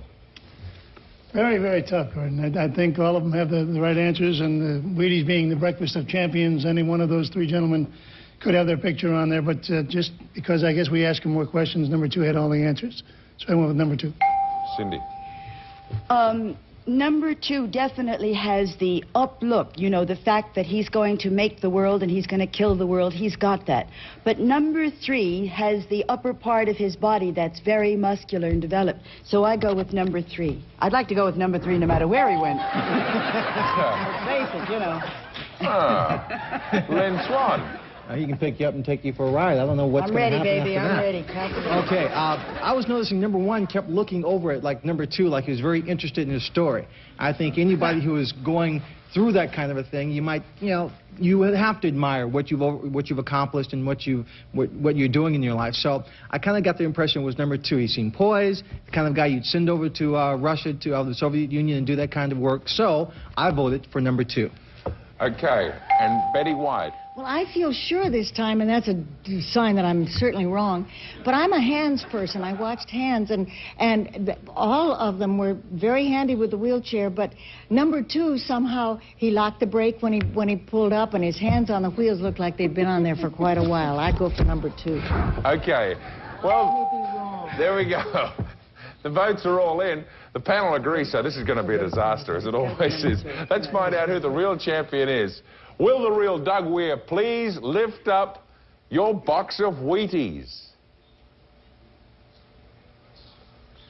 Okay.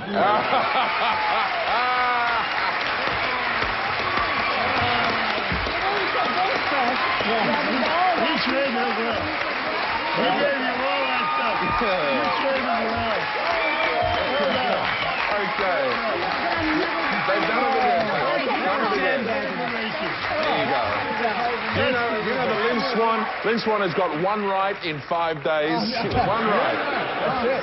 Okay. Let me ask you, Doug. It's a plot. It is a plot. Doug, what's your favorite event? Well, first I thought you were going to ask me to stand up, and I was disappointed. Well, I'm throwing the shot put, certainly. Really? And outside of that, women's mud wrestling, I think, is... Are you kidding? That's one of my favorites, too. Congratulations on all your achievements. Great to have you here today. Doug Weir, ladies and gentlemen. Let's find out who our imposters really are. Number 2, you smooth-talking dude. What do you really do? What's your name? My name is Bob Blongowitz. I'm an account manager with Sheraton Hotels. I have to say I was very honored to play Doug today. It was really great. Number 3, 1 vote. What's your real name? Hi, Cindy. My name is David Burson, and I'm a landscaper. And I'm also very happy to be able to work with Doug today. And his number is number 3. And we'll be back to playing one-on-one. Oh, sorry, hate to tell you this, but you just won another $3,000 because you stumped the panel. Thank you for being with us today, I'll tell the truth. And we'll be back with playing one-on-one with someone from our studio audience right after this. Welcome back. Now it's time to play one-on-one with someone from our studio audience. Burton, who do you have for us today? Well, today, Gordon, I'd like you to meet Frank Abate from Marlboro, New Jersey. How you doing? Hello, Gordon. Hello, Frank. Long way to travel for a television appearance. We had to drop off the daughter at college. That's why we're here, part of a vacation. Well, let's see if we can pay for some of that tuition fees. Here's your chance to play one-on-one. I want you to meet a lady with 2 stories to tell you. Michelle Roth. Welcome, Michelle. Now, Michelle is going to tell us 2 stories, Frank, only one of which is the truth. If you can spot that true story, you'll win $500. Michelle, what's your first story? I'm a clothes designer. I design all the fashions for the famous Barbie doll. Now, that may or may not be the truth. Let's listen to Michelle's second story. I'm a professional screamer. I did all the screams for an actress in the movie Indiana Jones and the Temple of Doom. Now, Frank, to help you win this money, the panel is going to ask 1 question about each of those stories. We're going to start with story number 1, Barbie's clothes designer, and Betty. What's the top-selling clothes unit that Barbie sells today? The bridal gown. Oh, still. Lynn. What's the most expensive dress you've ever designed for Barbie? I've designed an evening gown that sells for $29.95. Cindy. Are the fashions getting more modern, or is she still stuck in that same old mold? Oh, she's very trendy. Oh, very good. Over the years, how many gowns has Barbie had? She's had hundreds. And poor Ken's got that one lousy suit. Shit. Ken gets nothing. Okay, Frank, you've heard Michelle's first story and the questions. Let's story number 2, the screamer, Betty. What was the first professional scream you ever did? Oh, I think when I was a kid. Lynn. How many different kinds of screams are there? There are about 25. How do you prepare your throat for a day of screaming? Oh, you drink a lot of tea and honey. Now, Frank, yes, you've heard the dear. cross-examination. Is Michelle, in your mind, Barbie's clothes... Oh, sorry about that. That's Sorry all about right, Gertie. I was going to get her to scream for you, but now I won't. Sorry, Rod. Go right ahead. No, does your throat clear up, or does it stay like mine? Oh, I hope it stays clear. Okay. Now, Frank, you've heard the cross-examination. People in the audience were telling me I'd done it wrong. I mean, they know the show better than I do. Is Michelle's Barbie clothes... Is Michelle, you can tell us, Frank, is Michelle Barbie's clothes designer, or is she a professional screamer? No, I don't think she's a screamer. She's not big enough. I have to go with the Barbie clothes. All righty. Now, if you are right, you win $500. Michelle, what is your real story? To tell the truth, I am the screamer. Sorry, Frank. We've got a very nice prize for you, and thanks for playing one-on-one with us today. Thank you, Gordon. Okay. Now, for stumping our friend Frank, you will receive $1,000, Michelle. That's wonderful. But would you mind screaming for us? Can we hear that scream that you did for Kate Capshaw in Indiana Jones, The Temple of Doom? Sure. Okay, here we go.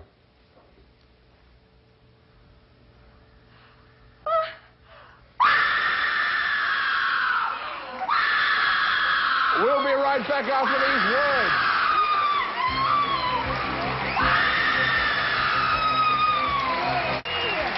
Well, that's it for this edition of To Tell the Truth. Thank you, panel.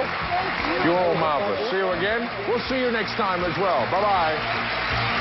GSN is booking you on an exotic getaway with the Amazing Race. 5 nights a week. Let GSN be your ultimate tour guide. The Amazing Race, Wednesday through Sunday at 9, only on GSN.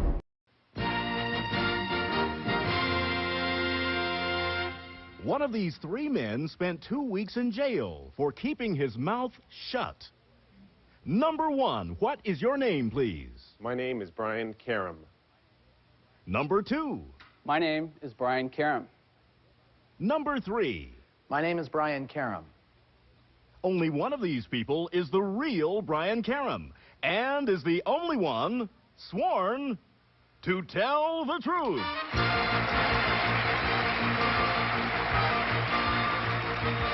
Now let's meet our panel. Actor and raconteur, Orson Bean. The Emmy Award-winning co-star of Golden Girls, Betty White. Film and television producer, David Niven Jr. And temporarily unable to make her usual grand entrance, our very own Kitty Carlisle. Here's the host of To Tell the Truth, Lynn Swan.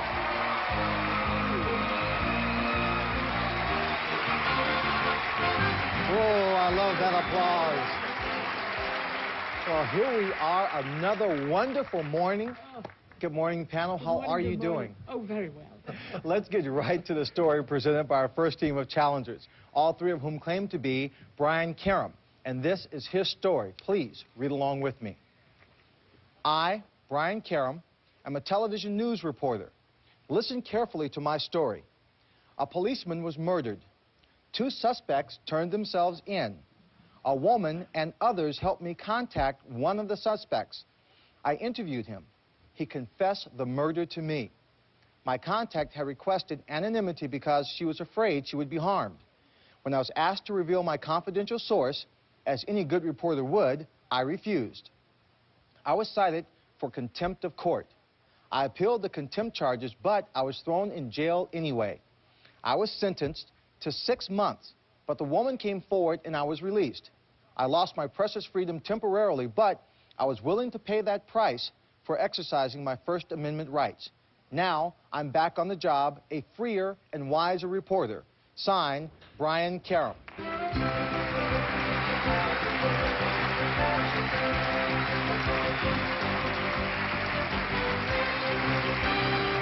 We will find out more about Brian Karam right after this. Welcome back to Tell the Truth. All right, panel. All 3 of these people claim to be Brian Karam, news reporter who spent 2 weeks in jail defending his rights. So let's start the questioning, Kitty, with you. Thank you. What a wonderful story. Number 1, did the woman who came forward to release you, was she related to the murderer? Well, for one thing, she didn't release me. Oh. And Well, so what happened? well, anyway, basically, I'm not really at liberty to discuss a lot of the details of the story, but So what are we here for? well, they're still pending litigation right now. I see. so Number they're 2, still- was the woman related to the murderer? The woman is a confidential source still at this point. Okay. Well, how was it in jail then? Number 3. Wasn't very fun. Yeah. Did you get anything to eat? Well, it's about as good as the NBC commissary. I see. Number 2. I like the NBC commissary. Thank you. David Niven Jr. Thank you. Number 1, which television network do you work for? Which news company? WMAR, Baltimore. Baltimore. Number 2, where did you go to jail? In the Cook County facility in Chicago. Number 3, what do you think your penalty should have been if you were, instead of being thrown in jail, I don't think there should have been a penalty. I think First Amendment dictates that reporters should be able to keep their sources confidential. Number 1, what do you think the penalty should be then? Well, I think we do have rights under the First Amendment. I think they should be tested as they are being tested today, a lot. But I think that should provide a shield. Do you? David, thanks. Betty White. Number 2, were the suspects in custody at the time that you made the contact? Yes, they were in the facility as well.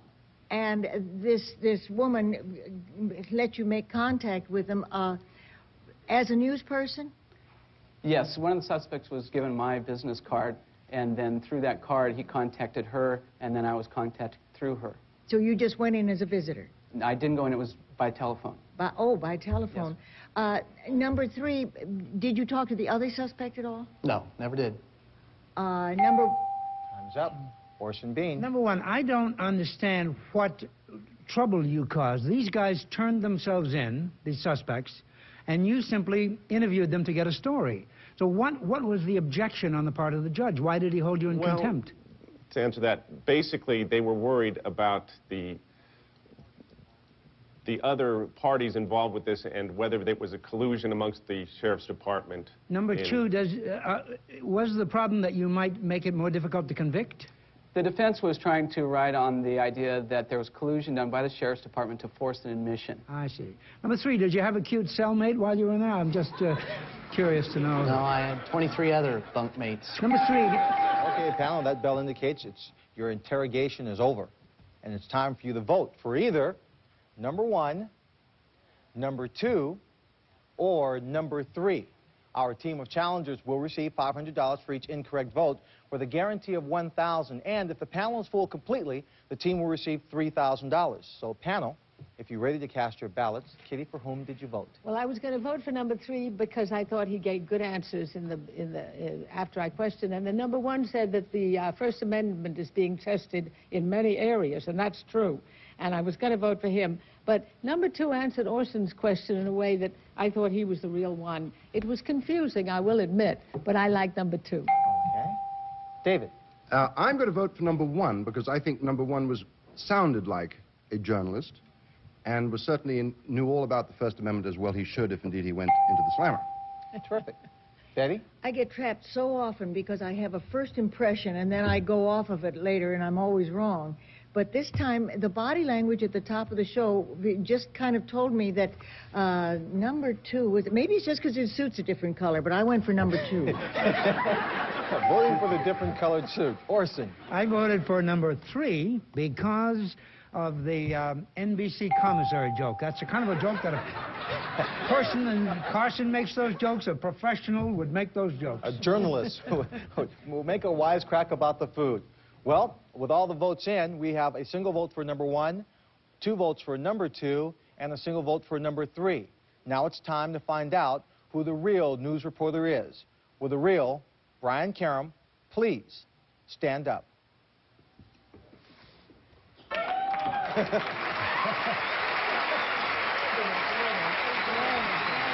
Brian, let me ask you, why did the prisoner confess to you? I had heard he had wanted to talk. A lot of people in the media had heard that he wanted to talk. He killed this officer and was at large for a day. And when he was brought into custody, we had talked to his family and a lot of other people.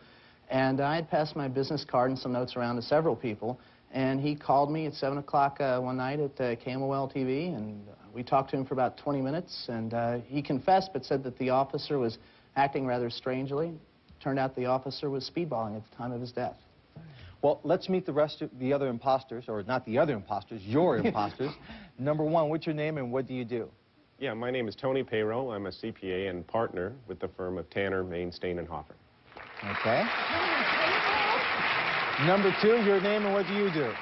My name is Dan Kenny, and I'm a flight attendant for American Airlines. Terrific. Terrific. Well, there were 3 incorrect votes at $500 a vote. Your team will receive $1,500. Thank you very much for playing on To Tell the Truth. We'll be right back with a young man whose dog changed his life right after this. Welcome back to Tell the Truth. This is Cosmic, and he plays a very important part in our next guest's life. Please meet our next group of challengers.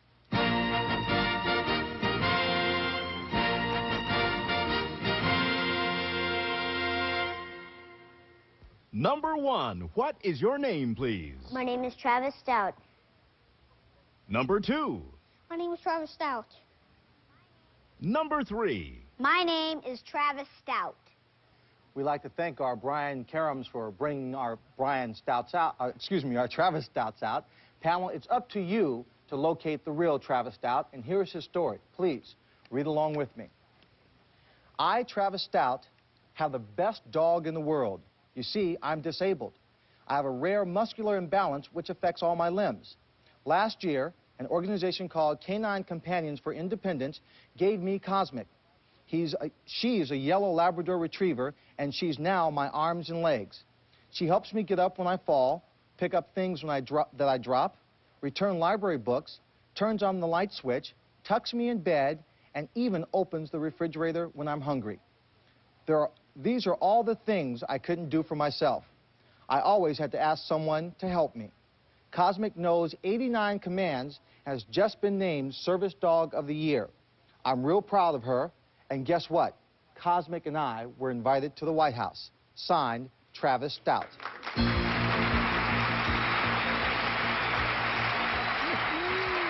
Let's start the questioning with Orson Bean. Orson? I think this is a great story. I have a friend who's a really funny guy who does stand-up comedy, except he's got a condition like yours and is confined to a chair and calls himself a sit-down comic. But, I mean, the disabled are doing more and more these days. Number 1, when your dog goes to the refrigerator to get food for you, does he ever eat it on the way? No, not normally. He just hands it to me right away. Number 2, do you feel that he has a sense of pride that he's able to do these things? Yeah, I think so. What was the moment when you really knew that the dog was going to do what he was going to do for you? Can you remember? Well, I think it was last Saturday or something. Last Saturday? I don't know. All right. Well, That's it. Time's up. Betty? Number 1, you were invited to the White House. Did you go? Yes, I've gone. I went last summer. Number 1, did you see Millie? No. Number 2, did you go to the White House? Yes, not exactly inside. It was on the south lawn. Did you meet the president? Yeah.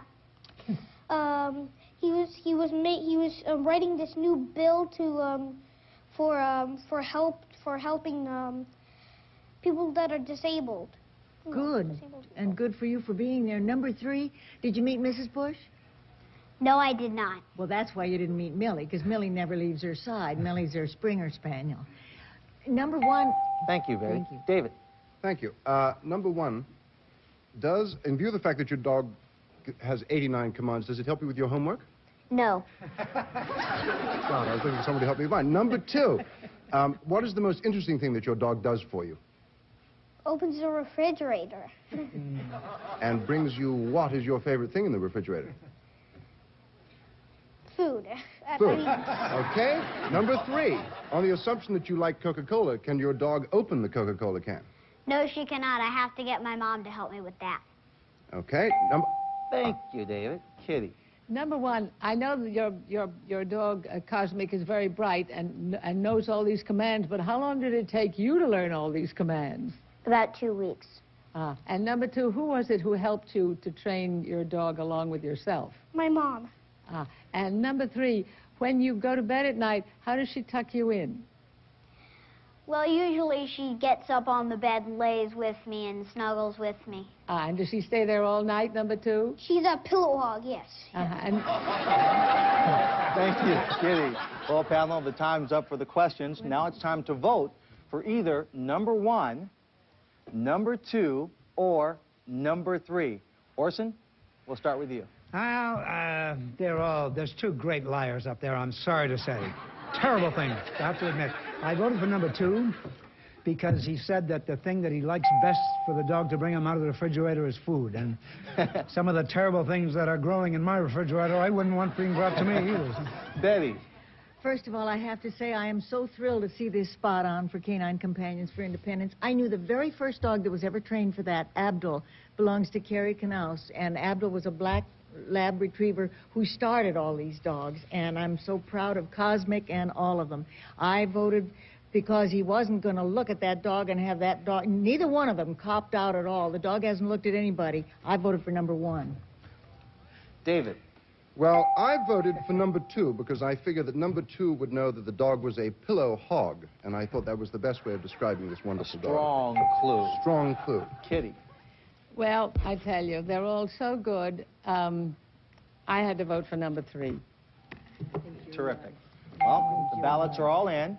1 vote for number 1, 2 votes for number 2, and a single vote for number 3.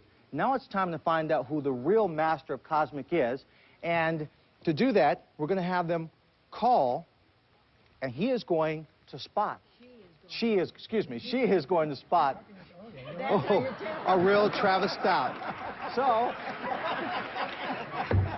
So Travis, call Cosmic. Cosmic, Cosmic, come here. Go this way. Cosmic, Go straight. Come here, Cosmic. I want you to go straight. Come here, Cosmic. Go Come that way, on. Cosmic. Come here. Come here, No. Cosmic. Come here. Come here. No. Cosmic. Come on. Over here. I yap. Travis Stout.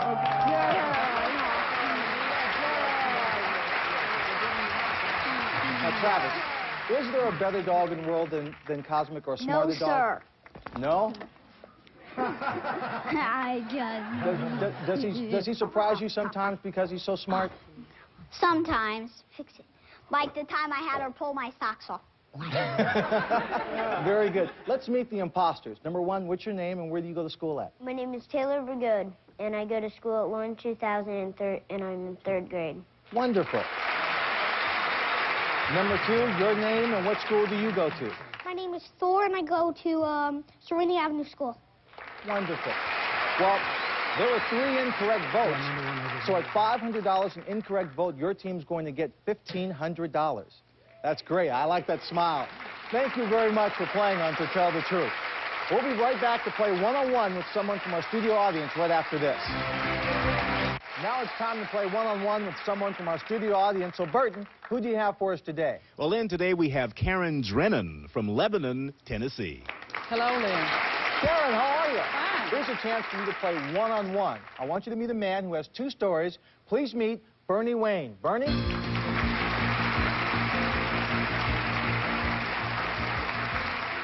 Now, Karen, Bernie's going to tell you 2 stories, one of which is the truth. Now, if you spot that true story, you'll win $500. So, Bernie, what's your first story? I wrote a song made famous by Bert Parks. It's called There She Is, Miss America. Now, that may or may not be the truth, so listen to a second story. I'm called Mr. Car Wash. I built the world's first automated car wash 35 years ago.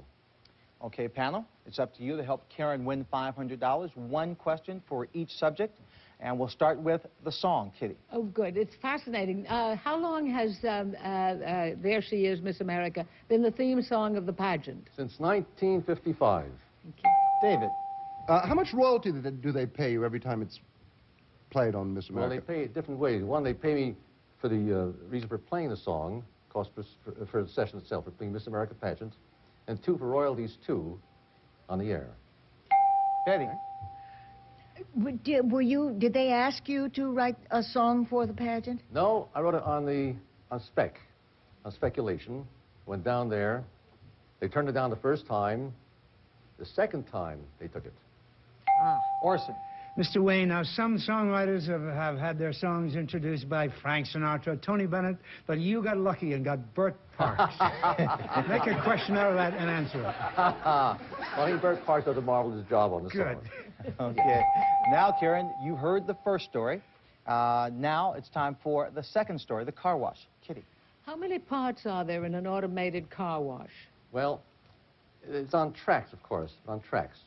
And originally, back in Paterson, New Jersey, when I first thought of the car wash, we had a lot of kids pushing the cars on the tracks itself. Thank you. David. 35 years ago, what did it cost to have your car washed? It cost $1.75, and sometimes for a week we had, for 3 car washes, $1.25. Betty. Speaking of royalties, were you well paid for inventing this? Did you sell it to somebody? I confess I didn't really invent it. I was a voracious reader, and I read that Henry Ford thought of the assembly line for his Model T car in 1912.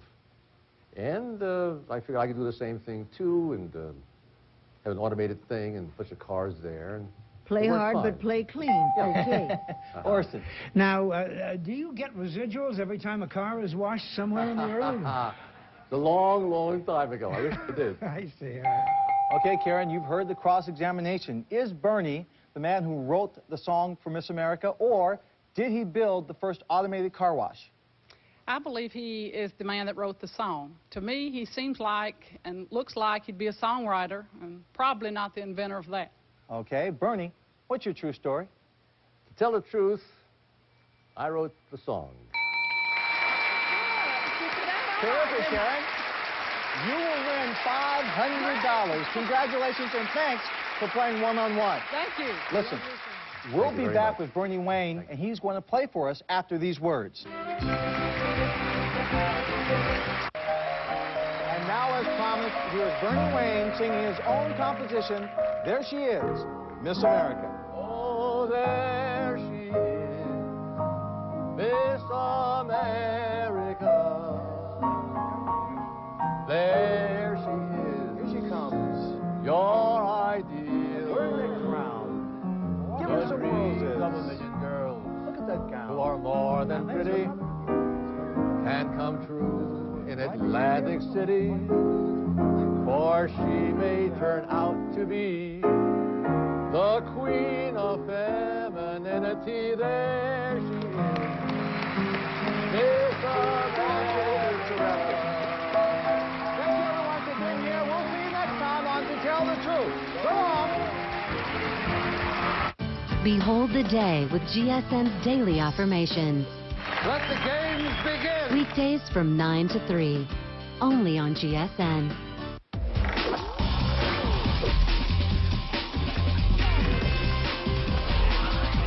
GSN.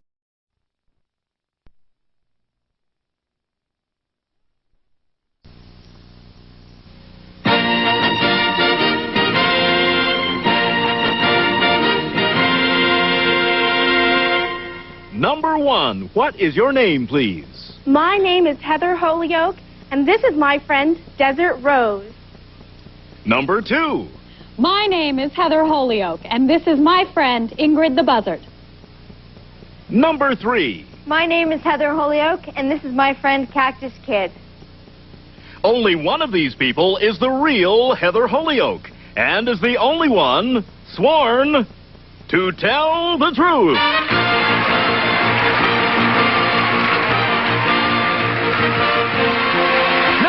Meet our panel, host of Let's Make a Deal, Monty Hall. Star of Mama's Family, Vicki Lawrence Schultz.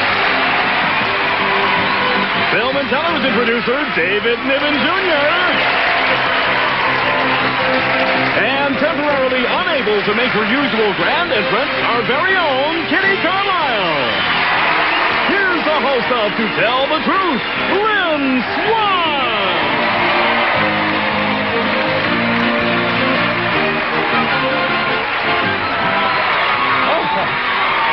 Wonderful, thank you. My family, they're here. Good morning. Good morning. Good morning. Welcome, everyone. Watching you go down those stairs, I was reminded of the fact that you took ballet lessons. Yes. And I intend to do a tour jeté coming down the stairs with you the next time. Well, wonderful. If I had tripped, you would have known I didn't pay for all of them. I was only a fair dancer, yeah. Laugh at that, folks. Come on, here we go. You did. Well, forget the humor. Let's get right to the story presented by our first team of challengers, all three of whom claim to be Heather Holyoke. And here is her story. Please read along with me. I, Heather Holyoke, am the youngest professional female ventriloquist in the country. I won the overall competition at the 1989 International Ventriloquist Convention. I performed 13 different voices for my 13 dummies, including my three friends you see here, Desert Rose, Ingrid the Buzzard, and the Cactus Kid. I saw a ventriloquist for the first time when I was 11, and I've been throwing my voice around ever since.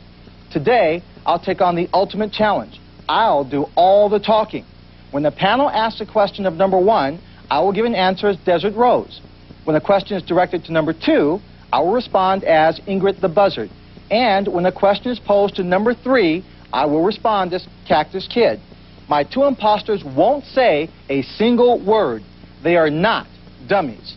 But as a professional ventriloquist, I'm accustomed to working with silent partners. Signed, Heather Holyoke.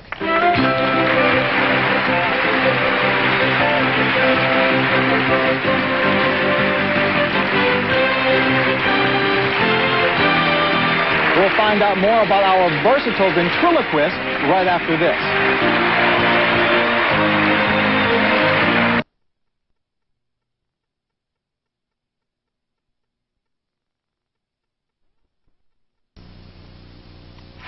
All right, panel. All 3 of these people claim to be Heather Holyoke, the multi-talented, multi-voice ventriloquist. And I don't know if this is going to work. Sure it will, Lynn. It'll work. It will? Oh, yeah. Just go ahead. Go ahead. Go ahead. It'll be right. It'll be right. Give it up, Lynn. Give it up. Listen to him, Lynn. You can do it. Okay. Kitty, start the question. Thank you. Thanks, Cricket. How long are we going to have that? Whole week. Don't you like dogs? I like dogs, but I'm not sure I like that voice of yours. Oh, I'm sorry. Number 1, how did you invent Desert Rose? Oh, well, she's a creation of mine. Uh-huh. And number 2, how old were you when you found out you could do this? Well, I was 11 years old. 11 years old. And number 3, this one is called what? The third one? The Cactus Kid. Uh-huh, the Cactus Kid. And he's, Time's up. Oh, thank you. Cricket does this so well. You're using up our Better time, than Lynn. you do. Okay, number 1. Who made your dummy for you? Well, she was designed by myself, and she was made by a lady named Verna Finley. Thank you. Number 2. When you were at school, could you throw your voice around and could you get the teacher maybe to say things the teacher hadn't said? Well, it's kind of fun. I do all sorts of stuff. Number 3. What naughty tricks did you play with your parents by pitting them one against the other when you could throw your voice around? Well, actually, I haven't done that yet, but it's kind of fun. Vicky, your turn. Okay. I'm fascinated by this. Thank you. Very good. No, yeah, thanks. Number 2, are you in school now? Well, yes, I am. And number 3, what grade are you in? I'm a senior in high school. And number 1, what do your friends think of all of this? Well, a lot of my friends think it's really neat that a lot of people don't know I'm a ventriloquist. You're Vicky, thank you. They are really great. Tell me, number 1, do you ever think of your dummies as human? Oh, sure. They're like an extension of my personality. Yeah, number 2, do they ever talk back to you? Well, not necessarily. Number 3, what is the toughest letter for you to pronounce? Well, it has to be one of the vowels. And Okay, thank you. thank you. Time's up. Oh, your guys are so good. Now it's time to vote. Vote? Yes, vote. Yes, vote. Okay, time to vote for either number 1. Or number 2. Oh, yes, number 2, or number 3. Our team of challengers will receive $500 for each incorrect vote with a guarantee of $1,000. And if the panelists will complete, the team will receive $3,000. Ooh, another dog biscuits. Okay. Kitty, if you're ready to vote. Oh, I Cricket am. really does like yes, you. I love this spot, but I wish we could get rid of the dog.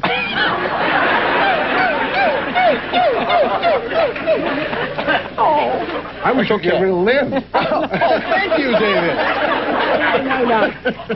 They were all adorable, and I love the puppets, and they're all cute and dear. But I voted for number 1. Okay. David? I thought they were all absolutely brilliant. I'm totally confused, but I have a sneaky feeling that number 2 is the real one because I was watching the way number 2 swallowed while the others were talking. The swallow theory. The swallow theory. Sounds a little shallow to me, but it's okay, David. Vicky. Sounds like a swamp. You know, I'm fascinated. I was just so sure I'm right, and so far we've all disagreed. And I thought number 2 was swallowing too much. So I don't know. I'm just sure it was number 3. Cricket, I think it's working. Yes. Go ahead, Monty. Well, I ruled out number 3 because I think the toughest letters to pronounce are not the vowels. I think they're the M's and so on, where you have to put your lips together. So I didn't agree with her, and I thought number 1 was the most professional in her ventriloquy. So I picked number 1. Okay, the voting's done. Number 1 has 2 votes. Number 2 has 1 vote, as well as number 3. Well, panel, time to find out who our real voice master is. Will the real Heather Holyoke please stand up? Vicki, you were right. Number 3. Let's find out who your imposters are. Number 1, your name and where you're from. Well, my name is Elizabeth Ely, and I'm an art student at the University of Southern California. Terrific. Well done. Number 2, your name and what do you do? My name is Lisa DeCaro, and I'm a horse trainer. Wonderful. Well, there were 3 incorrect votes and $500 a vote. You will receive $1,500. Now, Heather, it's time for a little demonstration. You ready? I'm not going to be a part of this demonstration because you don't appreciate my superior talent. Is that on right? She backwards? That's cricket, by the way. Okay. Well, howdy, folks. My name is the Cactus Kid from Arizona. And I'm cricket French doggy. And I am Heather Holyoke. Don't worry if your song is not good enough for anyone else to hear, honey. Just sing. Just sing. No, Cactus doesn't really sing. Just sing.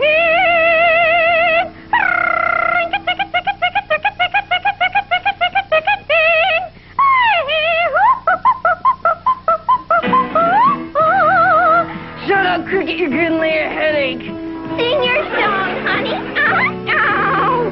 That's all, folks. Heather Holyoke. Wonderful. We'll be right back with a CIA hero right after this.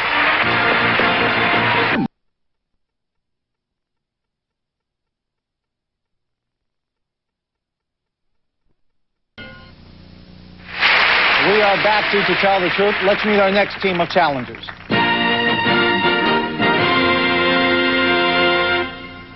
Number 1, what is your name, please? My name is Felix Rodriguez. Number 2. My name is Felix Rodriguez. Number 3. My name is Felix Rodriguez.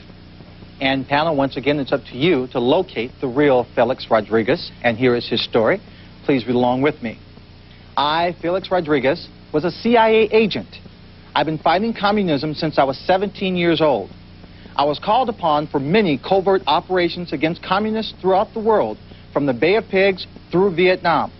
I was infiltrated into Cuba 6 weeks before the Bay of Pigs invasion and was one of the few who escaped after the invasion failed.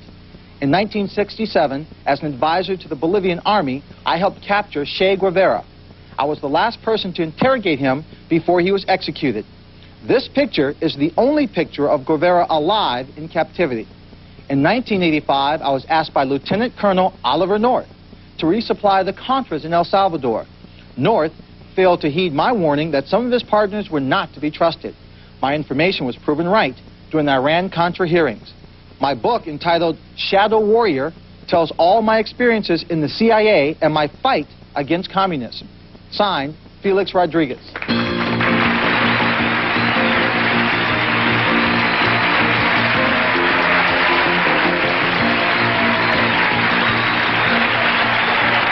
Let's start at the far end with Monty Hall.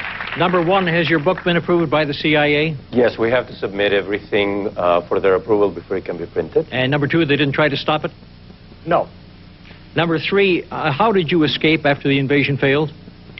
I was able to make it to the Venezuelan embassy. And number 1, who killed Che Guevara? A Bolivian soldier who's anonymous now.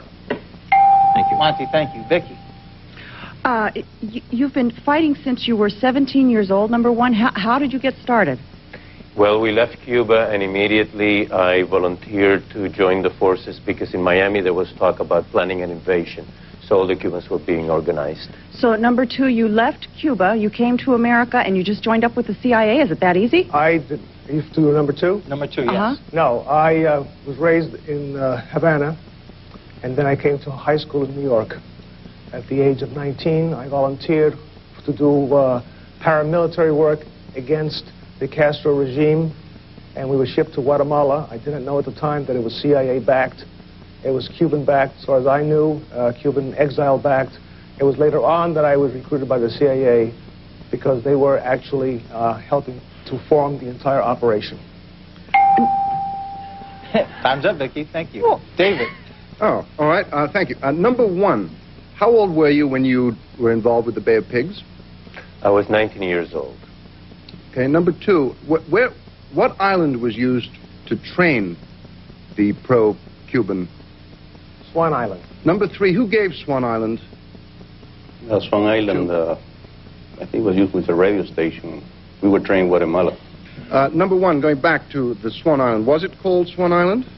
There was a radio station at Swan Island, but the troops were trained in Guatemala. Troops. David, thank you. Kitty. Gosh. Number two, where did you capture Che Guevara? Che Guevara was captured in Bolivia, in a little town called La Higuera. Uh-huh. And number three, was he intended to be executed on the spot like that? I think it was a decision of the Bolivian High Command. And number one, what do you do now? I am retired, I have a pension, and I'm in business. And number two, who's Kitty, head? thank you very much. Panel, that means your time is up and time to vote for either number one, number two, or number three. And, Monty, we'll start with you. This is not going to be easy. They all answered their questions quite well. I didn't think it was number two because he gave a rather long answer to one of the questions, and I thought the CIA were trained to speak very abruptly in clipped tones, so I ruled him out. Number one looks like he'd be young enough to have been that age at the time, so I voted for number one. Okay. Vicki. Gosh, see, I was going to do number two because of that long answer. And I thought he really knew what he was talking about. But, and number one I ruled out. I'm not really sure why. I'm strictly going on a hunch. I'm saying number three. Okay. Well, David? strange as it may seem, I'm going for number two because of number two's long answer. Well, I'm going for number three because he was rather scornful when Mr. Niven suggested that Swan Island was where they trained. And said, no, not at all. That was a place where it was a radio station. So I went for number three. Okay. Well, all the votes are in. Number one and number two each have a single vote, while number three has two. Now let's find out who the real shadow warrior is. Will the real Felix Rodriguez please stand up? Yeah. Number three. Number three. Felix, I have to ask you, being in Cuba during that Bay of Pigs incident and doing, I imagine, quite a bit more work there, were you ever called upon to get close to Castro, to shadow him? Well, I actually volunteered to kill him back in, when I was going to go back to Cuba. And it was approved at a point in time by the agency, and I even tried 3 times to infiltrate it with a rifle, and then it was canceled by the government. Yeah. Oof. But I tried. Dangerous life you've lived. Let's find out who your imposters are. Number one, your name and what do you do? Yes, my name is Mario Begiristain. I'm creative director at an advertising agency. Terrific. Number two, your name and what do you do? My name is Jason Miranda, and I am a journalist, and I interview celebrities for foreign magazines in Europe. Terrific. Thank you. There were 2 incorrect votes, so at $500 a vote, your team will receive $1,000. And thank you for playing To Tell the Truth. We'll be right back to play one-on-one with someone from our studio audience right after this.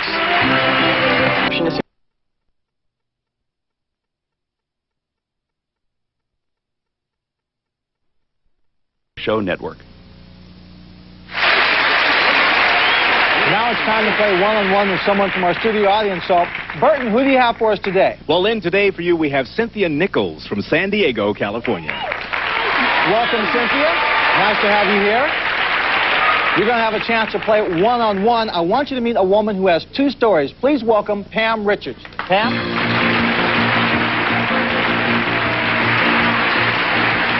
Pam has 2 stories, only one of which is the truth. Now, Cynthia, if you spot that true story, you'll win $500. So, Pam, what's your first story? I got fired for refusing to make coffee for my boss. I took her to court, and I won $10,000. Now, that may or may not be the truth, so listen to her second story. I won a car in a lottery. I turned it down because it wasn't union made. All right, panel, here's your chance to help Cynthia win $500. One question for each story. Kitty, we'll start with the coffee story. Thank you. How did she damage you to the tune of $10,000, your boss? She asked me to do a job that was not mine. It was not in the job description. David. Was $10,000 what you settled for or what you started out asking for? And if it wasn't what you started out asking for, how much did you... One question, David. Okay. Which one is it? Which one is it? Is that what you settled for? Yes. Okay. Vicky. Why would it be improper to make coffee for your boss in an office? I mean, just as a fellow human being. I was the one she picked on all the time to do it, and I got tired of it. Pam, is it the truth that you didn't like your boss to begin with? No. Now, Cynthia, after all of that, that's the first story. Now listen to story number 2 about the car. Kitty. What cars are not union made? Honda Accord. Thank you. David. Which lottery was this? Ohio. Vicky. What union are you a member of? United Auto Workers. Monty. How many cars do you own? I own one. Okay, Cynthia.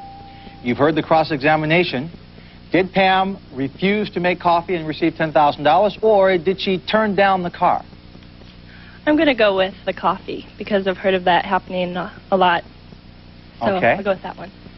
Pam, what is your true story? To tell the truth, I turned down the car. I'm sorry, Cynthia, but we do have a lovely gift for you. And Pam, you get $1,000 for stumping Cynthia in one-on-one.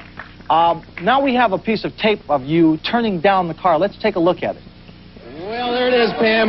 Brand new Honda Accord. Or the cash and lots of free advice. No. She says no. Does that mean no car, Pam? I'm a union member.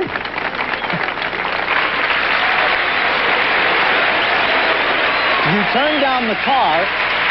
So what are you driving now? What do you have? I have an Imperial that was given to me for a year, and then in the future I have cars that are going to be given to me, but I don't have them in my possession yet. How many cars will be given to you? In the future I'll have 3. 2 to keep forever and 1 to drive for the year. Why? That's a better deal than you get with Monty Hall. You want to keep what you got or try for curtain number 3? I'll keep what I have. Thanks. She'll keep it. Listen, thank you very much for playing. We'll be right back after these words.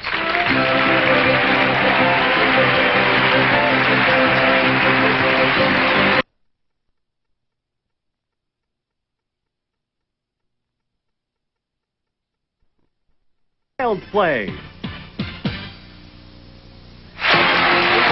Thank you for being here. We'll see you later on To Tell the Truth. Bye.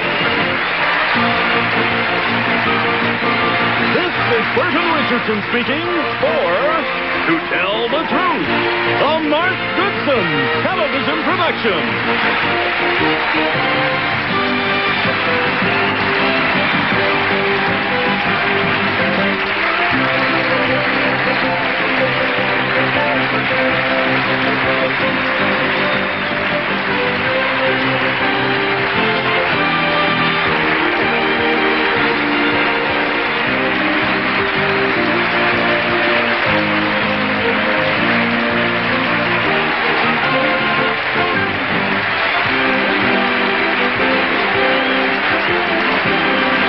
Did you discover the imposters? You can try your luck again with Alex Trebek on To Tell the Truth. Then, set the timer and get ready for Beat the Clock, only on Game Show Network.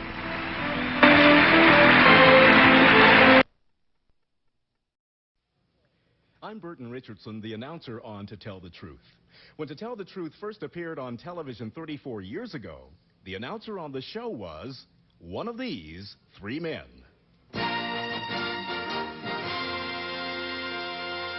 Number 1, what is your name, please? My name is Bern Bennett. Number 2. My name is Bern Bennett. Number 3.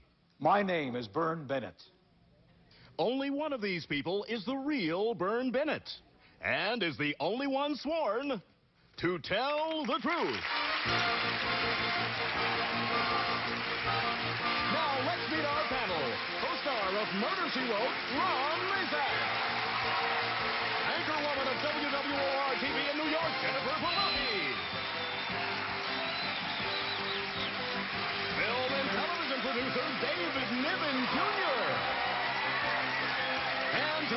Truth's very own Kitty Carlisle. Here's the host of To Tell the Truth, Lynn Swan.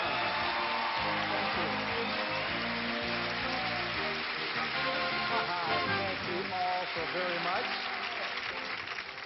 Good morning once again, panel. Dapper, look. Dapper, Lynn. Thank you, thank you. So let's get right to the story presented by our first team of challengers, all three of whom claim to be Bern Bennett. All right? This is a story. Please, read along with me. I, Bern Bennett, was the announcer on To Tell the Truth when it made its debut in 1956. Much like Burton Richardson does today, I introduced the first challengers and the To Tell the Truth Master of Ceremonies, Bud Collyer. Here's the tape of that first show. What is your name, please? My name is Mitchell Parrish. What is your name, please? My name is Mitchell Parrish. What is your name, please? My name is Mitchell Parrish. Two of these people are imposters. Only one of them is the real Mitchell Parrish, and is the only one sworn to tell the truth. That first night in the studio, we didn't know that this was the start of something big. I went on to work on the Ed Sullivan Show and the Sergeant Bilko Show with Phil Silvers. Today, I'm the announcer on Knots Landing, The Young and the Restless, and Murder, She Wrote. Even though Ron Masak stars in the show, I have never met him. I have fond memories of To Tell the Truth because I was the first person ever to say the famous words, "What is your name, please?" Signed, Bern Bennett.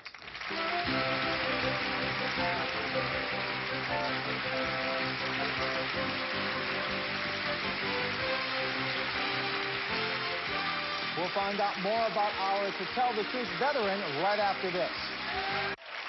All right, folks, here we go. All three of these people claim to be Bern Bennett, the first announcer on To Tell the Truth. Kitty, please, give us the honors. Number one, was I on that first show? No, you were not. Number two, how long did you do the show? Actually 3.5 years. 3.5 years. Was I on the show? Oh, yes. Ah, but we never met. Yes, we met on the show. I see. Number three, how long did you do the show? 3.5 years. And did you know me too? I met you during the show, yes. Uh-huh. And number one, who was on the first show? God, let's see. Well, it's hard to remember. It's hard to... It's flat. But... David. Well, now that number one hasn't remembered who was on the show, who was the nicest one on the panel? Well, of course, Kitty Carlisle. But naturally, that goes without saying, but after Kitty. I think Orson was. Orson was. Okay, number three.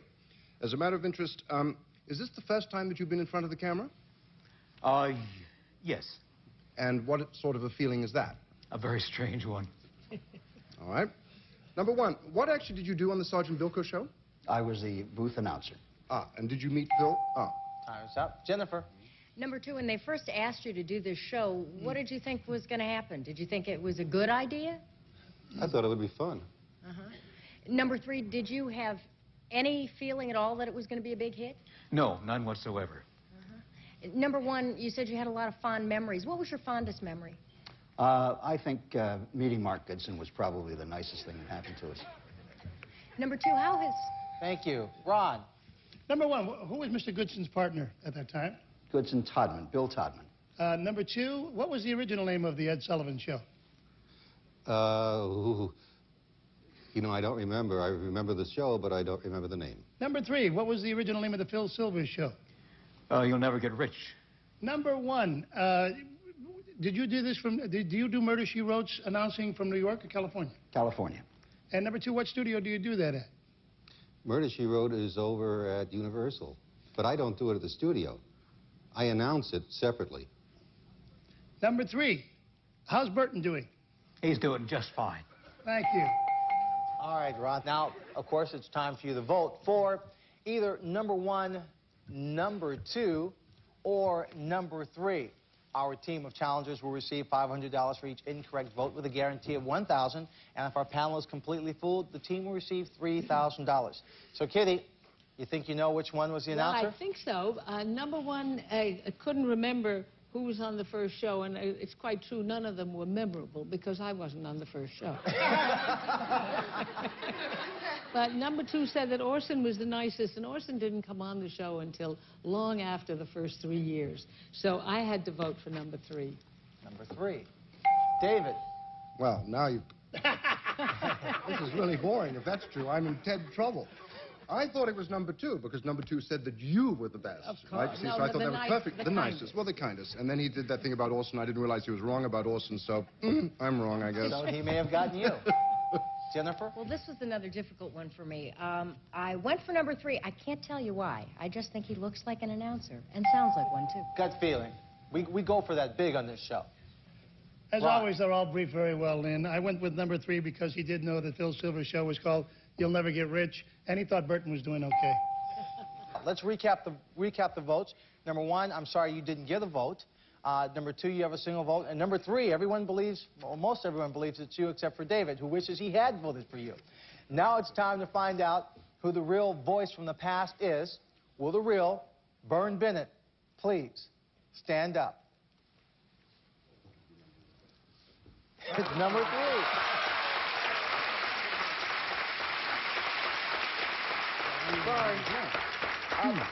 The show went on to be a great success. Do you sometimes think, boy, I wish I hadn't left the show? Well, this is being with the show all over again. And it brings back so many fond memories, Kitty and all the rest of the gang. And, of course, I still see Mark once in a while, too. So it's been a very pleasurable experience for me. Well, it's a terrific experience for us to have you back on the show in this capacity. Thank you. Thank you. Let's find out about your imposters. Number 1, your name and what do you do? My name is David Scher, and I'm a tour bus driver. Wonderful. You'll have to put the Tell the Truth on your tour. Number 2. My name is Lou Forrest, and I run a deep-sea fishing charter. Wonderful.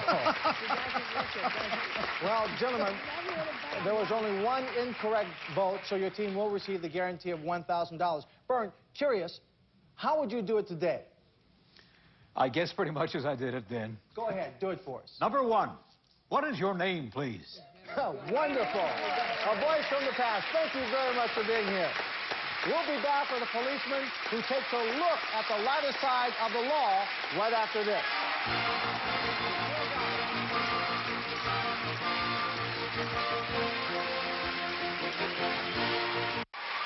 We're back on To Tell the Truth. Let's meet our next team of challengers.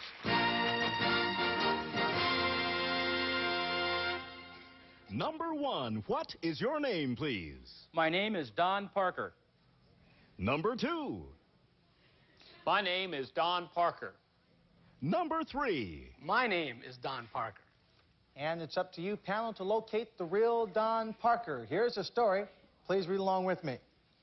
I, Don Parker, am a police officer with a problem. What do you do if you're a nerd and every time you say you're under arrest, people laugh? Well, after a 17-year career of Keystone Cops mishaps, you write a funny book entitled Officer Needs Assistance. In my collection of real-life police stories, you'll meet the sex pot I saved from a 6-inch lizard and the car thief whose flat tire I unknowingly changed. You'll learn why rattlesnakes are best killed with a pool cue and how to arrest a murder suspect. But you'll also learn I reluctantly killed a man in the line of duty. Despite my lovable appearance, I'm very good as a cop. So, if I ever pull you over, you'd better not laugh.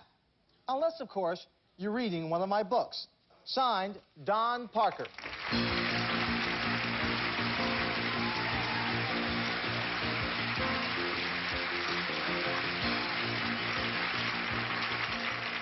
Ron, it sounds like we might have the Barney Fife of police officers. We'll start with you. Well, I don't know about that nice demeanor. Number 1, tell me about this 6-inch lizard with this sex pot.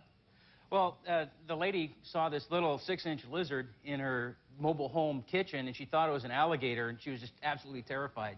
So she called for somebody to come and get rid of it.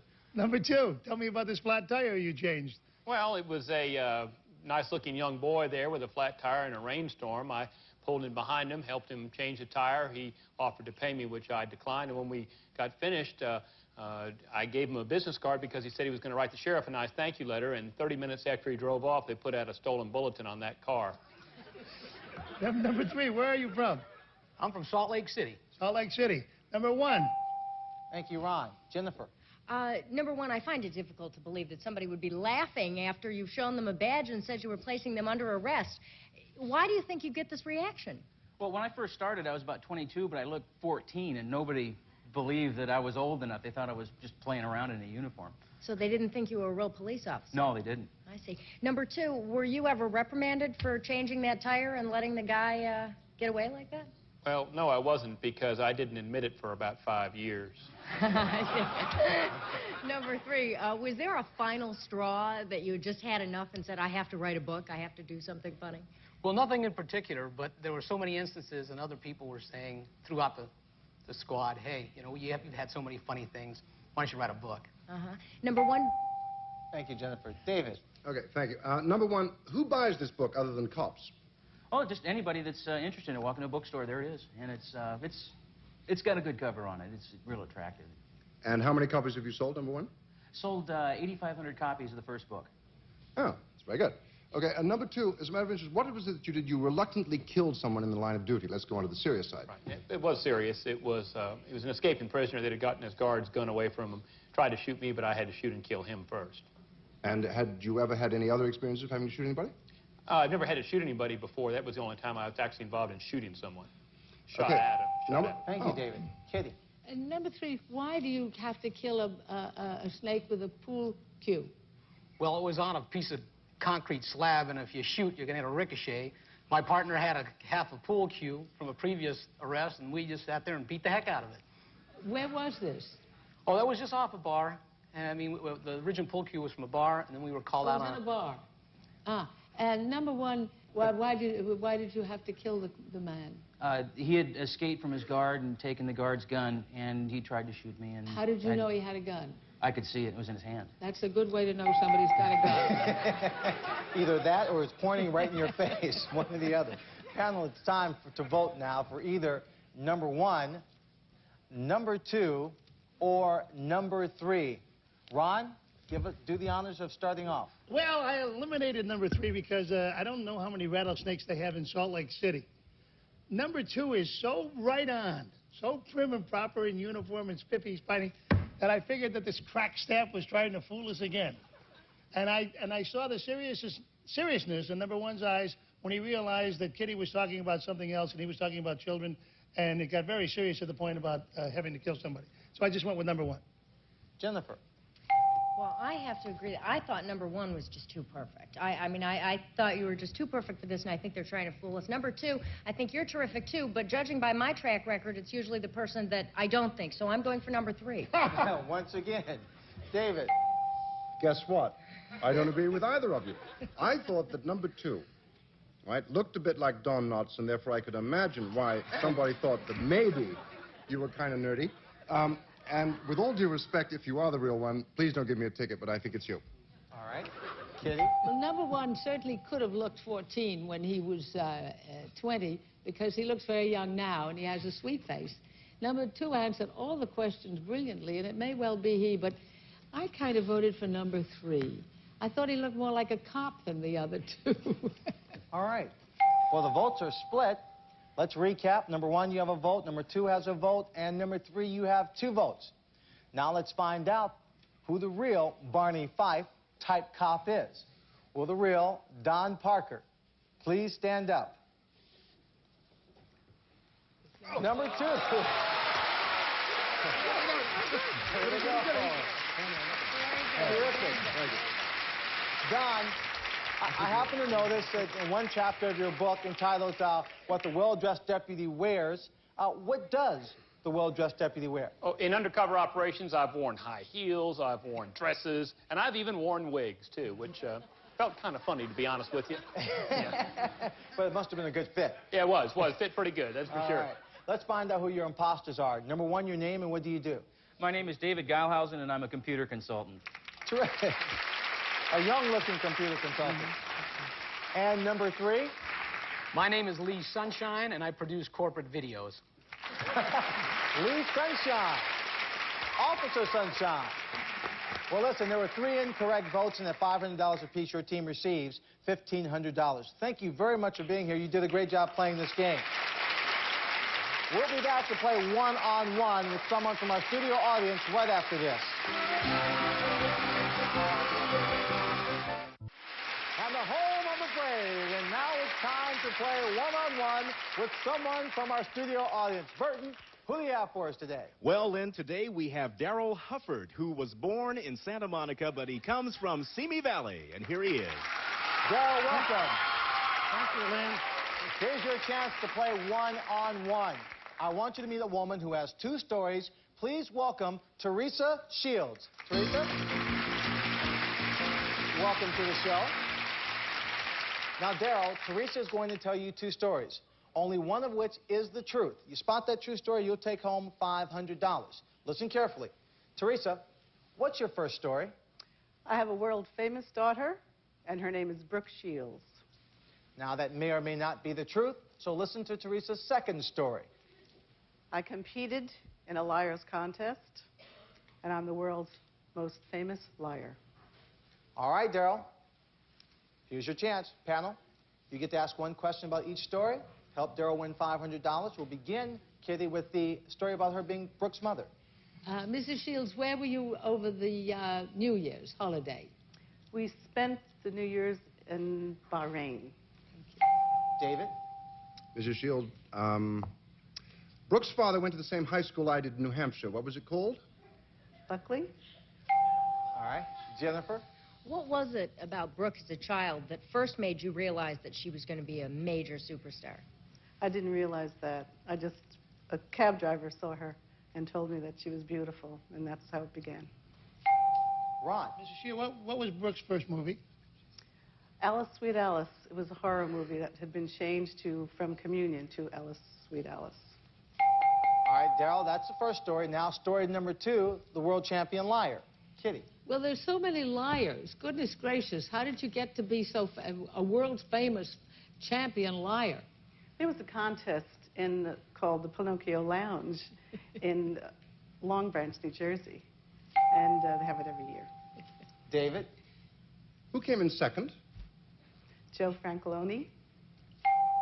Jennifer? Were you always a liar? Yes. Ron? Are you lying to us now? No. All right, Daryl, you heard the cross-examination. Is Teresa Brooke's mother, or is she the champion liar? She's got to be a liar. Well, we'll find out. Teresa, what's your true story? My true story is right here.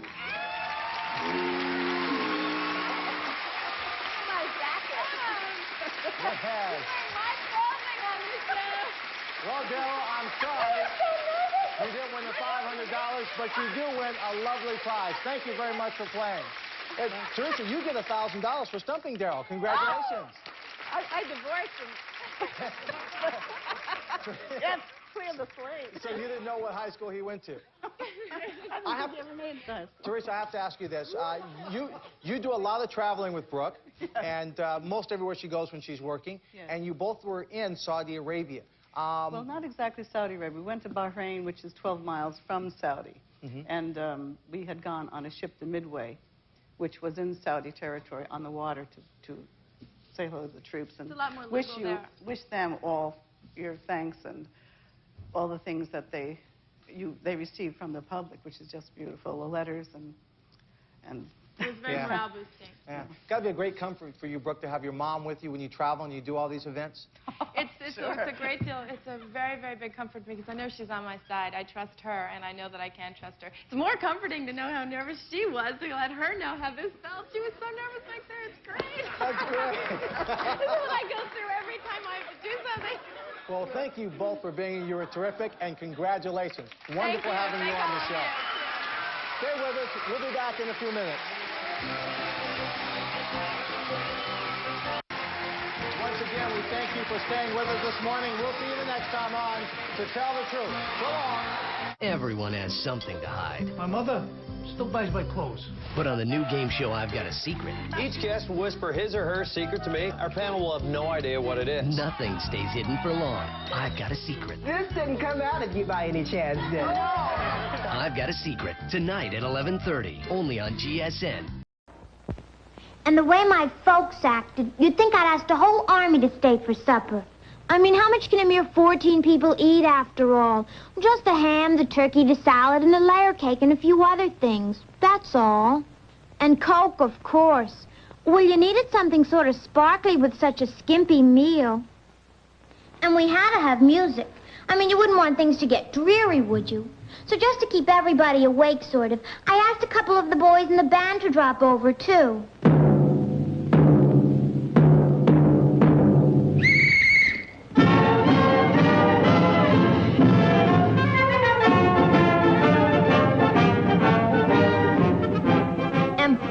Did they brighten things up. And of course, then I had to give them all Coke, too, to brighten them up. And I even saved some Coke for Mom and Dad. I really did.